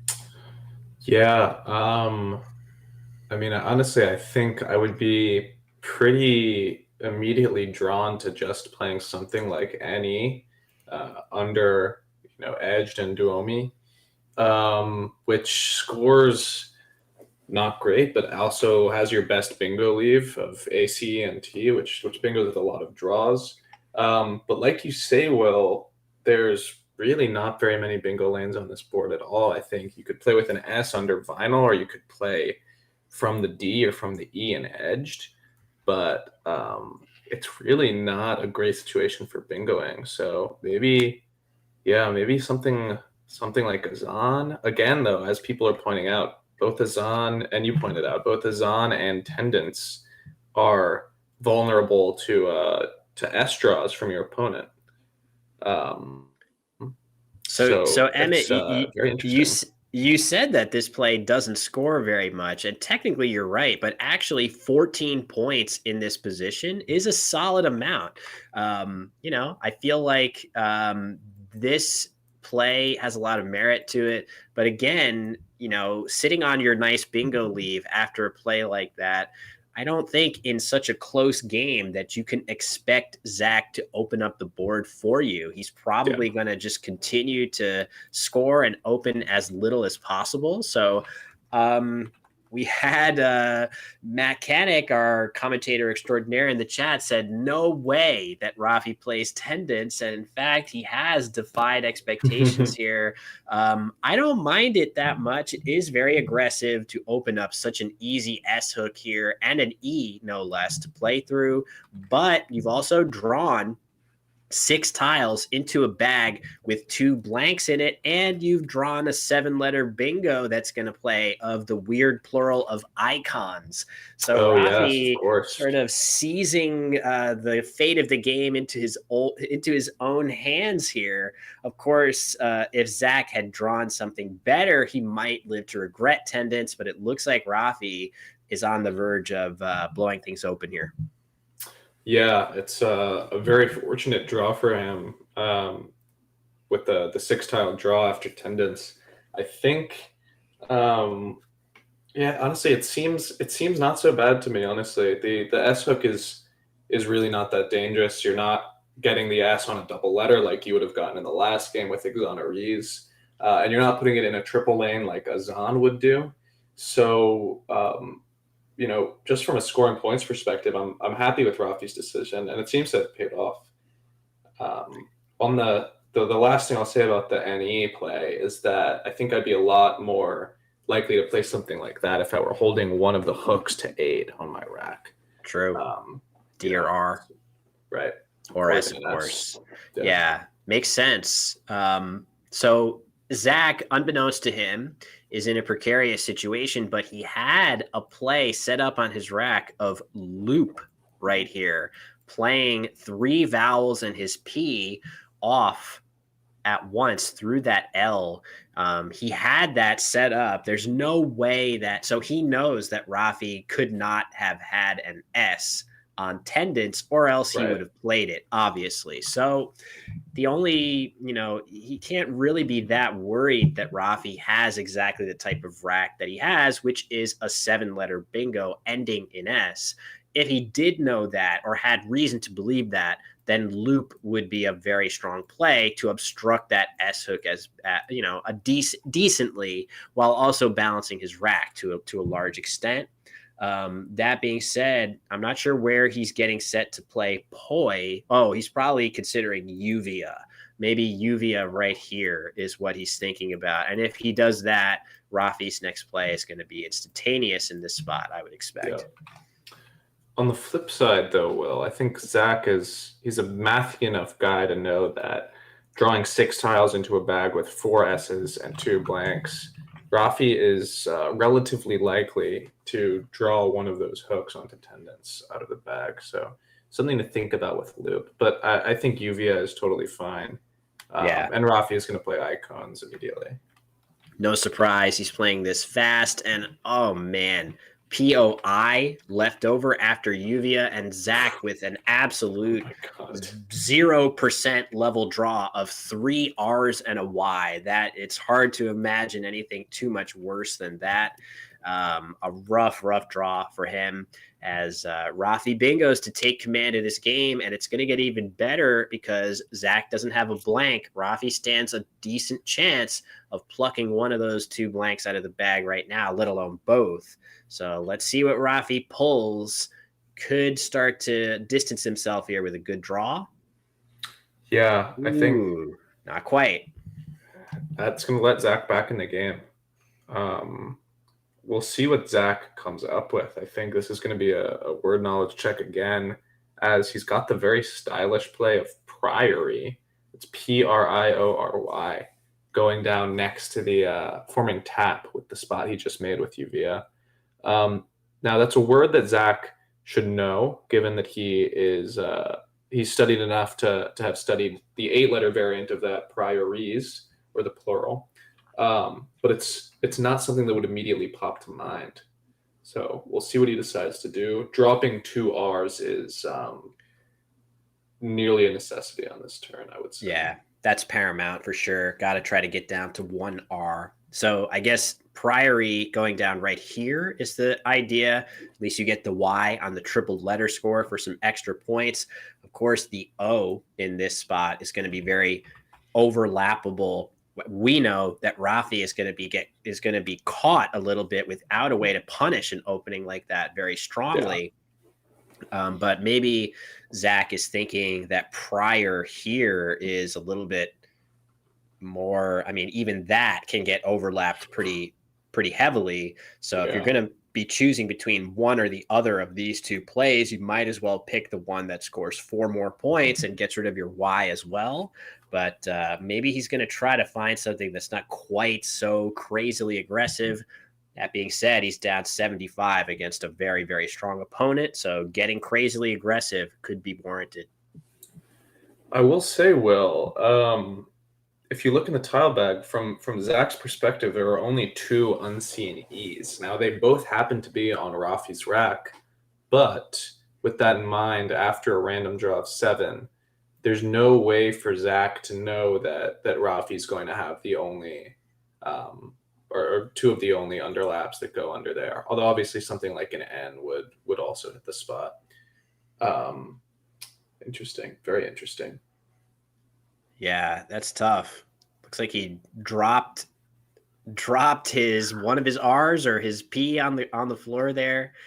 Rafi looking unperturbed as Zach tries to track that tile down. There we go. We got it back. It was the P. Beautiful. Wouldn't want to lose track of that P. If I was going to drop a tile, it would probably be the R here. So clearly no shenanigans going on there. Wouldn't want to drop my one tile that I'm feeling half decent about here. But yeah, tricky call here. Either way, it is the real saving grace here that we know is that Rafi's rack does not have a bingo, nor does it have a blank on it. And Rafi's next turn, he's going to find it difficult to score points. Maybe something like Nookie is going to be a really, really nice bailout for Rafi here to dump a bunch of those tiles. And as you suggested, Emmett, these two are the last E's. So normally you want to hold on to those E's if you can, avoid playing them, if you have a good option that keeps them. But Rafi can use one of his E's knowing he's got the other one. He won't go without an E on his next rack. I think it's hard to call the E. Wow. What do you think about that play, Will? Core. So that's interesting. It's funny because that actually works out maybe the best against Rafi's actual rack, where he was really, really hoping to dump some of those vowels through there. But I don't know. I think I would have to have the stomach to play prior or priory on this turn. I just would not want to go into my next move with that RRYP combination on the rack, but I get it. The thing I worry about is if you're thinking that if Zach's thinking I'm putting a letter out in space that could be useful for bingoing, I'm not so sure that it's actually going to work out that way, because Rafi's best scoring spot is right here, which is going to obstruct that R quite a bit. There's so many things that Rafi could have, those H's, maybe the W fits there sometimes, that just get hammered in that spot that really block a lot. The value of this R would be to end 8-letter words. You definitely have plenty that start it, but I worry about that as well. So in any case, don't know what you think about that, Emmett. I sense you reacted to it negatively. I did. I think leaving the two R's and the Y combination is pretty rough for a couple of reasons. I think the first reason is that in a position like this, it makes sense to go for turnover, which means that we want to be playing more tiles with lots of good tiles still left in the bag to be drawn. Two S's or three S's, two S's and two blanks left that Zach may want to go for. The other thing is that even if he may be opening a spot for 8-letter words, he's still retaining two R's. So even on this next turn or even the turn after, it's still likely that he's going to be going for an 8 with a repeated R, of which there are many, but that slightly disvalues the opening or the floater for Zach. Yeah, all very true. From Rafi's POV, I feel like core gives off so much more strength than Zach actually has. I would be thinking, if I'm Rafi, I'm thinking that Zach has something way better than this after a play like core. I'm not really sure what I want to do about it.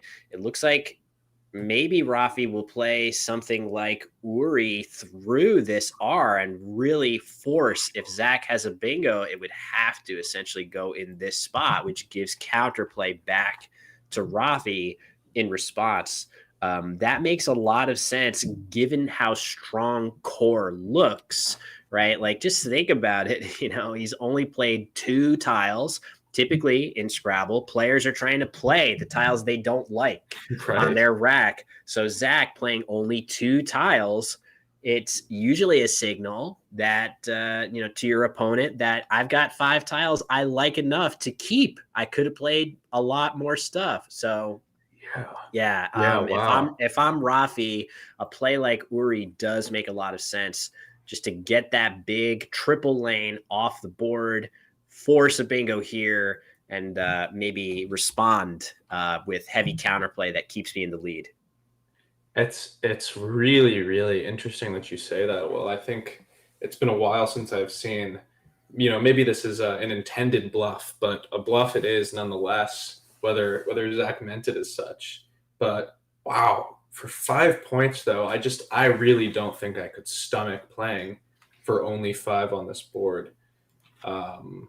Yeah, I just don't know. I think it just seems like such a sacrifice to make when there's still going to be 70-point bingos going down in the top spot.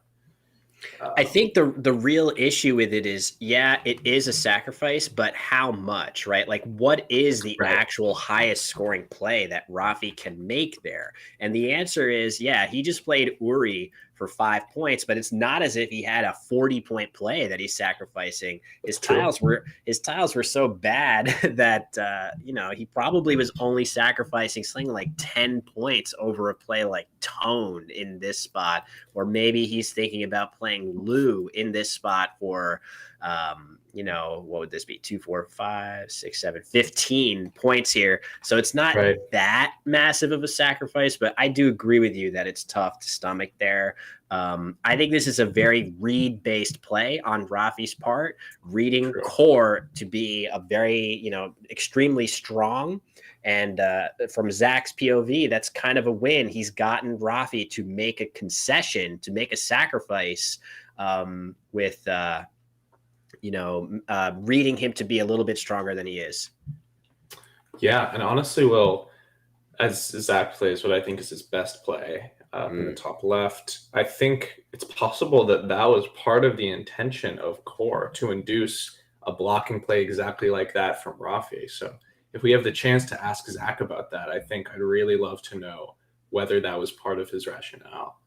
Because if it was, I think that is a unbelievably impressive play.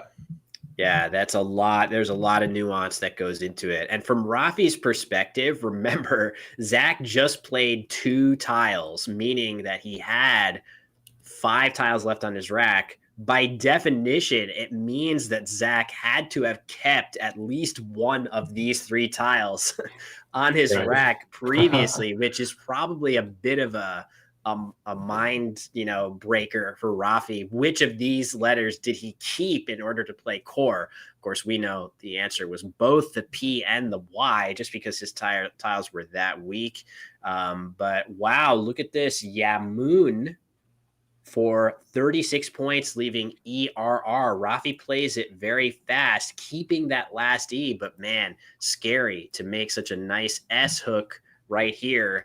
It does keep that last E, but I'm curious, Emmett, about the play of rearm right here, which would have been fundamentally, this would have been very unpunishable because the E's are gone after that play. There's no way to underlap the R, and you get 30 odd points without opening the board like that. So really tricky plays there. Probably some feeling that the clock is getting low. This is going to be a really exciting finish to this game. Yeah, I'm very excited to see how Rafi uses his case E here, because I think this is one of the things that sets players at Rafi's level apart from, maybe players at my level, where Rafi understands the value of having the last of some tile, right? He understands that this last E is so much more valuable than the third to last E or the fourth to last E. So I'm really interested to see what he's able to do with this. I'm also interested to see how Zach gets out of this consonant hell that he's in, having drawn 2 L's to his leave of 1 L. Yeah, it's true that pre-arm was a possibility with rearm as well, but I think that is significantly less of a threat than just making a gigantic S hook that's very difficult to deal with. But yeah, I mean, tough move there for sure. I'm not sure what's best there. As Zach, with a really tough situation on his hand, he plays Laurie. I like that play, just to grab as many points as he can and stay relatively close on the scoreboard. Remember, both blanks have yet to appear. Both players are probably starting to sweat, thinking that the other one must have a blank by now, but it's not the case. They're still lurking in the bag, which is kind of crazy here. Yeah, it is kind of nuts. He's, that play puts Zach in striking distance. But again, I think I'll say recursive again. The recursive nature of playing 1 R off all those turns ago is still hurting him, as he's having to play through these consonant-heavy racks that maybe he wouldn't have found himself in the situation had he played off more of those consonants with prior or priory. Man, I wonder if Rafi's going to play Reader. Wow. Oh, my Wow. God. He's just going for it. The beauty of this play is that it is nowhere near as dangerous as it looks without any more ease to come. So true. Yes, you can still get hit along this triple, and maybe that's going to hurt a little. But Rafi, with his lead, is going to be able to withstand 30 or 40-point plays in this spot relatively easily. And Reader blocks the S hook that he just created with Yaman. So that is great recognition of the game state by Rafi. Sure, Zach could have a bingo with a blank E, but that is definitely very specific compared to if there were a ton of E's left in the bag to draw. So I really like that play by Rafi. It looks crazy, but it's far from it. Yeah, it is so... I mean, look, that's the type of case E play that I was talking about. It's so difficult to see Reader as anything other than a crazy board opening play. But, you know, with the structure of the R, with the fact that it only takes an E after it, it is a remarkably defensive play here. And I think just a hallmark of an incredible player of the likes of Rafi. And he, you know, for good measure, he draws the blank to his leave, which he was also probably fishing for with a 6-tile play. Yeah, he's happy to see one of those, as it looks like he has noted the crazy 8-letter bingo of Spagyric, which I don't think actually plays anywhere. Nicely done by him to even think about something like that. So yeah, I mean, there are definitely some interesting plays that Zach can make here. Something very simple like Bill in this spot has some merit because it makes a 7s lane that's pretty hittable if he can draw something ending in ED, for example. I know what I just said about the E's being gone, but if you were to draw the D and a blank together, it makes a lot of sense that maybe you can turn that blank into an E. So even though it's not as likely, it's still possible that Zach can draw a blank and maybe have some options to turn it into an E here. And not quite. He hasn't really drawn one there, Emmett. Tough one. Yeah, I think Zach is kind of treading water here. It's gonna take a really good draw on probably his next turn in order for him to win this game, but he's kind of running out of time to turn this around. Yeah. Looks like Rafi's thinking about Sprig and Ego, which scores quite well and hastens him to the end of the game. Just needs to stay up by enough points that even a bingo in one of these improbable spots right here doesn't really threaten him that much. I would be tempted to play Rip right here just to really once and for all close the lid on these triple word scores. That seems kind of tempting. At the same time, it leaves CGS blank, which is not my favorite combination of letters to keep here. Sprig leaving C blank, so much more flexible. So a couple different options to consider here for him. Not sure I feel super strongly about either of them. Yeah, I think also playing Sprig with 9 in the bag is going to leave 4 in the bag pre-endgame for Zach. This may end up putting Rafi in a position where he has to play through a 1 in the bag at pre-end game. But I do think it's too many points to give up, especially now that he's going to go up by 75 points after this. He might find that second blank in the bag too here. In fact, he has a great chance of doing so, and that is going to feel very good if he's able to uncover that tile here. It is lurking in the bag. You can see it's not on Zach's rack. Let's see if he figures out a way to get it. Oh my God, not quite.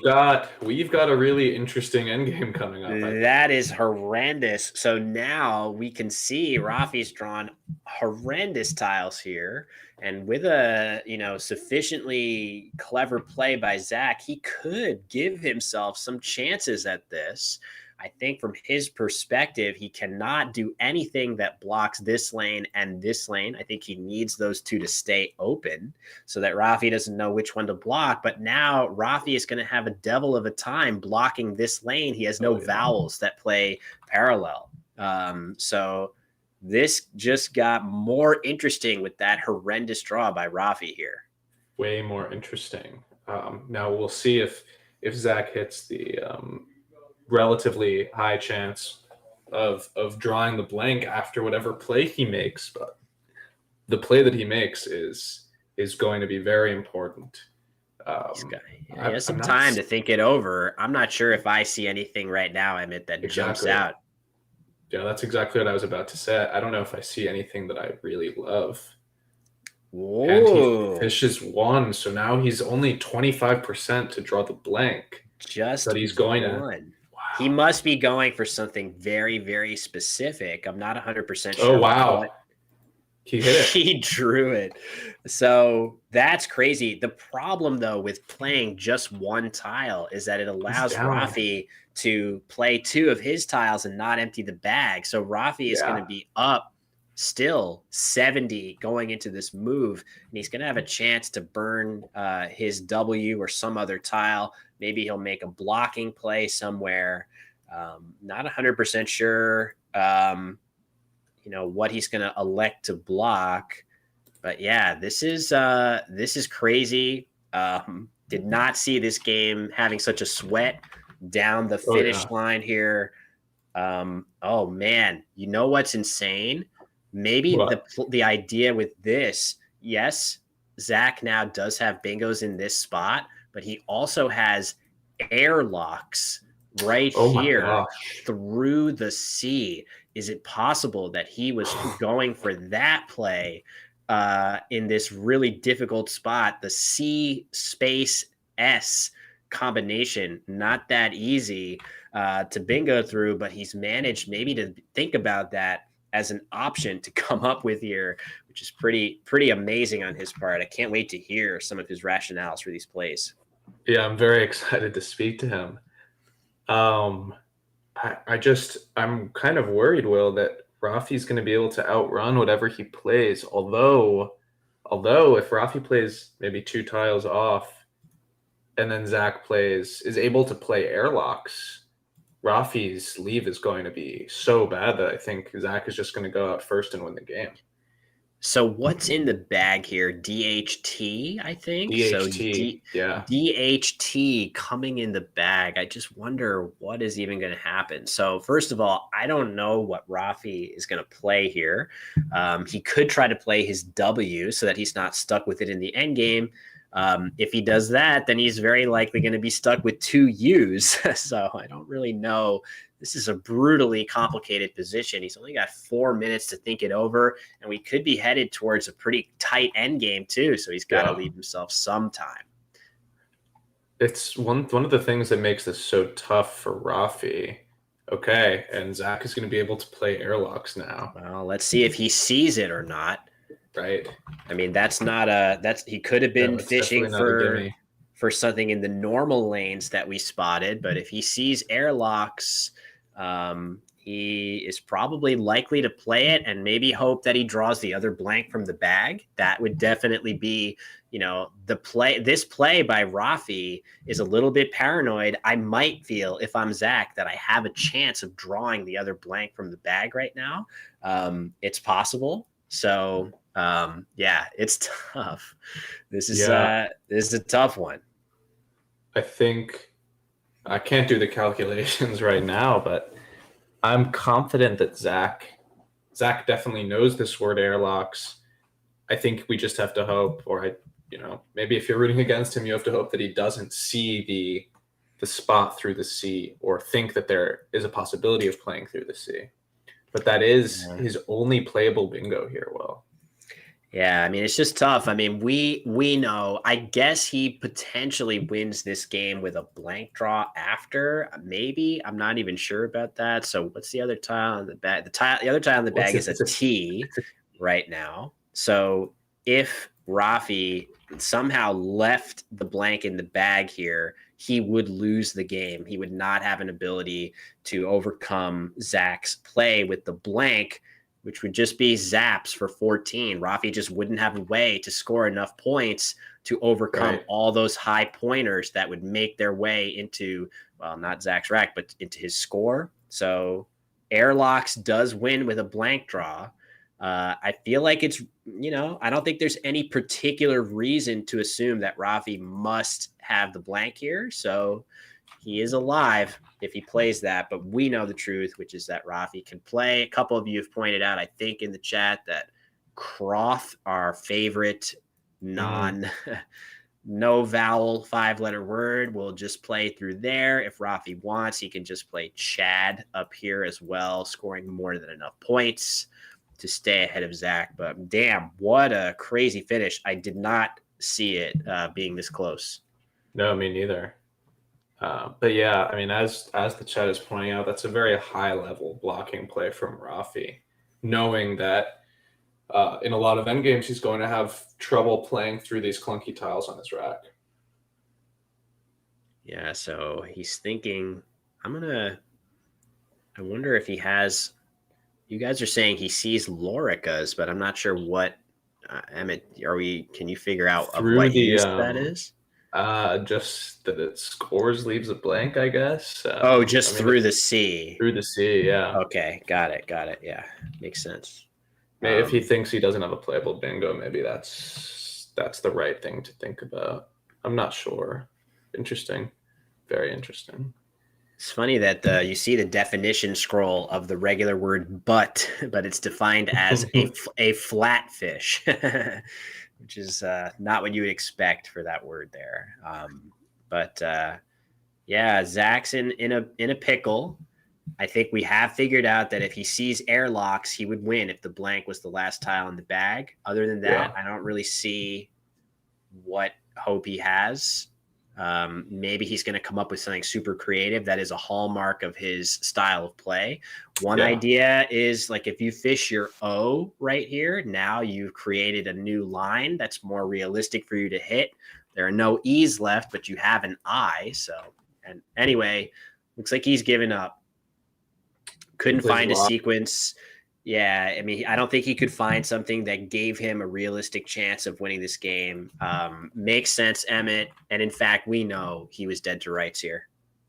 Yeah, it would have been very, very close, though, I think. Yeah, for sure.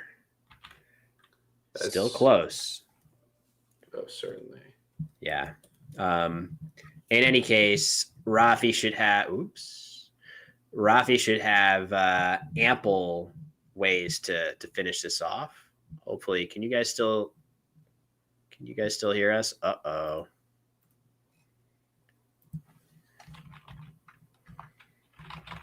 Stand by.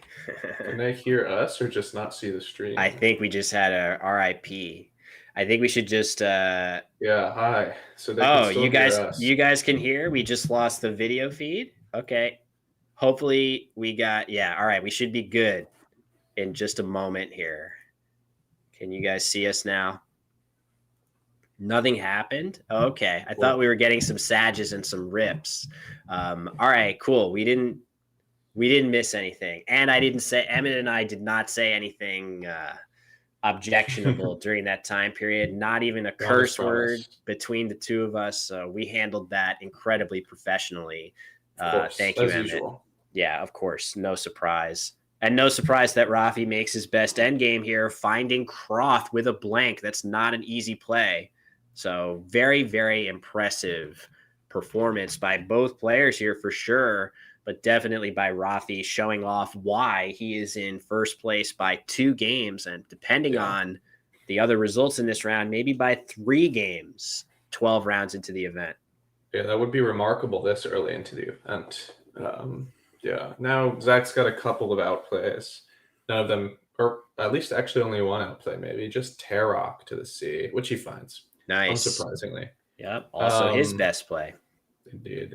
If we can get either of these guys on the phone to talk about this game, I think that would be great. But I mean, for now we can I think Rafi may be challenging this using He's- the free challenge. He's doing the YOLO challenge for sure. But when they get back to the board, I have every expectation they're going to talk a lot about this game. I don't think we have the ability right now, at least, to talk directly to them, but they're going to have some good insights that they're going to share with each other and by extension with all of us when they sit back down. I have every expectation here. So Oh yeah, we'll be excited ready for to hear that. that. So yeah, let's see. Here they come back. Zach finishing off this game. I think that is the final score that I have. Yes. Oh, so you were in a really rough spot. Well, I mean, sort of. There's a lot I could hit that isn't the blank that goes down here. You got 8 from me. 364 to 316. Yes. Game. Hold on. Oh man, that was insane. Yeah. After Sprig, I left C blank, and I figured I was in a pretty good spot. Like even if you bingoed, I drew T T U W. I was like, oh my god. Yeah. Like if you bingoed right away, I was in really bad shape. Yeah. Yeah. I mean, to use the last letters, I have Sailor. And I'm fishing for stuff. I can get like Rialtos or Raleighs or anything down there. Yeah, tons of stuff in there. And I need to block. I missed track. I thought there was still an O left, so I wanted to block like Cow or something down here, or even other stuff that goes down there. But it's also a decent fish. So After I played Acorn, I drew the last 2 E's, which felt pretty good. yeah, I figured you were pretty safe doing this because you can't get too much there at that point. My lead was another R too, so it was like pretty bored. That seems pretty good play. The brewery tournament's tricky. I felt like it was a good play, but it seemed like it might be even worth keeping the other E's somehow. But I love Would you? ERN. I had the last Oh, yeah, 10. I thought about playing Ionone, but No, you gotta block this lane. If I just play 2, I don't have anything. But this lane is easier to hit. But this lane is more powerful. If you hit this lane, I can get a big comeback. That's true. That's why I played this. And also, No, like, I was never close to anything. At any point until the very end. Like this left IPRRY or something like that, and I just didn't have anything better to do. I was trying to feign like I had good stuff, so you'd sacrifice points and block, and maybe I could catch up that way. Wow. No, I had like 3 L's when I played this, another R as well. I thought you had to have been close for a lot of the game. But Yeah, no, that's what I was hoping you'd make. But another benefit of Re is when you play core, you like pretty much never have a pile of birds there. Yeah. So it's a spot that I'm going to hit faster than you. maybe a C. Yeah, you could have, but like Ocker is the play, so it's a little bit. A C isn't super likely. Yeah, so that was another Yeah. benefit of Re, I think. I didn't see anything I could fish for on the final turn that would go like here that you wouldn't just immediately block because you see that I have 7 tiles left and there's nothing back. You see exactly what's possible there. So it's Yeah, You guys were struggling, man. The racks were terrible. I felt bad for both of you. yeah. it's made for a really entertaining game, though. Yeah, no, I hope we put on a good show for those watching at home. Yeah. Oh, Yeah, they did. You guys did. Yeah. When did you draw the blank? You said you had the blank. After I played Retro, Got it. so very late. Yeah. I was ended with also an interesting spot because, like, it seems a little bit goofy to throw open some lanes, but my other play that I thought was good was Azan, which seemed pretty awful if you even had. Yeah, or even each. Or an 8, yeah. Although I had a C left in so Still, it's not like gonna be it's that easy unlike to good. I thought that was a pretty good play, Harry. What are you gonna do? I mean, went on tender. no, that was that play was This awesome. play was forced. No, Redder was awesome. Yeah, that was That did exactly what you wanted to do. Thing. But tended, it seemed like there could have been another option. There weren't any. I was watching. There weren't a lot of good options. So it seemed like the best one. That was cool. Yeah. All right, looks like the players are winding down their post-mortem discussion of the game. Emmett, that was pretty cool to hear Zach say, Oh, I was yeah. trying to feign like I had good stuff with core, and it absolutely worked exactly as he imagined, getting Rafi to spend those vowels for just 5 points, which really kept him in the game. Yeah, that is the confirmation that I was looking for, and just reaffirms my view of Zach as an incredible intuitive player. I think that is such a creative way to play that turn that I probably never would have thought of, and it worked to perfection, forcing Rafi to sacrifice 10, 15 points to make that blocking play that he really didn't need to make. So impressive. So Zach dropping after this game to 7-5, but if not for Rafi running away with it, that would still leave him in in striking distance. But Rafi moving to 11-1 through 12 rounds, he is definitely pacing the group in the WoW Lexicon division. And in our next game, we're going to have a matchup that I'm sure is going to excite many of you. Rafi is going to stay on the top board, and he's going to go up against one of the strongest players in North America for quite a while, a legendary figure, and that is Kenji Matsumoto. So very exciting matchup coming our way shortly, Emmett. I'm pretty pumped. Yeah, this is very exciting. I've long wanted to see Kenji play live, and I'm very excited to be able to talk about him playing while he's playing. Kind of in some senses, one of the godfathers of modern Scrabble strategy. Kenji is so. I'm excited to see what creative ideas he's going to pull out over the board.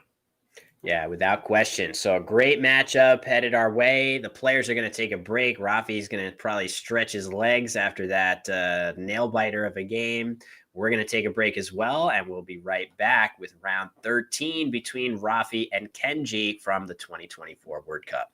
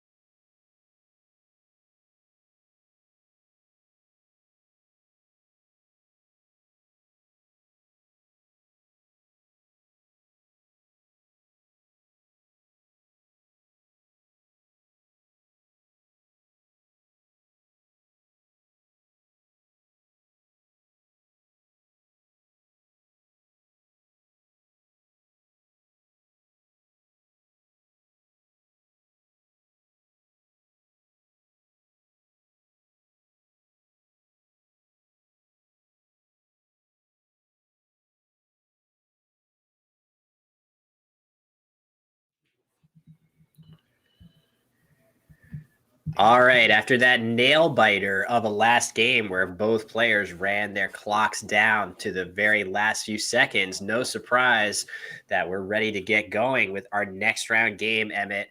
We teased it just previously. Rafi staying on stream, joined now by Kenji Matsumoto, kind of a legendary figure in North American Scrabble.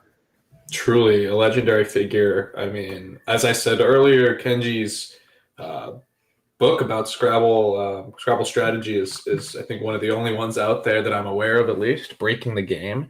And as of late, he's been very selective about which events he chooses to show up to. So it is certainly a pleasant surprise, at least for me, to see that he's chosen to play at this one.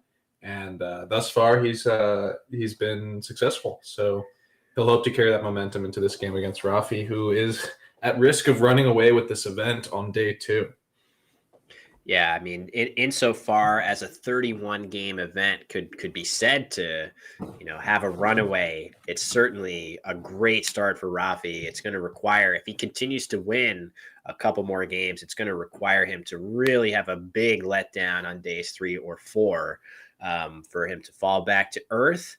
But a very, very formidable opponent for him in Kenji. And Kenji's drawn the first blank, which is something he loves to see here.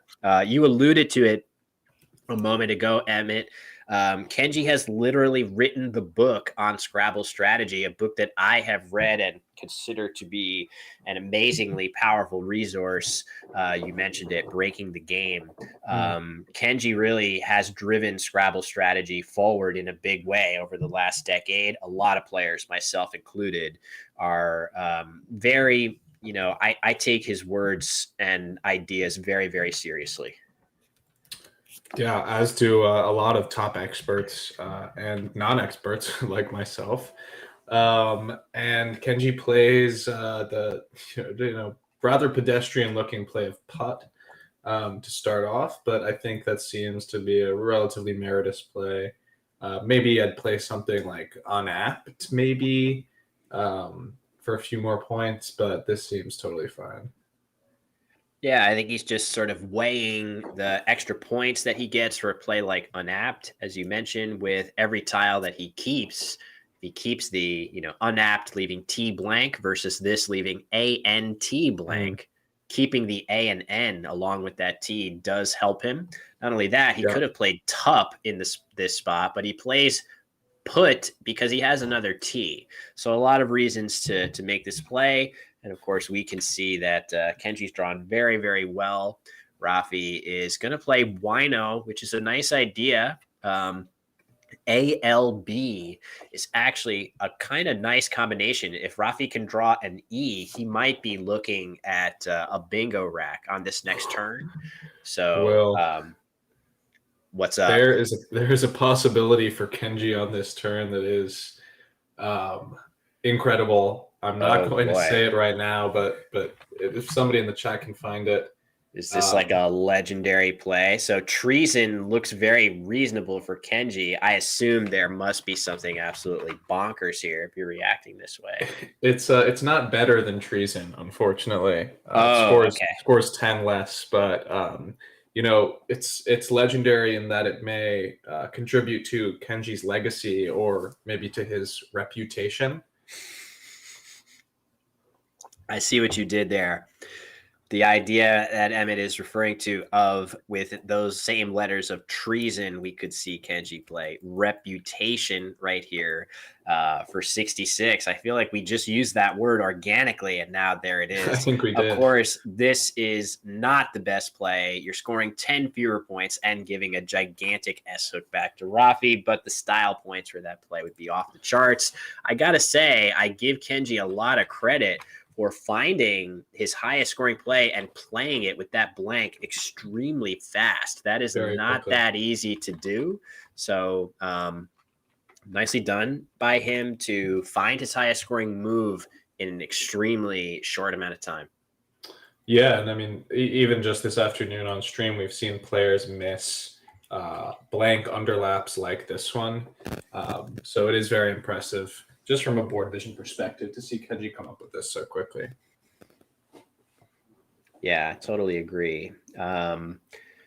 So yeah, let's see. So it's back to Rafi. He's got the J. It looks like he's getting ready to play Toot and Taj. That seems like a pretty natural play. Meanwhile, Kenji waiting with the Q.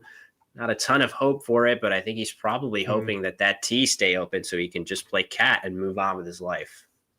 Yeah, I think that seems like it's going to be the best option. It's also an option that sews up the top half of the board pretty nicely, barring some sort of high prob bingo ending in an I maybe from Rafi, or an opening play that pluralizes put. Because, you know, if you can envision the board after both Taj and Cat, it's going to be pretty difficult to extend into the upper half. Yeah, all very true. So we'll see. I wonder what Rafi is considering, if not Taj. He's probably just assuming, God, there has to be something better than this, but in fact, there really isn't.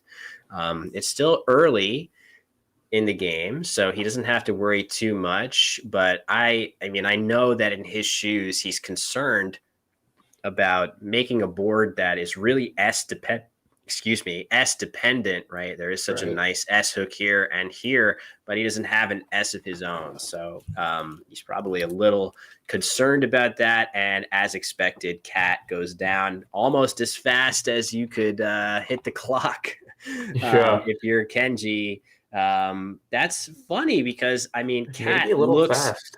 Yeah, Cat looks like the play here, but I would have at least paused for a second to consider gold under here for 33 points. I agree with Kenji that Cat is still the play for sure. You don't want to keep that Q while you have a reasonable way of getting rid of it. So yeah, Cat is the play. I guess I'm more impressed that Kenji didn't even need to consider anything else before playing it, but it does make sense to me, Emmett. Yeah, I agree. I mean, all the other thing about gold is that you're putting out 3 floaters and opening up a triple lane on a board where you're already up by 60 points, and that currently has none of those things open. So yeah, I think Cat is probably the right play, and it's either impressive or worrying that Kenji took so little time to consider his other options. So anyway, back to Ravi, who's, I think he left FLIB, which he cannot have been that thrilled about, but he's drawn another L and a Y. This is going to be a tough turn because the board is just not very good for Rafi's rack. He doesn't have an O. That would make it a lot easier to score points here. He doesn't have a good play ending in I, even though he has an I. So he's going to go ahead and play refly, which undoubles his L's and uses that Y. It makes a good deal of sense to me. This isn't a very inspiring play, but I think it's his most logical play. Yeah, I agree. I mean, he had the option of playing something like Rifley in that spot, opening up another floater. It would put the E out in space, but it would also make a relatively easy scoring spot for Kenji to hit. And after refly, the only real way Kenji's scoring on this board is, I mean, maybe he could have a bingo through the L, but it's going to be something like gold underlapping that J with an O. Yeah, it makes sense. It doesn't really give anything new back. The S hook is still there in a number of places on the board as it spins to thwart me there. But an S is still, you know, a bingo ending in S is no more playable after gold than it was prior. So, yeah, I think it makes a lot of sense just to balance that rack. And it looks like Kenji is drawing pretty well. What's that last tile going to be? Looks like an A. Nardine, a 7-letter word on his rack. Not sure it actually fits on the board right now, though. I wonder, could Rafi somehow inadvertently give him a spot for it? Not if he plays Biog, which makes the S even more powerful with neither player holding one. I think, I mean, Biog seems kind of far and away to be Rafi's best option. And yeah, even though there's that massive S setup, I think Biog is just going to be too good here to pass up. Maybe you can think about playing Bio, but the G is just not a tile you want to be holding onto your rack, especially when you're down in the game. And sorry, I got the scores updated now. So Kenji with that 7-letter word on the rack, but nowhere for it to go. So that's rough. So yeah, what to do here?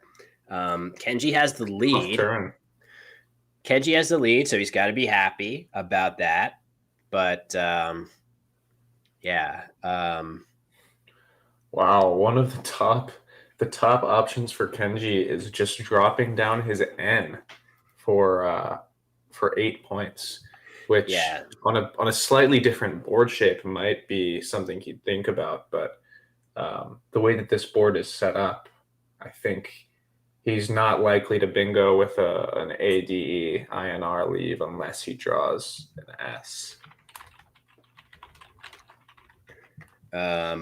So yeah, I think the issue with those fishes of the N is that they kind of rely on either you drawing a bingo through these letters of refly or Rafi opening the board in a way that maybe he's not that likely to do. If I'm Kenji, I'm definitely concerned about the fact that maybe Rafi doesn't have an S on a play like Biog, but he easily could, and fishing something like an N only to get hit with an S bingo that doesn't give you anything back could be rough. It's a good point by Chloe in the chat of maybe just dumping the N. Sometimes you draw an I and you actually hit a bingo with Chi of Denarii. That's pretty cool.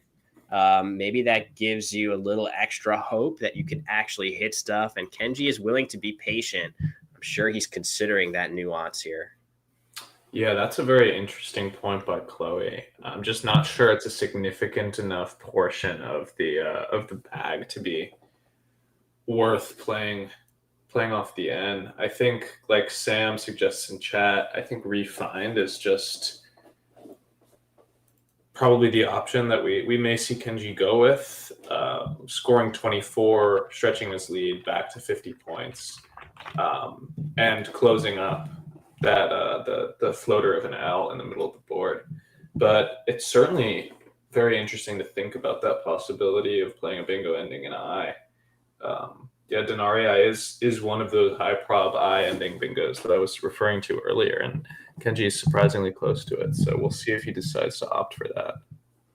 Yeah, Refind seems logical. This, fishing your N and leaving such a nice balanced 6-tile leave is so much stronger when you have a little bit better of a board, when you have 8-letter words to play through that are flexible. So I do feel like admiring your good 6-tile leave without a board where it's actually going to play is somewhat counterproductive. And I do expect Kenji to realize that the order of operations should be get an S first, then let's think about grooming our rack towards a bingo. So, yeah.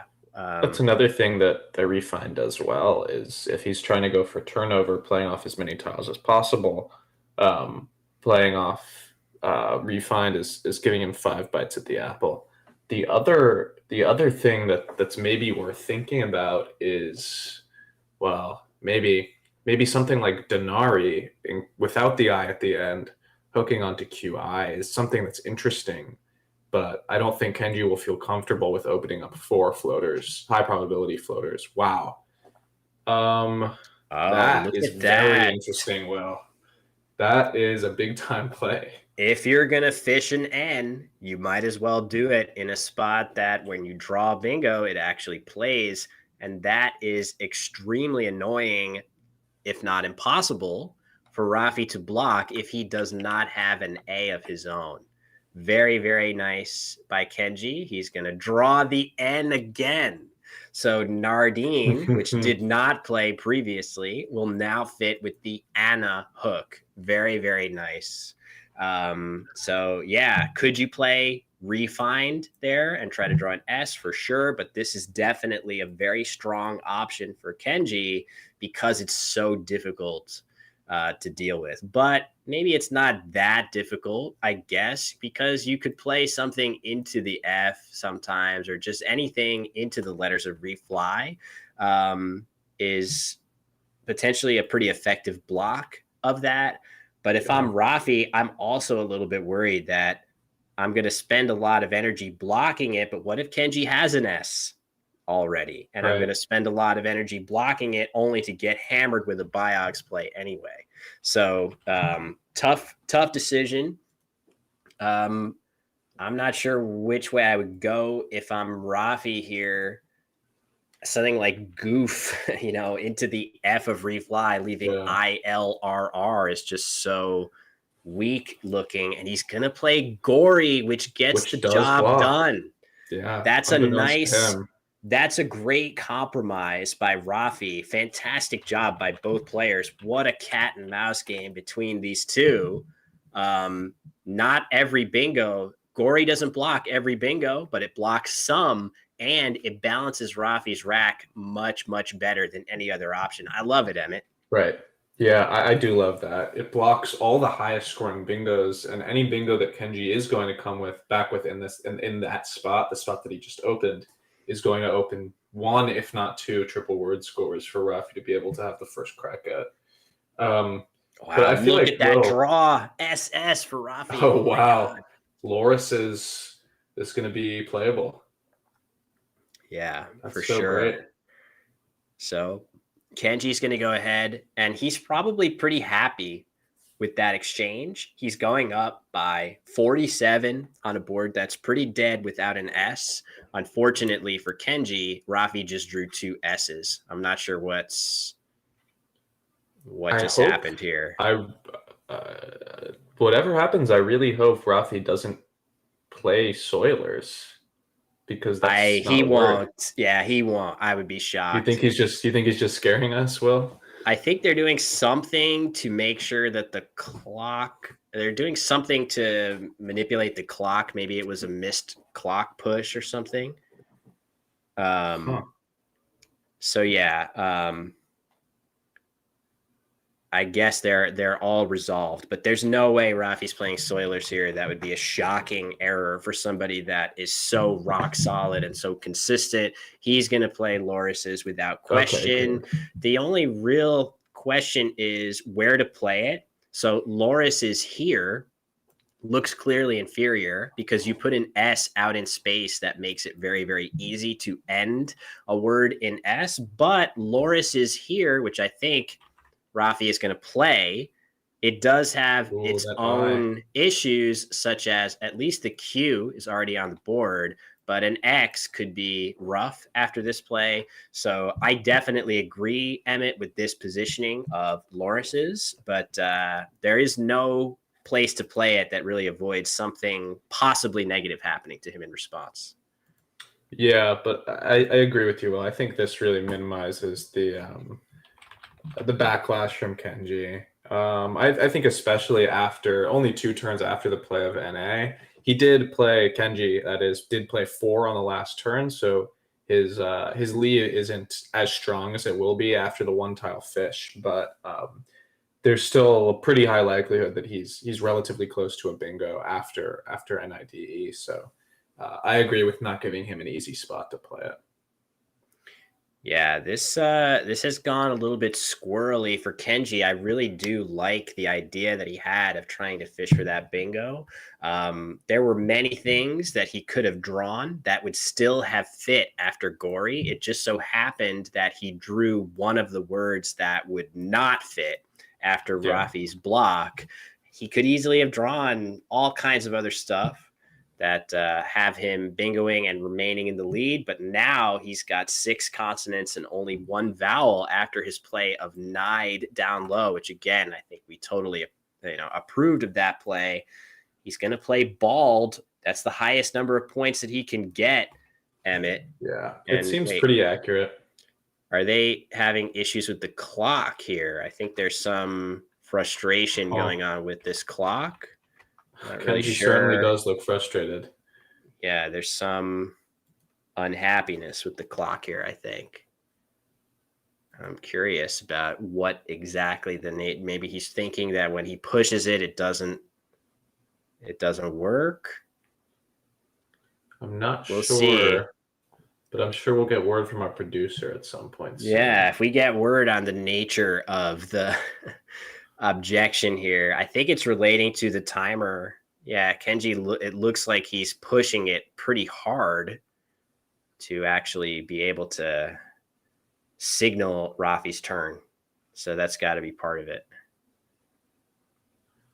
Yeah. I don't know if maybe we'll see like a clock. Nope. Guys, I think we may have lost Will. So all kinds of technical difficulties going around, both with the game itself and with our stream, but I can assure you we're not missing any live game action. But for now, it's a very close game. After Balds, Kenji's only down 6. It seems like, as the producer says, the players were pressing the clock with multiple fingers, which did not work as well as they wanted it to.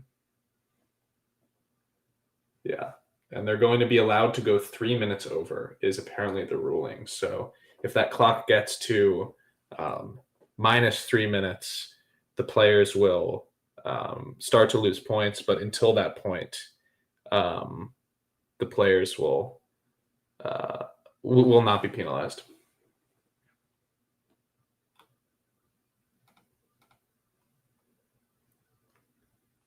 All right. We've got Will back in the room, thankfully. Yeah, sorry about that, folks. Were you explaining, Emmett, what's going on here? I did. I let everybody know what's going on. Nice. Thank you. But it's an interesting position for Rafi here. Yeah, very much so. He has Sarek lined up.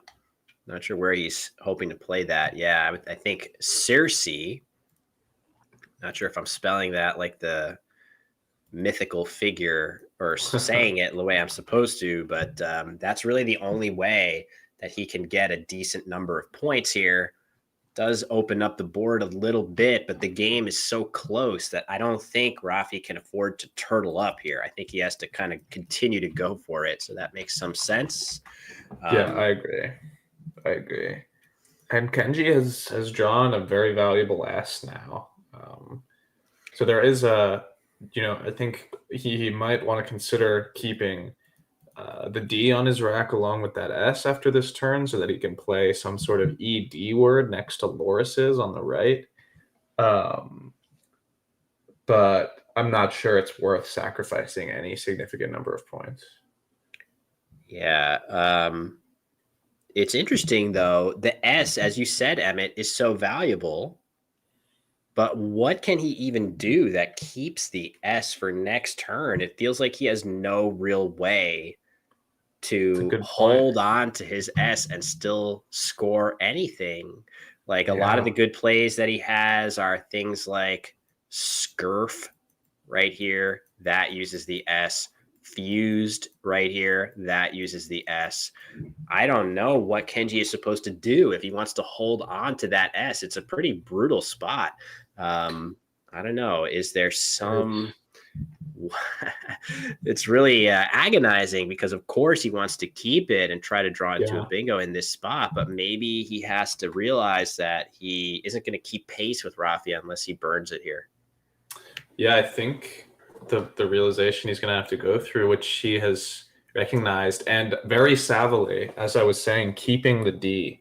So he's going to be able to hit ED bingos next to Loris's. I think he could have played something like funds for 3 more points, but I like his play of Furls well.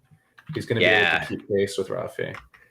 Well, it's true. I mean, the only downside to this play is when your opponent has 1 H, let alone both. In fact, very true. Rafi has both H's that he can just hammer down in that spot. And even if Kenji hits a bingo, Rafi on his next turn after a 47-point play, like HEH, that's a pretty big play for Rafi to have here. It does admittedly leave him extremely vulnerable to vowel draws that make his next turn really weak. So pretty interesting. He has Ahi set up on his So rack, interesting. which would be Galaxy Brain of the Century for him to play Ahi here, blocking a potential X play or ED bingo or ES. I Right. guess S would still play here. Let's think about ED. Blocking this and saving your other H for this spot. I don't know if he can actually pull the trigger on that. There's enough other things that play underneath here. Both M's are still available. There's a P still available. There's enough stuff that plays under there that I do think Rafi has to play Heh here. But if he plays Ahi, I'll be very impressed by him even thinking about that. So I would play Heh here for sure. But he plays Ahi. Going for Ahi. Wow, that's pretty interesting. He has to have a read. Rafi is a very read-based player. It's one of his strongest skills as a player. In fact, Kenji doesn't really have anything to worry about in that spot. But the nice thing for Rafi is even if you don't get a crack at this spot, you do keep at least one consonant on your rack for next turn, as opposed to playing both of your H's now. I would play Heh there, Emmett. What do you think? I think I'd have to play Heh too. It's 16 more points. The spot is relatively usable by my opponent. And also, I would say maybe more often than average, the play of furls holds back some tile that goes in under the U onto the triple. That would increase the value of that play ever so slightly. Now Rafi's kind of in a world of hurt, though. Having drawn 3 vowels, he's got a rack with 1 consonant, and even if he plays something like he on his or actually on his next turn, he's going to be leaving a really abysmal leave. So I don't know. He might be letting Kenji get back into this. Yeah, it's going to be very exciting here because we know that Kenji has the opportunity to draw a lot of good stuff still in the bag that Rafi does not have. So Kenji can play. I guess you guys are. Some people are suggesting induct. Okay, unwit. This seems like a very nice idea for Kenji to burn through as many tiles as possible, getting rid of the UW combination. And as you guys have pointed out, leaving 2 consonants into this very lopsided pool, expecting a lot of vowels to come. This is a really nice idea by Kenji, Emmett. Yeah, no, from Kenji's perspective, that pool is scarily vowel heavy. So I like his idea of leaving 2 vowels. It's possible that maybe he would want to play something like Wick through the C and Cersei. But I don't really have any quibbles with Unwit. It's not like he needs to bingo, right? This play puts him down by only 20 points. Now for Rafi, this is a remarkably interesting turn because I think his highest scoring play of just EH, that's 35 points, but the leave of EEEIO is worth something in the range of -15 or -20 points. It's really, really bad. Yeah, note though that because Rafi has so many vowels on his rack, the actual ratio from his point of view of the unseen tiles is a little more sane. So maybe he can play down here for 35, hoping that maybe he can pluck 2 consonants from the bag. It's not that crazy to imagine. And of course, you sort of foul up this spot, which again, it definitely has. Somebody pointed out that there's stuff like Zook that could go down here, which would be devastating. That is available in the pool with ZOK. That's a worst case scenario, but there's definitely things that can play parallel underneath here as well with the M's and the P. So yeah, this is tough. I think 35 points is enough for me to grab it right now and hope that I get some bailout from the bag. but we'll see what he elects to do. Exchanging, leaving EH or something like that. Oh, God, it just hurts to do That's that. really tough. Yeah, I don't think exchanging is tenable. I think you've got enough plays, even vowel clearing plays, just like playing Erie through the R and Cersei is like not the worst play in the world. You'd like to score more than that, which is why I guess I would be partial to EH or something like Ho next to Unwit, which drops an extra consonant or vowel, and he does play Erie. Whoa, nice idea. Yeah, That's kind of crazy, but it makes sense. There's definitely a logic behind this play. It's basically those are the same letters as he would likely to be exchanging. So why not get some points for them if you can? So Kenji's going to play right. Kava immediately to Very dump quickly. that K and V. No time wasted. Makes total sense. And Kenji's going to be in the lead. Yeah. Look at Wow. Rafi's amazing draw, and even crazier, he just set up a P hook that he did not have. Oh my God. So we're about to see an absolute bomb of a bingo for Rafi, and that's going to render Kenji almost completely out of this game from from that exact moment, unless he can pick something beautiful, including that blank. Incredible. Yeah, I expect him to see one of his two playable bingos pretty quickly. But yeah, this is great. I mean, I assume Rafi has seen this rack any number of times. He's going to know that he's got three bingos in this rack. That is not one of them, but that is. So yeah, this is going to be in 100-point play for Rafi coming right up. Oh, that's a killer for Kenji too, not drawing that blank. So Rafi is very likely to get it. Wow, absolutely crazy swing in this game. Kenji probably felt decent that he had a chance to draw some of the good stuff from the bag, the S, the blank, the Z. Rafi's drawn the S, and he could easily pick the other good stuff after this 100-point bingo. Absolutely crazy ebbs and flows in this game. Yeah, that is like the best case scenario draw for Rafi. I can't think of a better 3-4 tile combination actually that he could have drawn out of the bag. Maybe he wants to draw the blank, but with the blank, his bingos aren't scoring as much. So yeah, this is kind of the dream, especially with that P. Yeah, that's just very, very lucky for him. Yeah, that's a lot. I mean, I think Erie had a great logic behind it from Rafi's perspective. I don't think he was expecting to draw the P and a beautiful 100-point bingo, hooking this after that play.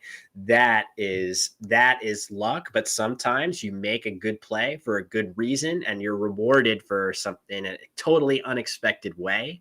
That's kind of how things transpired here for Rafi.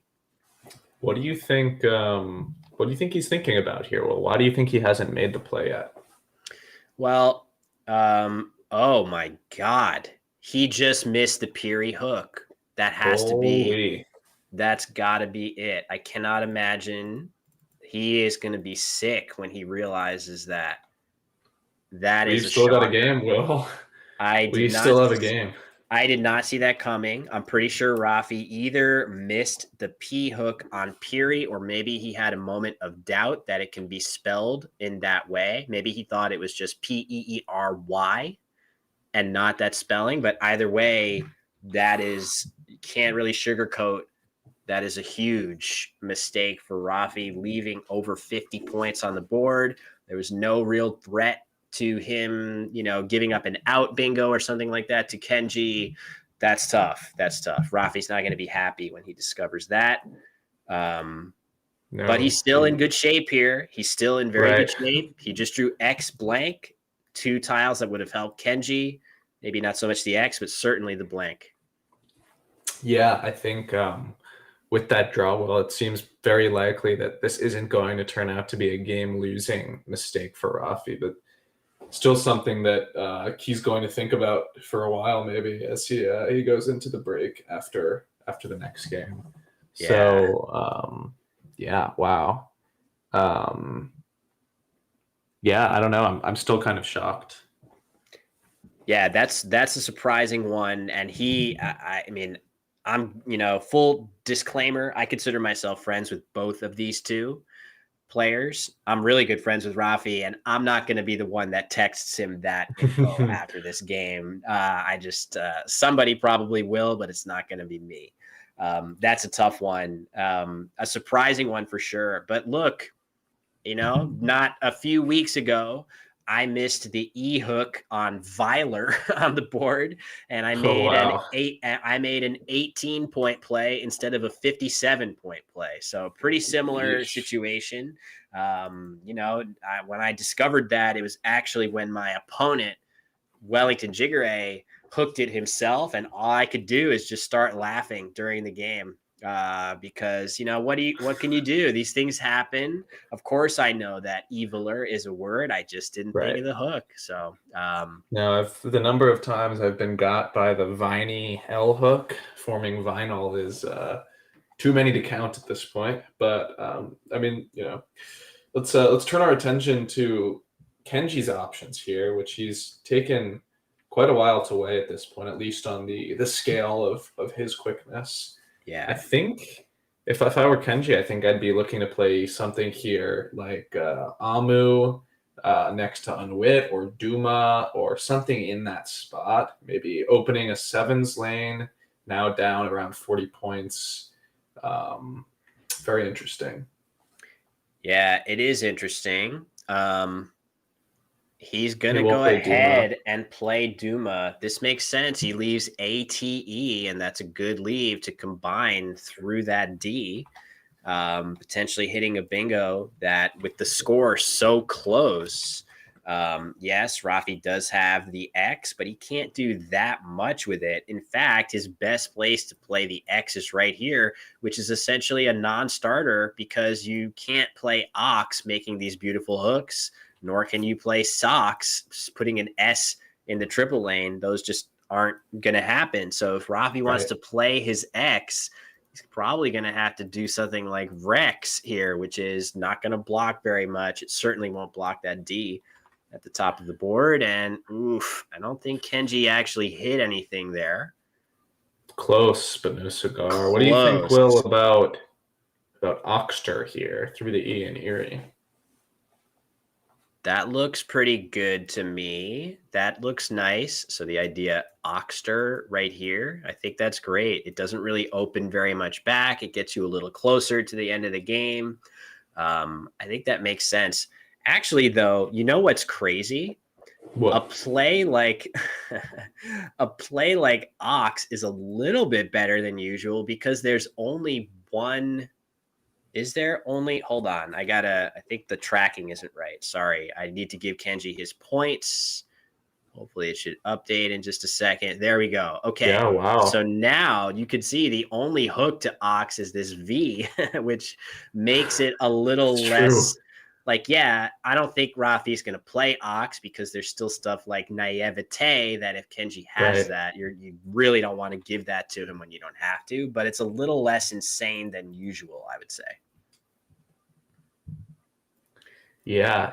I think still, I'm never playing. I'd be surprised. I'm playing Oxter every time. I don't want to risk it. It would be crazy to do that. Just to be clear, I much prefer your suggestion. The other option, which Rafi just set up, is something like Motz or Mose. I'm not sure how that's pronounced. Next to Duma, playing for 33 points, actually more than the X spot, and sewing up that quadrant of the board, blocking any potential bingos that somebody might have through the D, barring any miracle nines. But something to think about. I don't think you have to be too worried about opening up that triple. I don't see anything too harmful, even with the Z in that spot. Maisie, maybe? The issue with the play like that, though, is there are 4 tiles in the bag, and you will definitely lose to a handful of plays through the C. Something like Invocate is still very much available for Kenji to have. So that being said, you're going to be in trouble against plays like that anyway. So maybe if Kenji has that, you're going to be in trouble almost no matter what if you're Rafi. So it could be okay. That being said, I think I would try to avoid emptying the bag if at all possible, you could probably squeak out, oh, and look at that. He's just going to going go to. for it right now. He is going to empty the bag. This has the benefit of not allowing Kenji to fish again.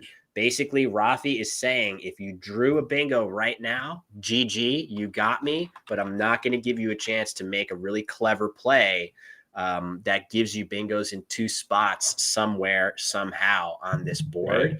I don't really know exactly where that play would be necessarily. Maybe something like a do.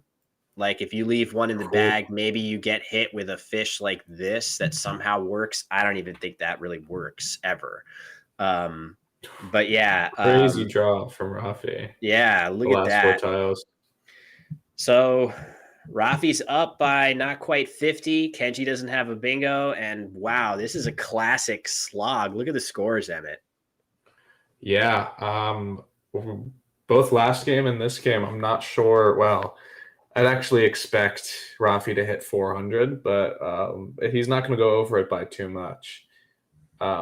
Interesting to see what Kenji's going to do here, because it seems possible. I haven't permuted everything, but it seems possible that he may catch Rafi with one of the Z and the X on his rack. Yeah, that is possible. Or I'm not sure if there's a great... So, Zax, right? So there is Zax burning the blank here. But if Kenji... But Kenji has to see that. He will, but if he predicts that and somehow leaves himself good tiles to either play through the Z or do something to address it, I don't really know what he can do that's that strong to address it. So, like, he could play something like Avo set right here, and then when Rafi plays Zax, Kenji follows up with Zen for a good score, for example. Right. That seems pretty good, but Zax will score more than enough points to just make it, just totally out of reach anyway. Right. So yeah, you guys in the really chat, the chat is saying that maybe blocking Invocate instead of the D was actually a slightly more dangerous possibility for Rafi. It might be a couple moves that are being suggested. I think 4X right here, burning the blank, making it impossible to play Invocate. Maybe that wins slightly more often than Mott's, just conceding this D in the upper part of the board. That's beyond my ability, Emmett, to calculate on the fly, but I appreciate the hive mind coming up with that. Yeah, that is a very impressive idea. Oh, 4X here, maybe. Is that what they're saying? I'm not really sure. C3. So. Okay, good enough. Yeah, that's more points, accomplishing the same thing. Yeah, this is such an interesting position from Kenji's perspective. And we do have to remember that these players are allowed to go 3 minutes under time without being penalized. So, oh yes, as opposed to being at just under 4 minutes, Kenji's actually at just under 7 minutes on the clock. That is a very unique situation. Players having an issue with clock presses and earning themselves an extra couple minutes on the clock. I've never heard of that happening, but it is definitely worth noting that Kenji can go overtime and not be penalized. So he might as well take, 3 minutes, as you said. Yeah. He'll be penalized after that. I think Vane, V-A-N-E, as suggested in the chat, is a very interesting idea, blocking both potential spots to play both the Z and the X on this turn. What do you think about that? So the idea there is playing Vane right here with Anna, or am I misunderstanding the spot? Yeah, that's right. That would be right, yeah. That's kind of cool. It does get in the way a bit. What does Rafi even do in that case? Well, he can, I guess still has Maisie up in the corner for a pretty good score. And then Kenji goes out with something somewhere, coat. Yeah, I think, so these plays just don't score very much is the problem. So, right. No, Kenji's definitely still lost, but I'm sure he's doing the calculations right now on whether something like blocking the Zach spots will end up positive for him after a play like Maisie. Suggestion of maybe Dove right here, hoping that Rafi plays Zax, which would give you zone 8 if you're Kenji Wow. for quite a lot of points. That's kind of intriguing. Again, I don't think any of these plays actually lead to a victory for you. I'm sure he's using up the rest of his time, which is totally his right to do, to just come up with any way to snatch this game away. Given that Rafi has the Z and the X, which could be difficult to use together in certain scenarios, but the score gap is just too big here.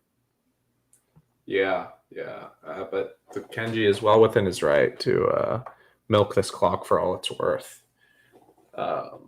And that's, probably why he spent so many turns playing very quickly earlier in the game, right? It's all part of his time management strategy, which is paying off now that he's got plenty of time to work with in the most complicated portion of the game. Yeah, for sure. And it is the most complicated. It's so tough, right? The early game positions can be so difficult to figure out because of all the branching pathways that a game can unfold. But actually, the raw calculation and iteration that goes into the pre-end game and end game is similarly, if not more, probably much more time consuming to do properly. So there is really no respite in a Scrabble game. There's a lot of drains on your time, regardless of what part of the game it's in. I do feel like, trying to play with good pace so that you end up with a little bit of time to calculate in the pre-end game and end game is definitely best practice, but it's really easier said than done. Yeah. What is your personal philosophy when it comes to time management? Well, I've heard a lot of people say that they like to keep a third of their time for the end game.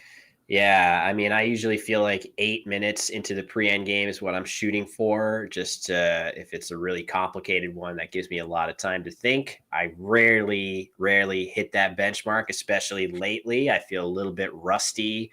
Albany and SPC were really nice to shake off some of that rust, but I also feel like I have a lot of work to do to get back into that good pace that I feel like I have played with at other times in my career. So, but in any case, these two players, Kenji is availing himself of that extra time, as is his right.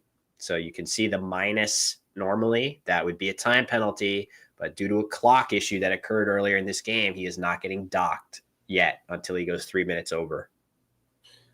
And, the good thing about having a community that is so tight-knit, I guess, as ours is that the dev of the app they're using to track their time himself, Seth Lipkin, is already on this bug fix. So that's amazing. That's one of the nice things about having a community like this. And it's another guy. Well, I don't want to commit a HIPAA violation here, but another guy with COVID coming home from SPC, and yet he's going to grind out a fix on this ASAP. That's what you're getting in the Scrabble world. Pretty dedicated peeps all around. So yeah, Kenji's going to have to come up with something. I'm guessing that he probably sees the sequence of like Avocet and then force Rafi to not play Zax, or else he gets responded with Zen. Maybe Rafi plays Maisie instead, which allows Kenji to collect the X points. I'm sure Kenji sees all of that. He is a phenomenally precise endgame player. He is racking his brains for something totally out of left field that might give him a winning chance in this game, which is otherwise pretty stone lost for him. I'm really fascinated to see what he comes up with, and it looks like his body language is he's about to throw in the towel. He does look disappointed. And he plays Avo.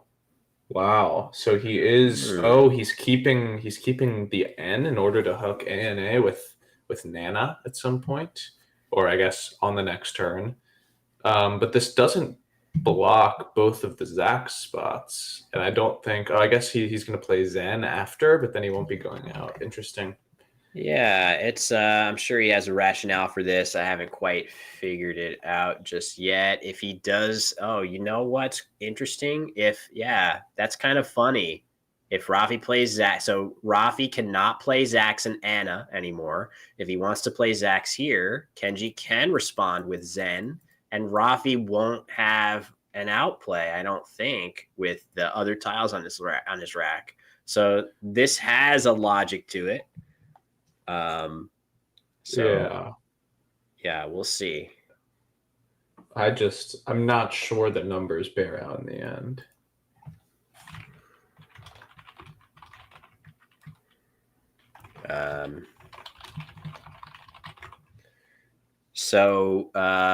What should Rafi actually do here? Not really sure. Either way, let me update Kenji's score he's 30 behind right here. Rafi knows that there is not really much to worry about. As long as he can use one of his Z or X, he should easily stay far enough ahead. Yeah. What should he do? We'll see. I guess, I don't know. Well, maybe this is Kenji trying to bait Rafi into making some sort of game-losing mistake, but I am having a little bit of trouble figuring out what that game-losing mistake would be. Yeah, me too. I'm not even sure what Rafi's setting up here. Dozy? I don't know. Yeah, probably he's thinking about playing Maisie. There's Maisie now, yeah. Yeah. So if he does play Maisie at the top of the board, he goes up by a lot, and then Kenji probably just goes out with Teen, as you suggested, hooking Nana. Yeah, so maybe in fact playing Zax is better because you get to, even though Kenji gets the extra points, you get to play. Well, you could go out with Irie, Eyrie, anywhere, or to the one to the E and Erie. Or you could play for more in the top right. Interesting end game.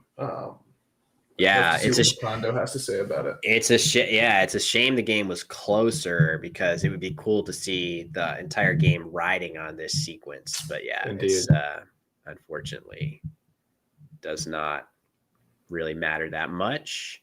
But again, the players are always going to be grinding to the bitter end and make sure that they maximize their spread, as we've already mentioned.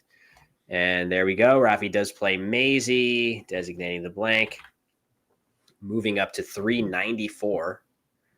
Oh, so he won't quite get to 400. Neither player. Yeah, neither player. And there we go. Teen comes down to finish this game. And there you have it. Final score of 394 to 351. Man, there was a lot to dig our teeth into there, Emmett. There was. Again, well, I think we've been blessed, maybe not with the closest of games, but with 2 or 3 very interesting positions, very interesting games so far. So yeah, I think hoping to see what we have for the next one. But for now, I think unfortunately we don't have access to an overhead mic for this game. Yeah, that our producer let us know. Yeah, won't be able to hear the post-mortem, unfortunately. I would be shocked. I mean, I would be interested to see Rafi's response to getting word about the Peary situation, which was that was a stunner. Ultimately, it did not cost him, and that is a way that luck can kind of manifest itself, right? That's like sometimes you'll make a mistake and you just don't get punished, or you still win that game. Those are the breaks that you need to get when you're going to have a good result in an event of this magnitude. And look, at 12-1 now, Rafi, obviously an incredibly skilled player, but for a record that good, it's going to take some luck. And it seems like he got his fair share of it this game, alongside, of course, pretty accurate play. So Rafi completes the comeback from being down early. And I guess we'll see in the next round. I'm not sure who we're going to have on stream, but we'll be keeping tabs on whether or not he can improve to an incredible 13-1 record. Yeah, the next game on stream, we are not only trying to give you the best matchups, but also to get a nice variety of players who are doing well that we have not seen. So we got a matchup of players who have yet to be on stream, and that is Eric Goldstein, one of my favorite yes, individuals in the Scrabble community, against Saint Vesta-Pun. So that's going to be a game with two players that have a really fun style. Should be a blast, but we're going to make sure we reset the board, get our players set, and take a quick break. But we'll be back for our final round of day 2, round 14 from the 2024 World Cup.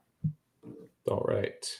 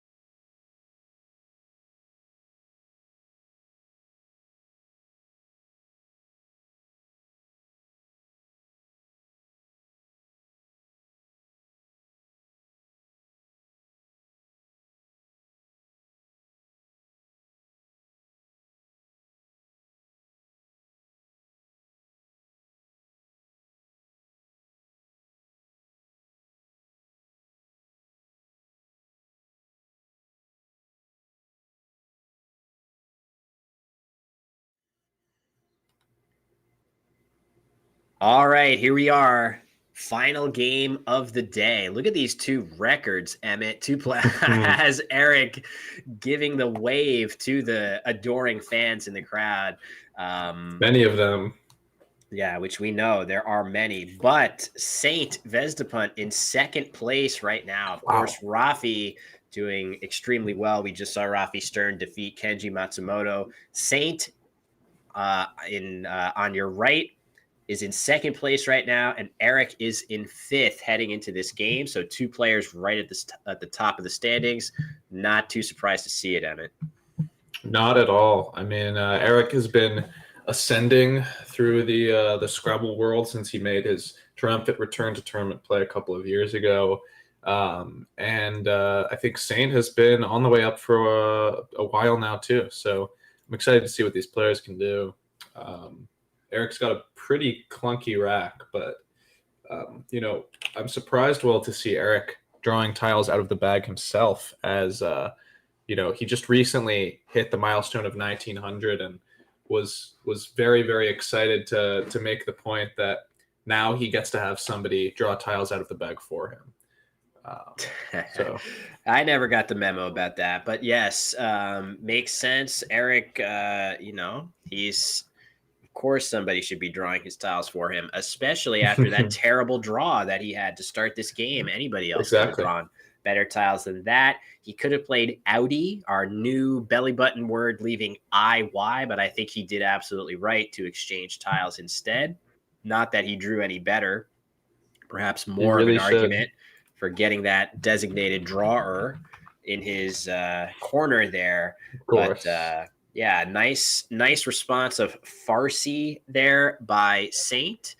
Maybe the tiniest little upgrade available of Finca leaving the R instead of the N, which in a vacuum, maybe I prefer. I'm curious, though, has auto-tune been added to the WoW dictionary? Because if so, that would give, I don't really know whether that's a word or not, but playing an N instead of an R could have worked out hugely worse in that case here.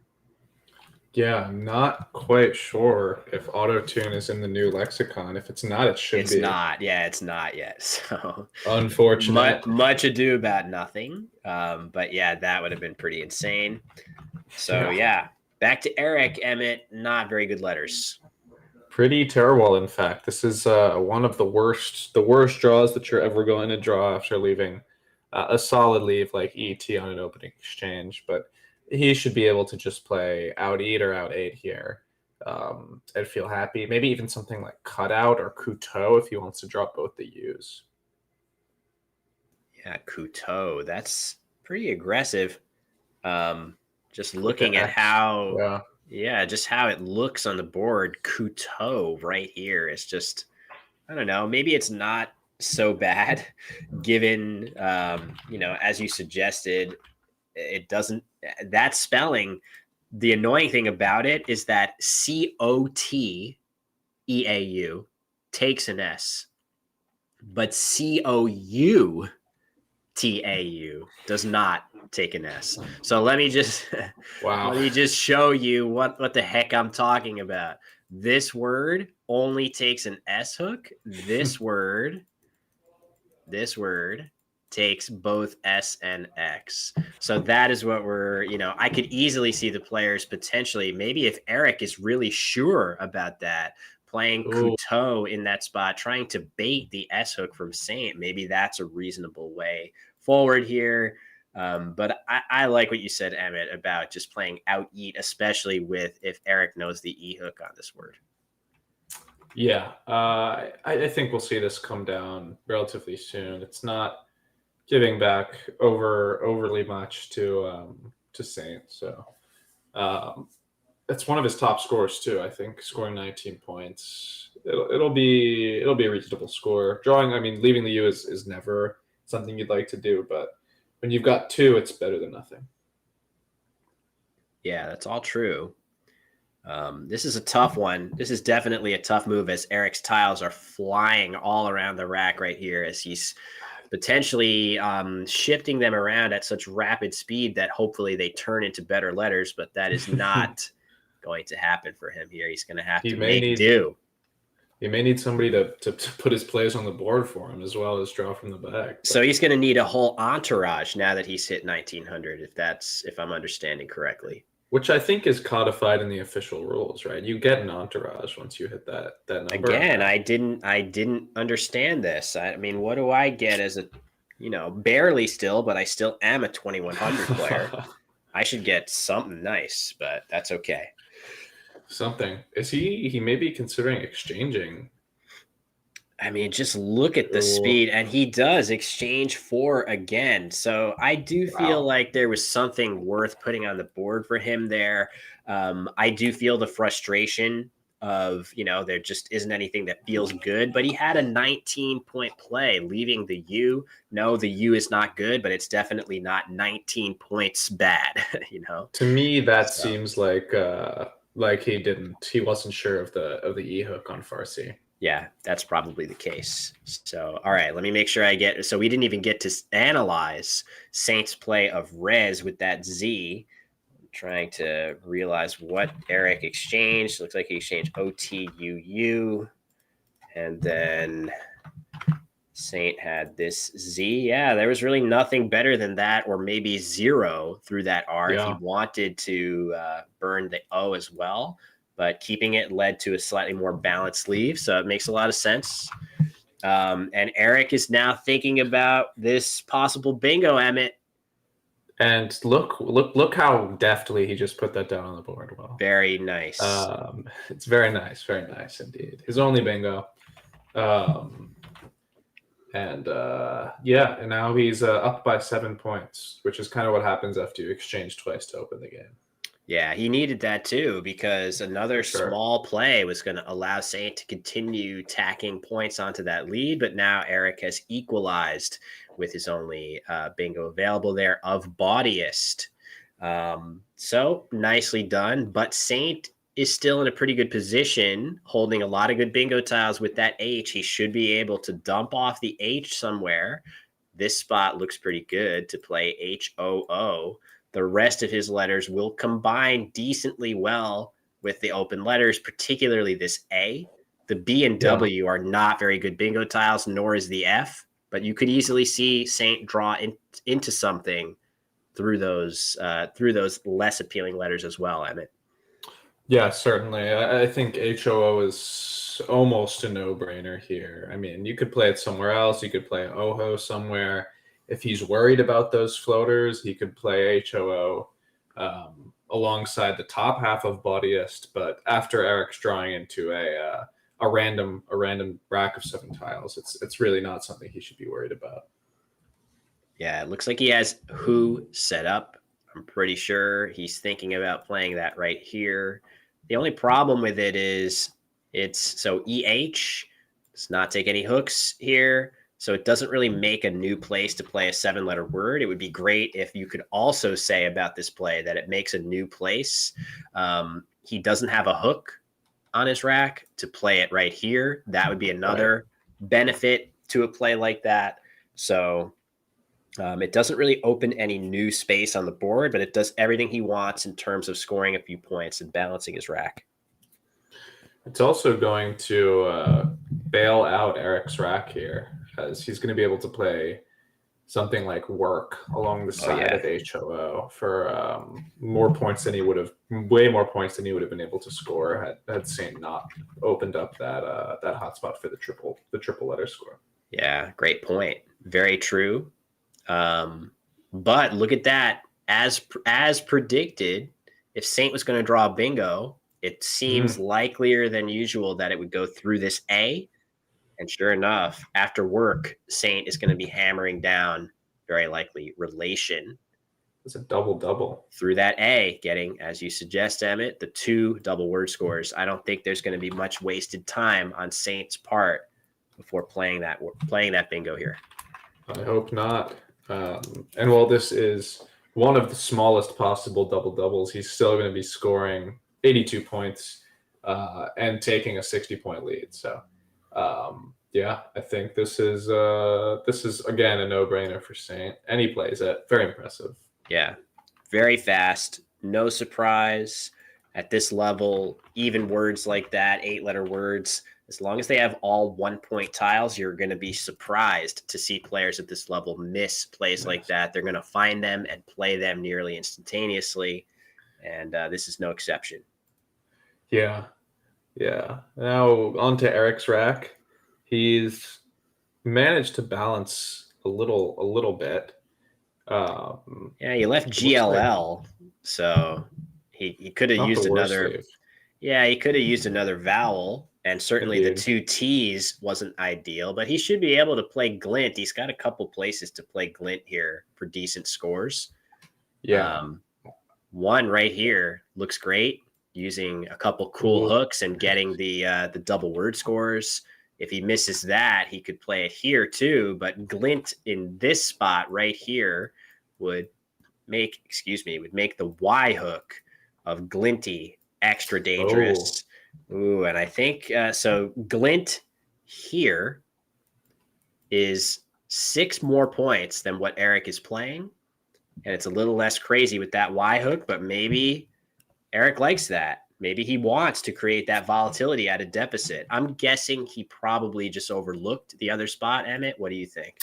Yeah, that'd be my guess too. I think Eric has a tendency to play very quickly in some positions, and as a result, he's going to miss some percentage of those tricky overlap finds, which we've seen other players that have been playing on stream miss earlier today too.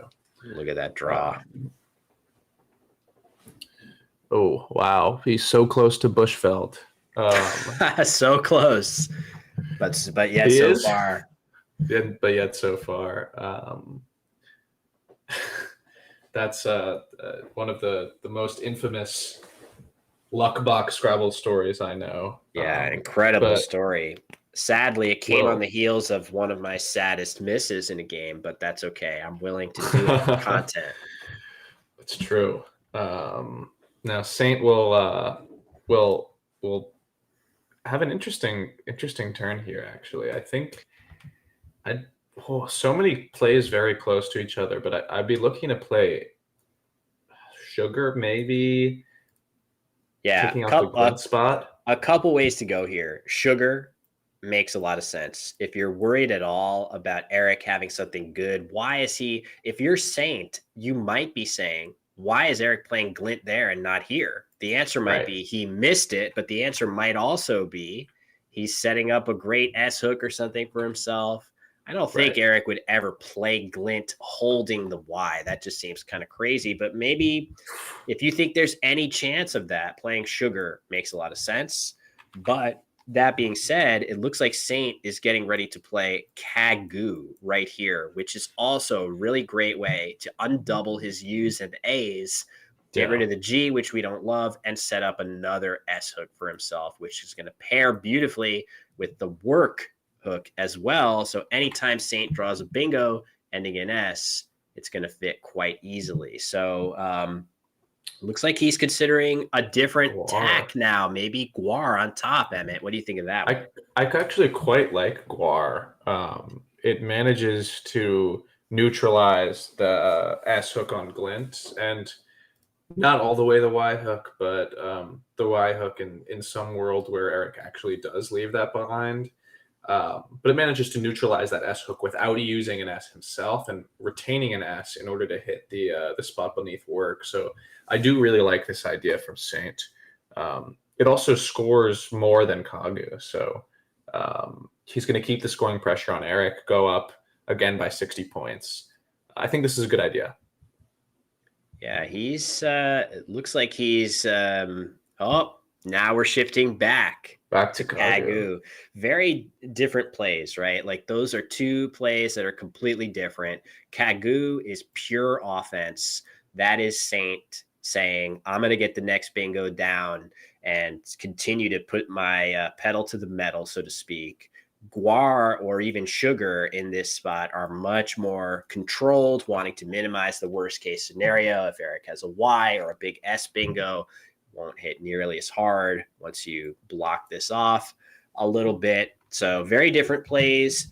For me, stylistically, I'm leaning towards Kagu. I just feel like the board is so open after that that I really like my chances of getting an S bingo down, whether it ends in S or even starts with S. There's all kinds of space for it to actually play, but I do not quibble with this choice at all on Saint's part. Makes a lot of sense. I get the rationale for it. Yeah, no, I totally agree with you, Will. I think Another exchange is for Eric Eric. exchanged? Okay. Immediate exchange. I think that makes sense. I'm actually not sure. He had something like BDVFST. I don't remember his other letter. No way. Look at the redraw from Saint. Wow. On the last turn, he set up Saguaru, Saguaru, and redrew Saguaro. And look at the overlaps, which he sees immediately. That was something that I thought of, but I wasn't sure it was relevant to add about the play of Guar, is that it does create an A hook, and Saint had an A left over on his rack. I didn't really foresee a case where the again hook ended up mattering that much, but it certainly did right there. An 88-point bingo for Saint. That's the only place where that word fits on the board. Pretty impressive stuff. Very impressive.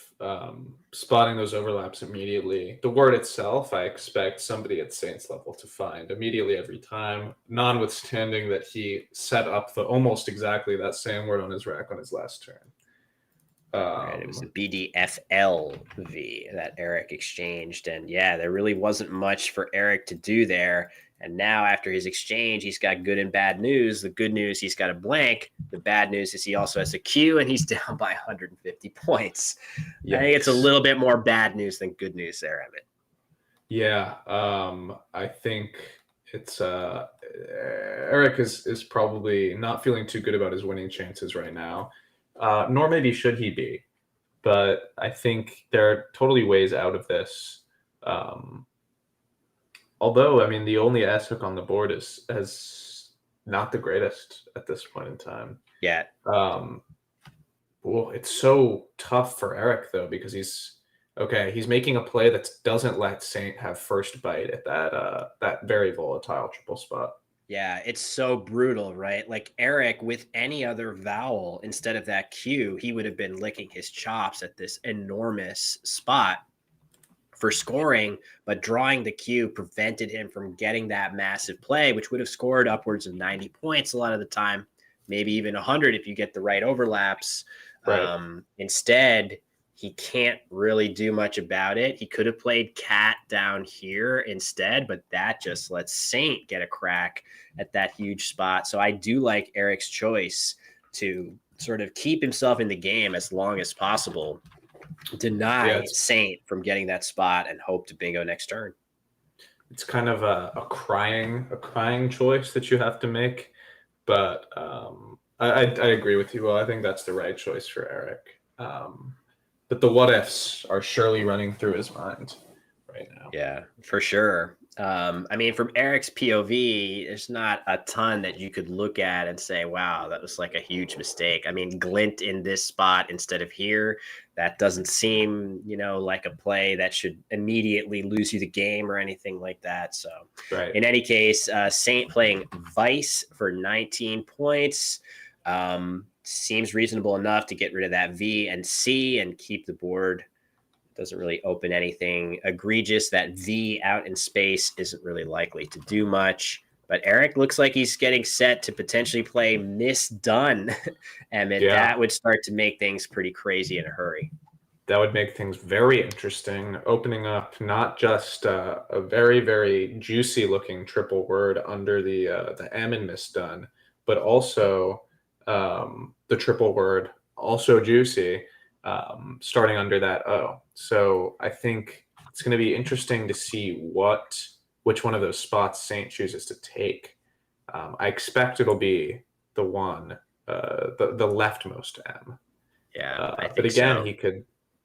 Yeah, there's some other things to consider too for him. But yeah, he's got Moir set up very quickly. I think I agree that he's likely to play this right here. It's going to score 42 points with all of those. Well, just the M is the only tile that's more than one. Still getting Right. 42. But depending on what Eric draws, he could hammer this spot and at least equalize. Like if Eric gets a really big X play or something like that here, Oh, wow. Yeah. that would just be devastating for him. It looks like he's going to be closer to getting a bingo down here, depending on What's what he that last draws. tile? He's close. Oh, wow. Puniest. Wow. Does that fit Does he anywhere? have one, though? I don't know. He's definitely knocking on the door here as Yeah, Saint certainly. making his best play for sure. I like that for him. I don't think he's got a playable bingo. Will. He doesn't. That's brutal. And Saint draws the X. Does he have anything? Not quite. It looks like he's so close to having something that goes across, but I don't think he quite has it, even though he has Expel lined up on his rack right now. Yeah, maybe he could think about, leaving the X on his rack with his next play, trying to find in the bag some sort of massive 80 to 100 point X bomb in that spot, but yeah, not quite sure. So Eric, if he wants, he's going to have to at least think a little bit about, do I somehow have a bingo that I'm not seeing? It looks like the way he had his tile set up, he just put SU to the side.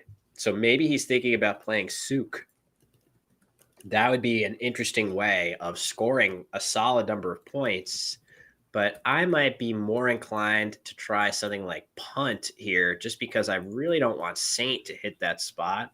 The problem is you're just closing more of the board at a deficit. So there's really no play that doesn't have significant drawbacks here. Souk giving up the valuable S, punt blocking lanes that you might need. Not really sure. I don't know. I mean, there's no... as far as I can tell, there's no valuable S hooks. But again, S is, I believe, you'd probably know this better than I, but the most common letter to show up in both 7 and 8 letter words. So even if it's not going to be valuable for hooking, it's going to be valuable for bingoing regardless. Yeah, I think the E is slightly more, but the S is still so much more valuable because it's such a better hook. But a suggestion of playing maybe just up here. Does that make sense? Ooh. Taking a big point sacrifice, but you really do need more real estate to get a nice big bingo down. That's definitely... Eric is frowning because he really wants Puniest to fit on this board, but it just doesn't. And he's going to have to come to that realization. So it's a very large point sacrifice. Yeah.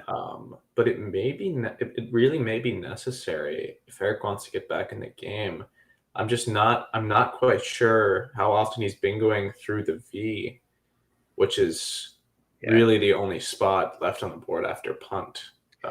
It's tough. Maybe he can draw a bingo ending in E, a 7-letter word ending in E, so to hook eam. Maybe he can point. True. He can think about that. Again, I'm not disputing your general claim, which is that after punt, the board is extremely difficult to get a bingo down on, and Eric desperately needs a bingo in the worst way. So, tough. Yeah, I mean, look, Will, he needs a bingo, but he also needs to keep scoring, right?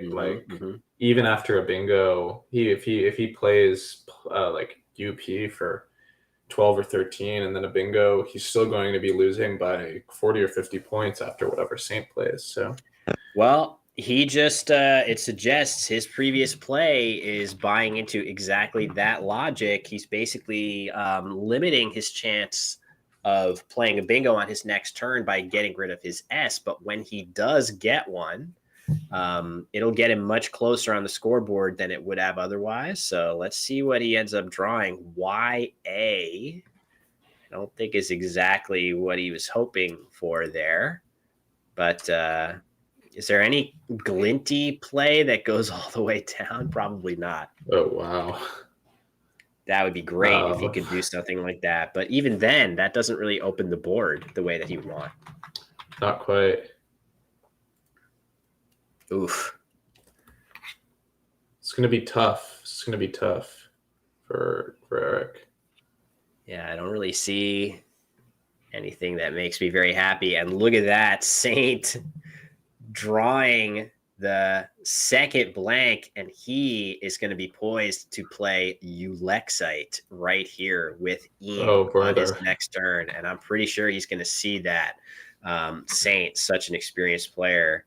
He has Exile U lined up right now. I'm going to bet that he's going to see Ulexite here.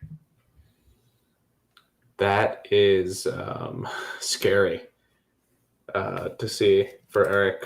I hate to say it, but I think his winning chances are going down the drains in this game. They're not good. I would say that. But you know what? It's Eric Goldstein. He's never going to quit. He's going to fight to the bitter end. That's why we love him.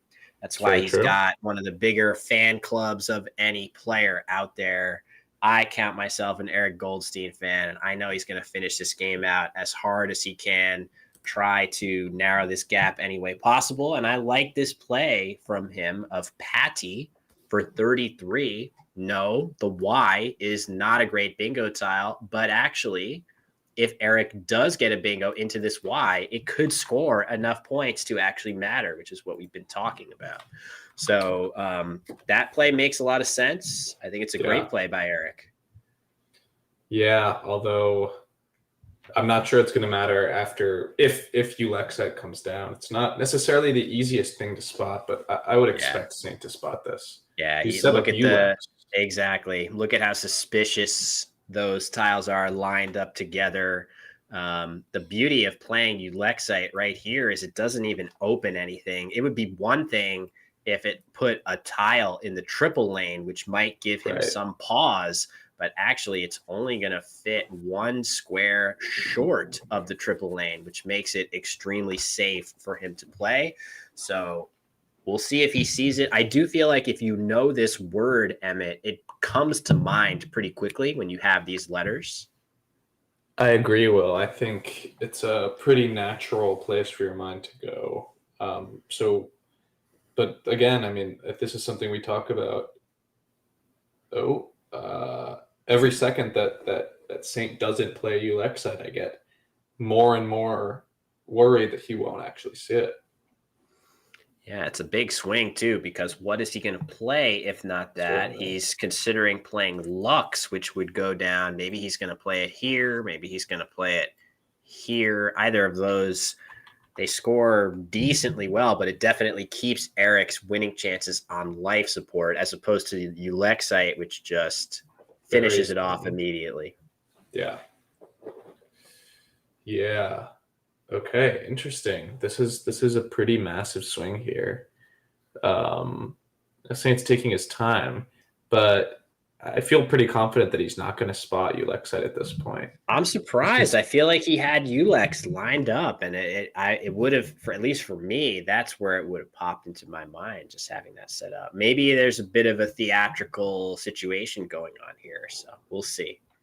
And Ulex again, which for those Collins players in chat is not actually an NWL acceptable word. So kind of one of the only spots in which you'd set up Ulex is if you were playing this, relatively high probable word of Ulexite. Yeah, let's see. I agree with you, Emmett. Every passing second makes me think he's not going to play it. But I was initially so confident that he would see it. Saint is a great, great player. He definitely knows this word. I have no doubt about that. It's just the blank that's getting in the way. I think if you were to take that blank and turn it into a T, he spots it immediately. I agree with that, Well, for sure. Oh, there we go. Does he have it? There we go. Ching. Okay. Very nice. So after a little thought, and Eric kind of looking down and realizing that's going to be it for his winning chances here, I think 81 points for Saint to go up by 154 in this game. Nicely spotted. It took a little time. He gave us a sweat, Emmett, but he got there. He did indeed give us a sweat. Or maybe he just wanted to enjoy his time in the spotlight in front of the camera. Although improving to 11-3, Will, I have a sense that we will be seeing a lot more of Saint as this tournament goes on. Yeah, he's definitely put himself in position as the primary challenger of Rafi Stern. Again, the WoW division standings, Rafi at 12-1 going into his next game. And Saint at 10-3. So if Rafi were to lose this next game, Saint would just be one game back. And look at that. He draws betaine, which is a valid 7-letter word. I don't think it will fit anywhere, but I don't think so.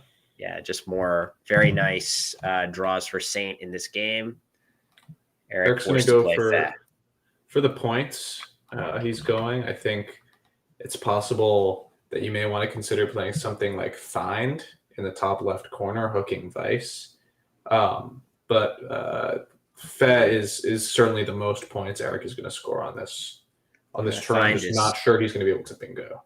Find is a cool play. But yeah, totally academic at this point for Eric for sure. Certainly. So yeah, what are we? I think we're up to date with the tiles. Looks like there's 4 in the bag. So Saint can at least be thinking to himself, what's the worst case scenario? Do I have to worry about Eric having something bad to this Y? That might be a way that I could get in trouble. What about RY going down? Doesn't seem like that's possible either. But at this stage, Saint has a ton of time. 11 minutes. Oh, Eric's sending us a message. I didn't catch it. I didn't catch it either. He just wrote something on his sheet. Did anybody see what he just communicated to us in the chat? I wasn't paying attention. Whatever it was, I'm sure it was funny. I'm sure it was. Saint finds his top equity move of Web. Impressive to be playing so accurately at this point. When the game is in hand. Nice by Eric. That's a nice spot. Yeah, very nice. Definitely a good spot by Eric. 54 points for this word to really do a lot to cut the gap. So nicely spotted by Eric here. Of course, he's going to get bad news from the bag with VY still lurking in there. Eric hasn't committed this play yet. I've given him credit for it already. I don't know if he's going to pick it up. Nope, he's going ahead. So nicely done. All right. So, reportedly, Eric has said he's used his time in the spotlight to send a beautiful message to say hi to his wife, Alicia, who I'm sure is watching. What a guy. What a guy. A family man. Indeed. And doing his family proud. Alicia out there watching, his wonderful wife. Not only that, we should definitely mention that Eric's son, Noah Goldstein, one of the absolute fastest rising players in the entire continent of North America. Is North America? I literally almost just said, is North America a continent? It's the end of the day. Well, you're allowed. Yeah, I am trying to commentate through COVID right now, just for the record. I feel like I'm managing it okay, but if I say stupid stuff, I can blame it on that. But yeah, Noah Goldstein's been hoovering up points left and right, much like yourself, Emmett, 2 of the fastest rising players in the country. Thank you. Well, it's a grind, the Scrabble circuit. I really don't get out to as many tournaments as I'd like to per year, but one of the great things about being the son of Eric Goldstein is that whenever he gets to go to a tournament, you get to go too. And Eric is one of the most active players in the country, playing over 250 rated games of Scrabble in the past year, which is more than double the amount that I played in my entire Scrabble career. So,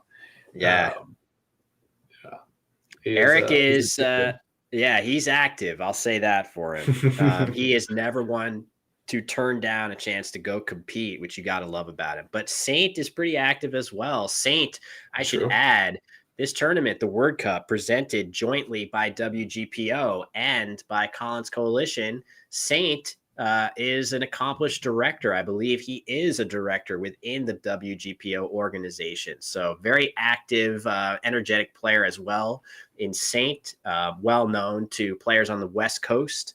Really great guy. I think he's also, I know he already was a dad, but I think he's a new father, second time over. I think he's just had another child, his second, I believe, a daughter. So a huge congratulations to Saint on that. So yeah, both impressive players and family men. Emmett, what more can you aspire to? Look, Will, I mean, when you're in a position like Eric's, down almost 100 points with the game winding down, I think all of us know that the only thing we can really find solace in is the love of our family. And both of these men do that effectively. So very nice. At the end of the day, it's just Scrabble. Look, there is no amount of family that can placate me when I have lost a game of Scrabble. I cannot say that my family gives me the same comfort. I see the rage of 1,000 suns in my eyes anytime I lose a game of Scrabble, but I appreciate that other players may be different. No, I'm just kidding. So yeah, Saint looks like he's tracking very carefully. Maybe he was just playing his game. It looks like he has a lot of time.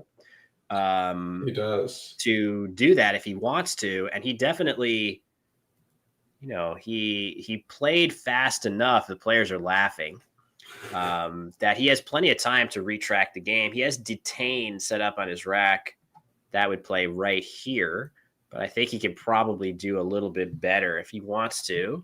As far as a sequence, given that detain would score only, I don't know, something like 23 and leave him with an A, he could probably have a little bit better of a 2-turn sequence if he holds back a couple tiles, as long as he makes sure that Eric can't go out, which with the VY on his rack, Emmett, not very likely.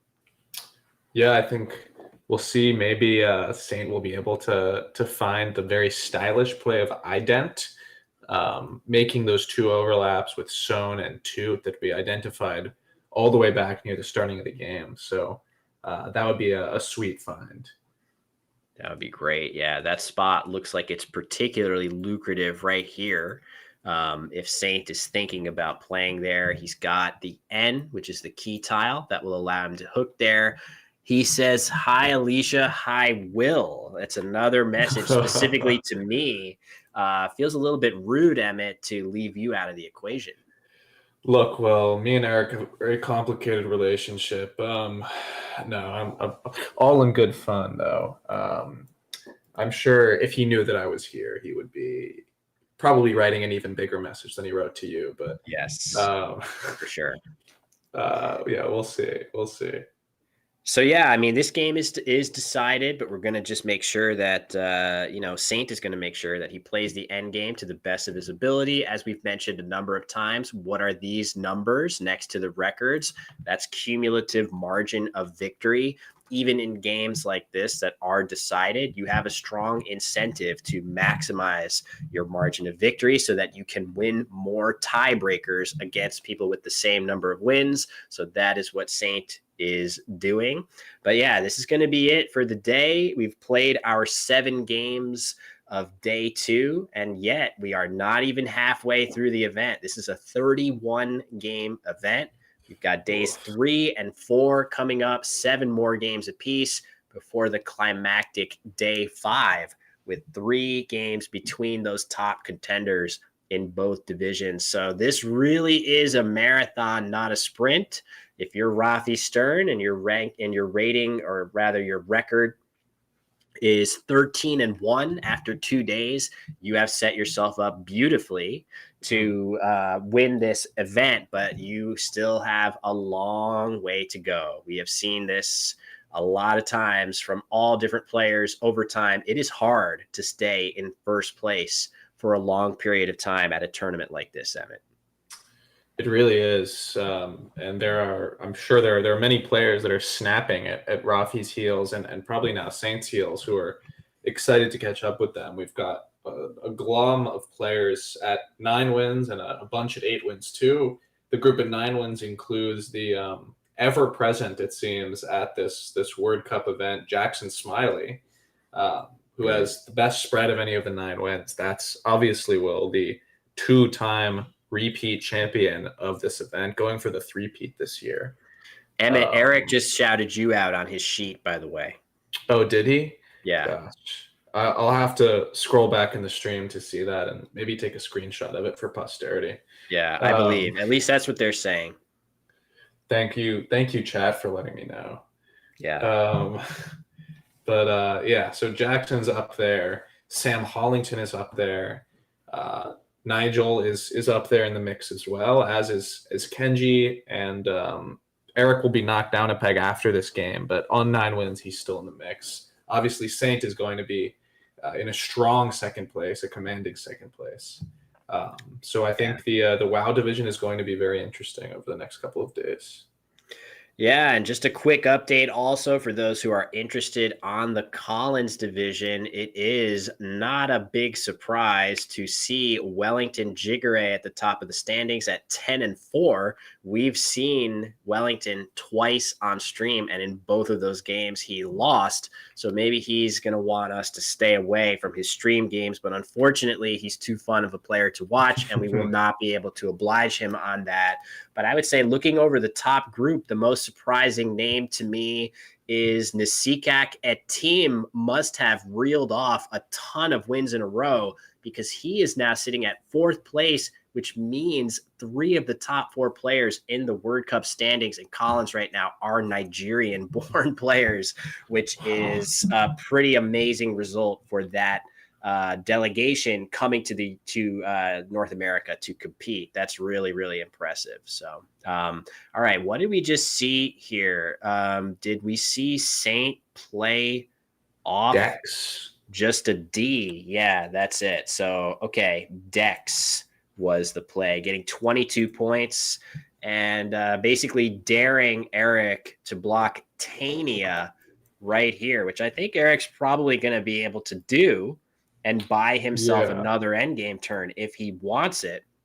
My gut says Eric play. Yeah, well, that's the right play, but the wrong order. Eric should play Bo and then Raya. Exactly. So Saint pulling a fast one here.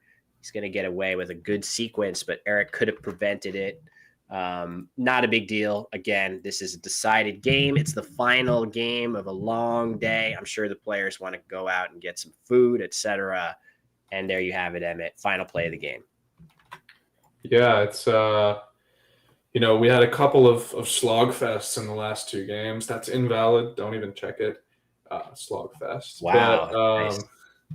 We've got 521 points here for Saint, and Eric also breaking 400. So after 2 games without either player breaking 400, we've got 1 game with 4 and 1 game with 5. So these 2 players are very likely to want to discuss this game. So maybe we can cut to the table, Mike, and hear Eric and Saint's words of wisdom.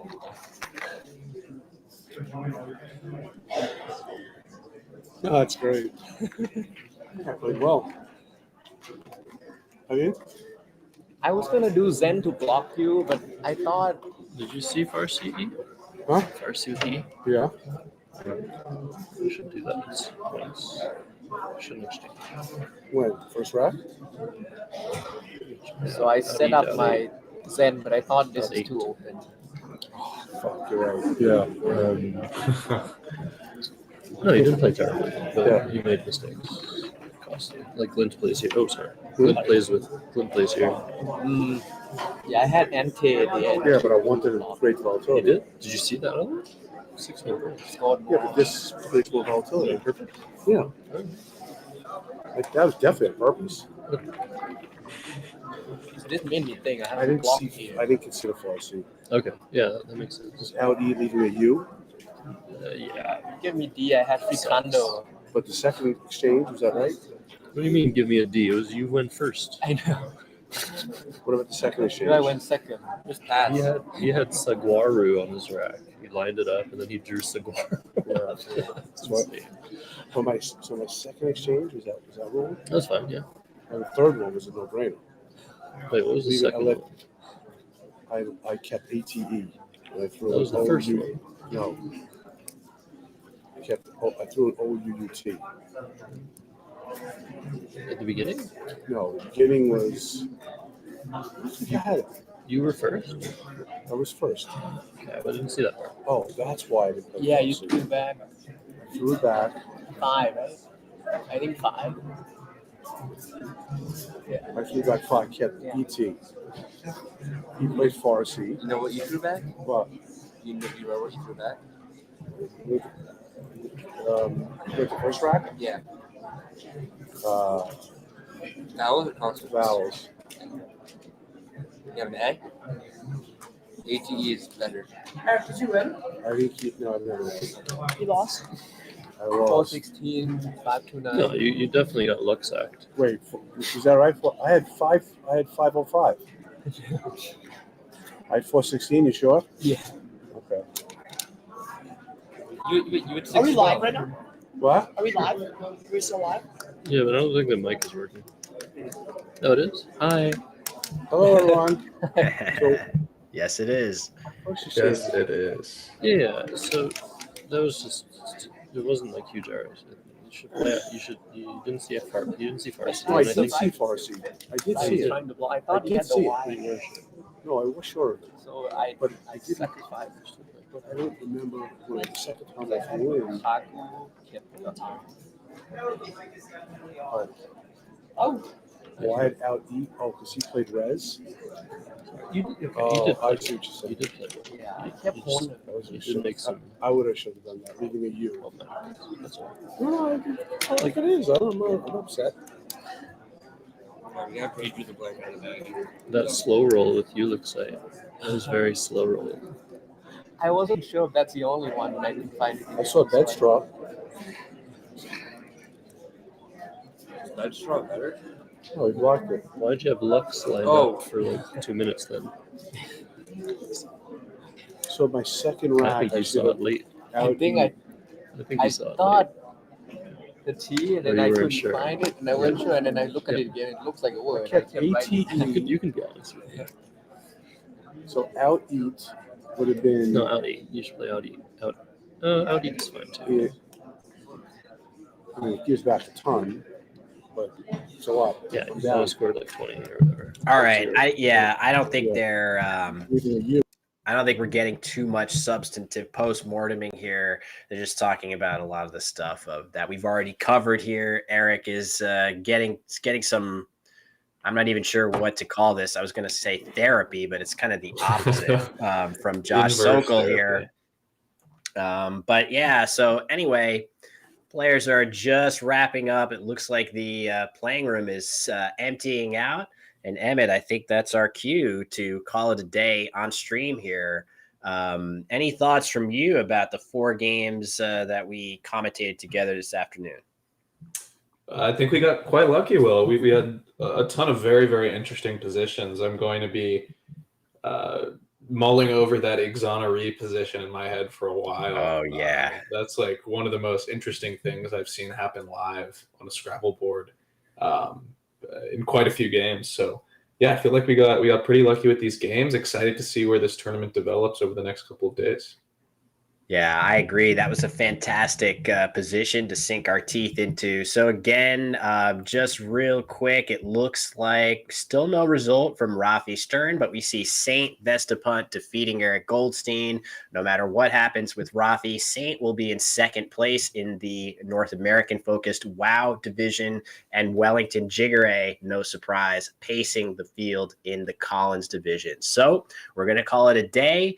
As we have for both days 1 and 2, we're going to resume with Collins division play tomorrow morning, same time, same place, right here on this channel, before transitioning back into WoW division play focused on the North American list in the afternoon. So with that, thank you so much to everybody for watching. Want to give a huge shout out to both Word Game Players Organization, WGPO, as well as the Collins Coalition. You see both logos on the board there. These two organizations doing incredible work to make the 2024 Word Cup a reality. So with that, thanks everybody for watching, and see you all tomorrow.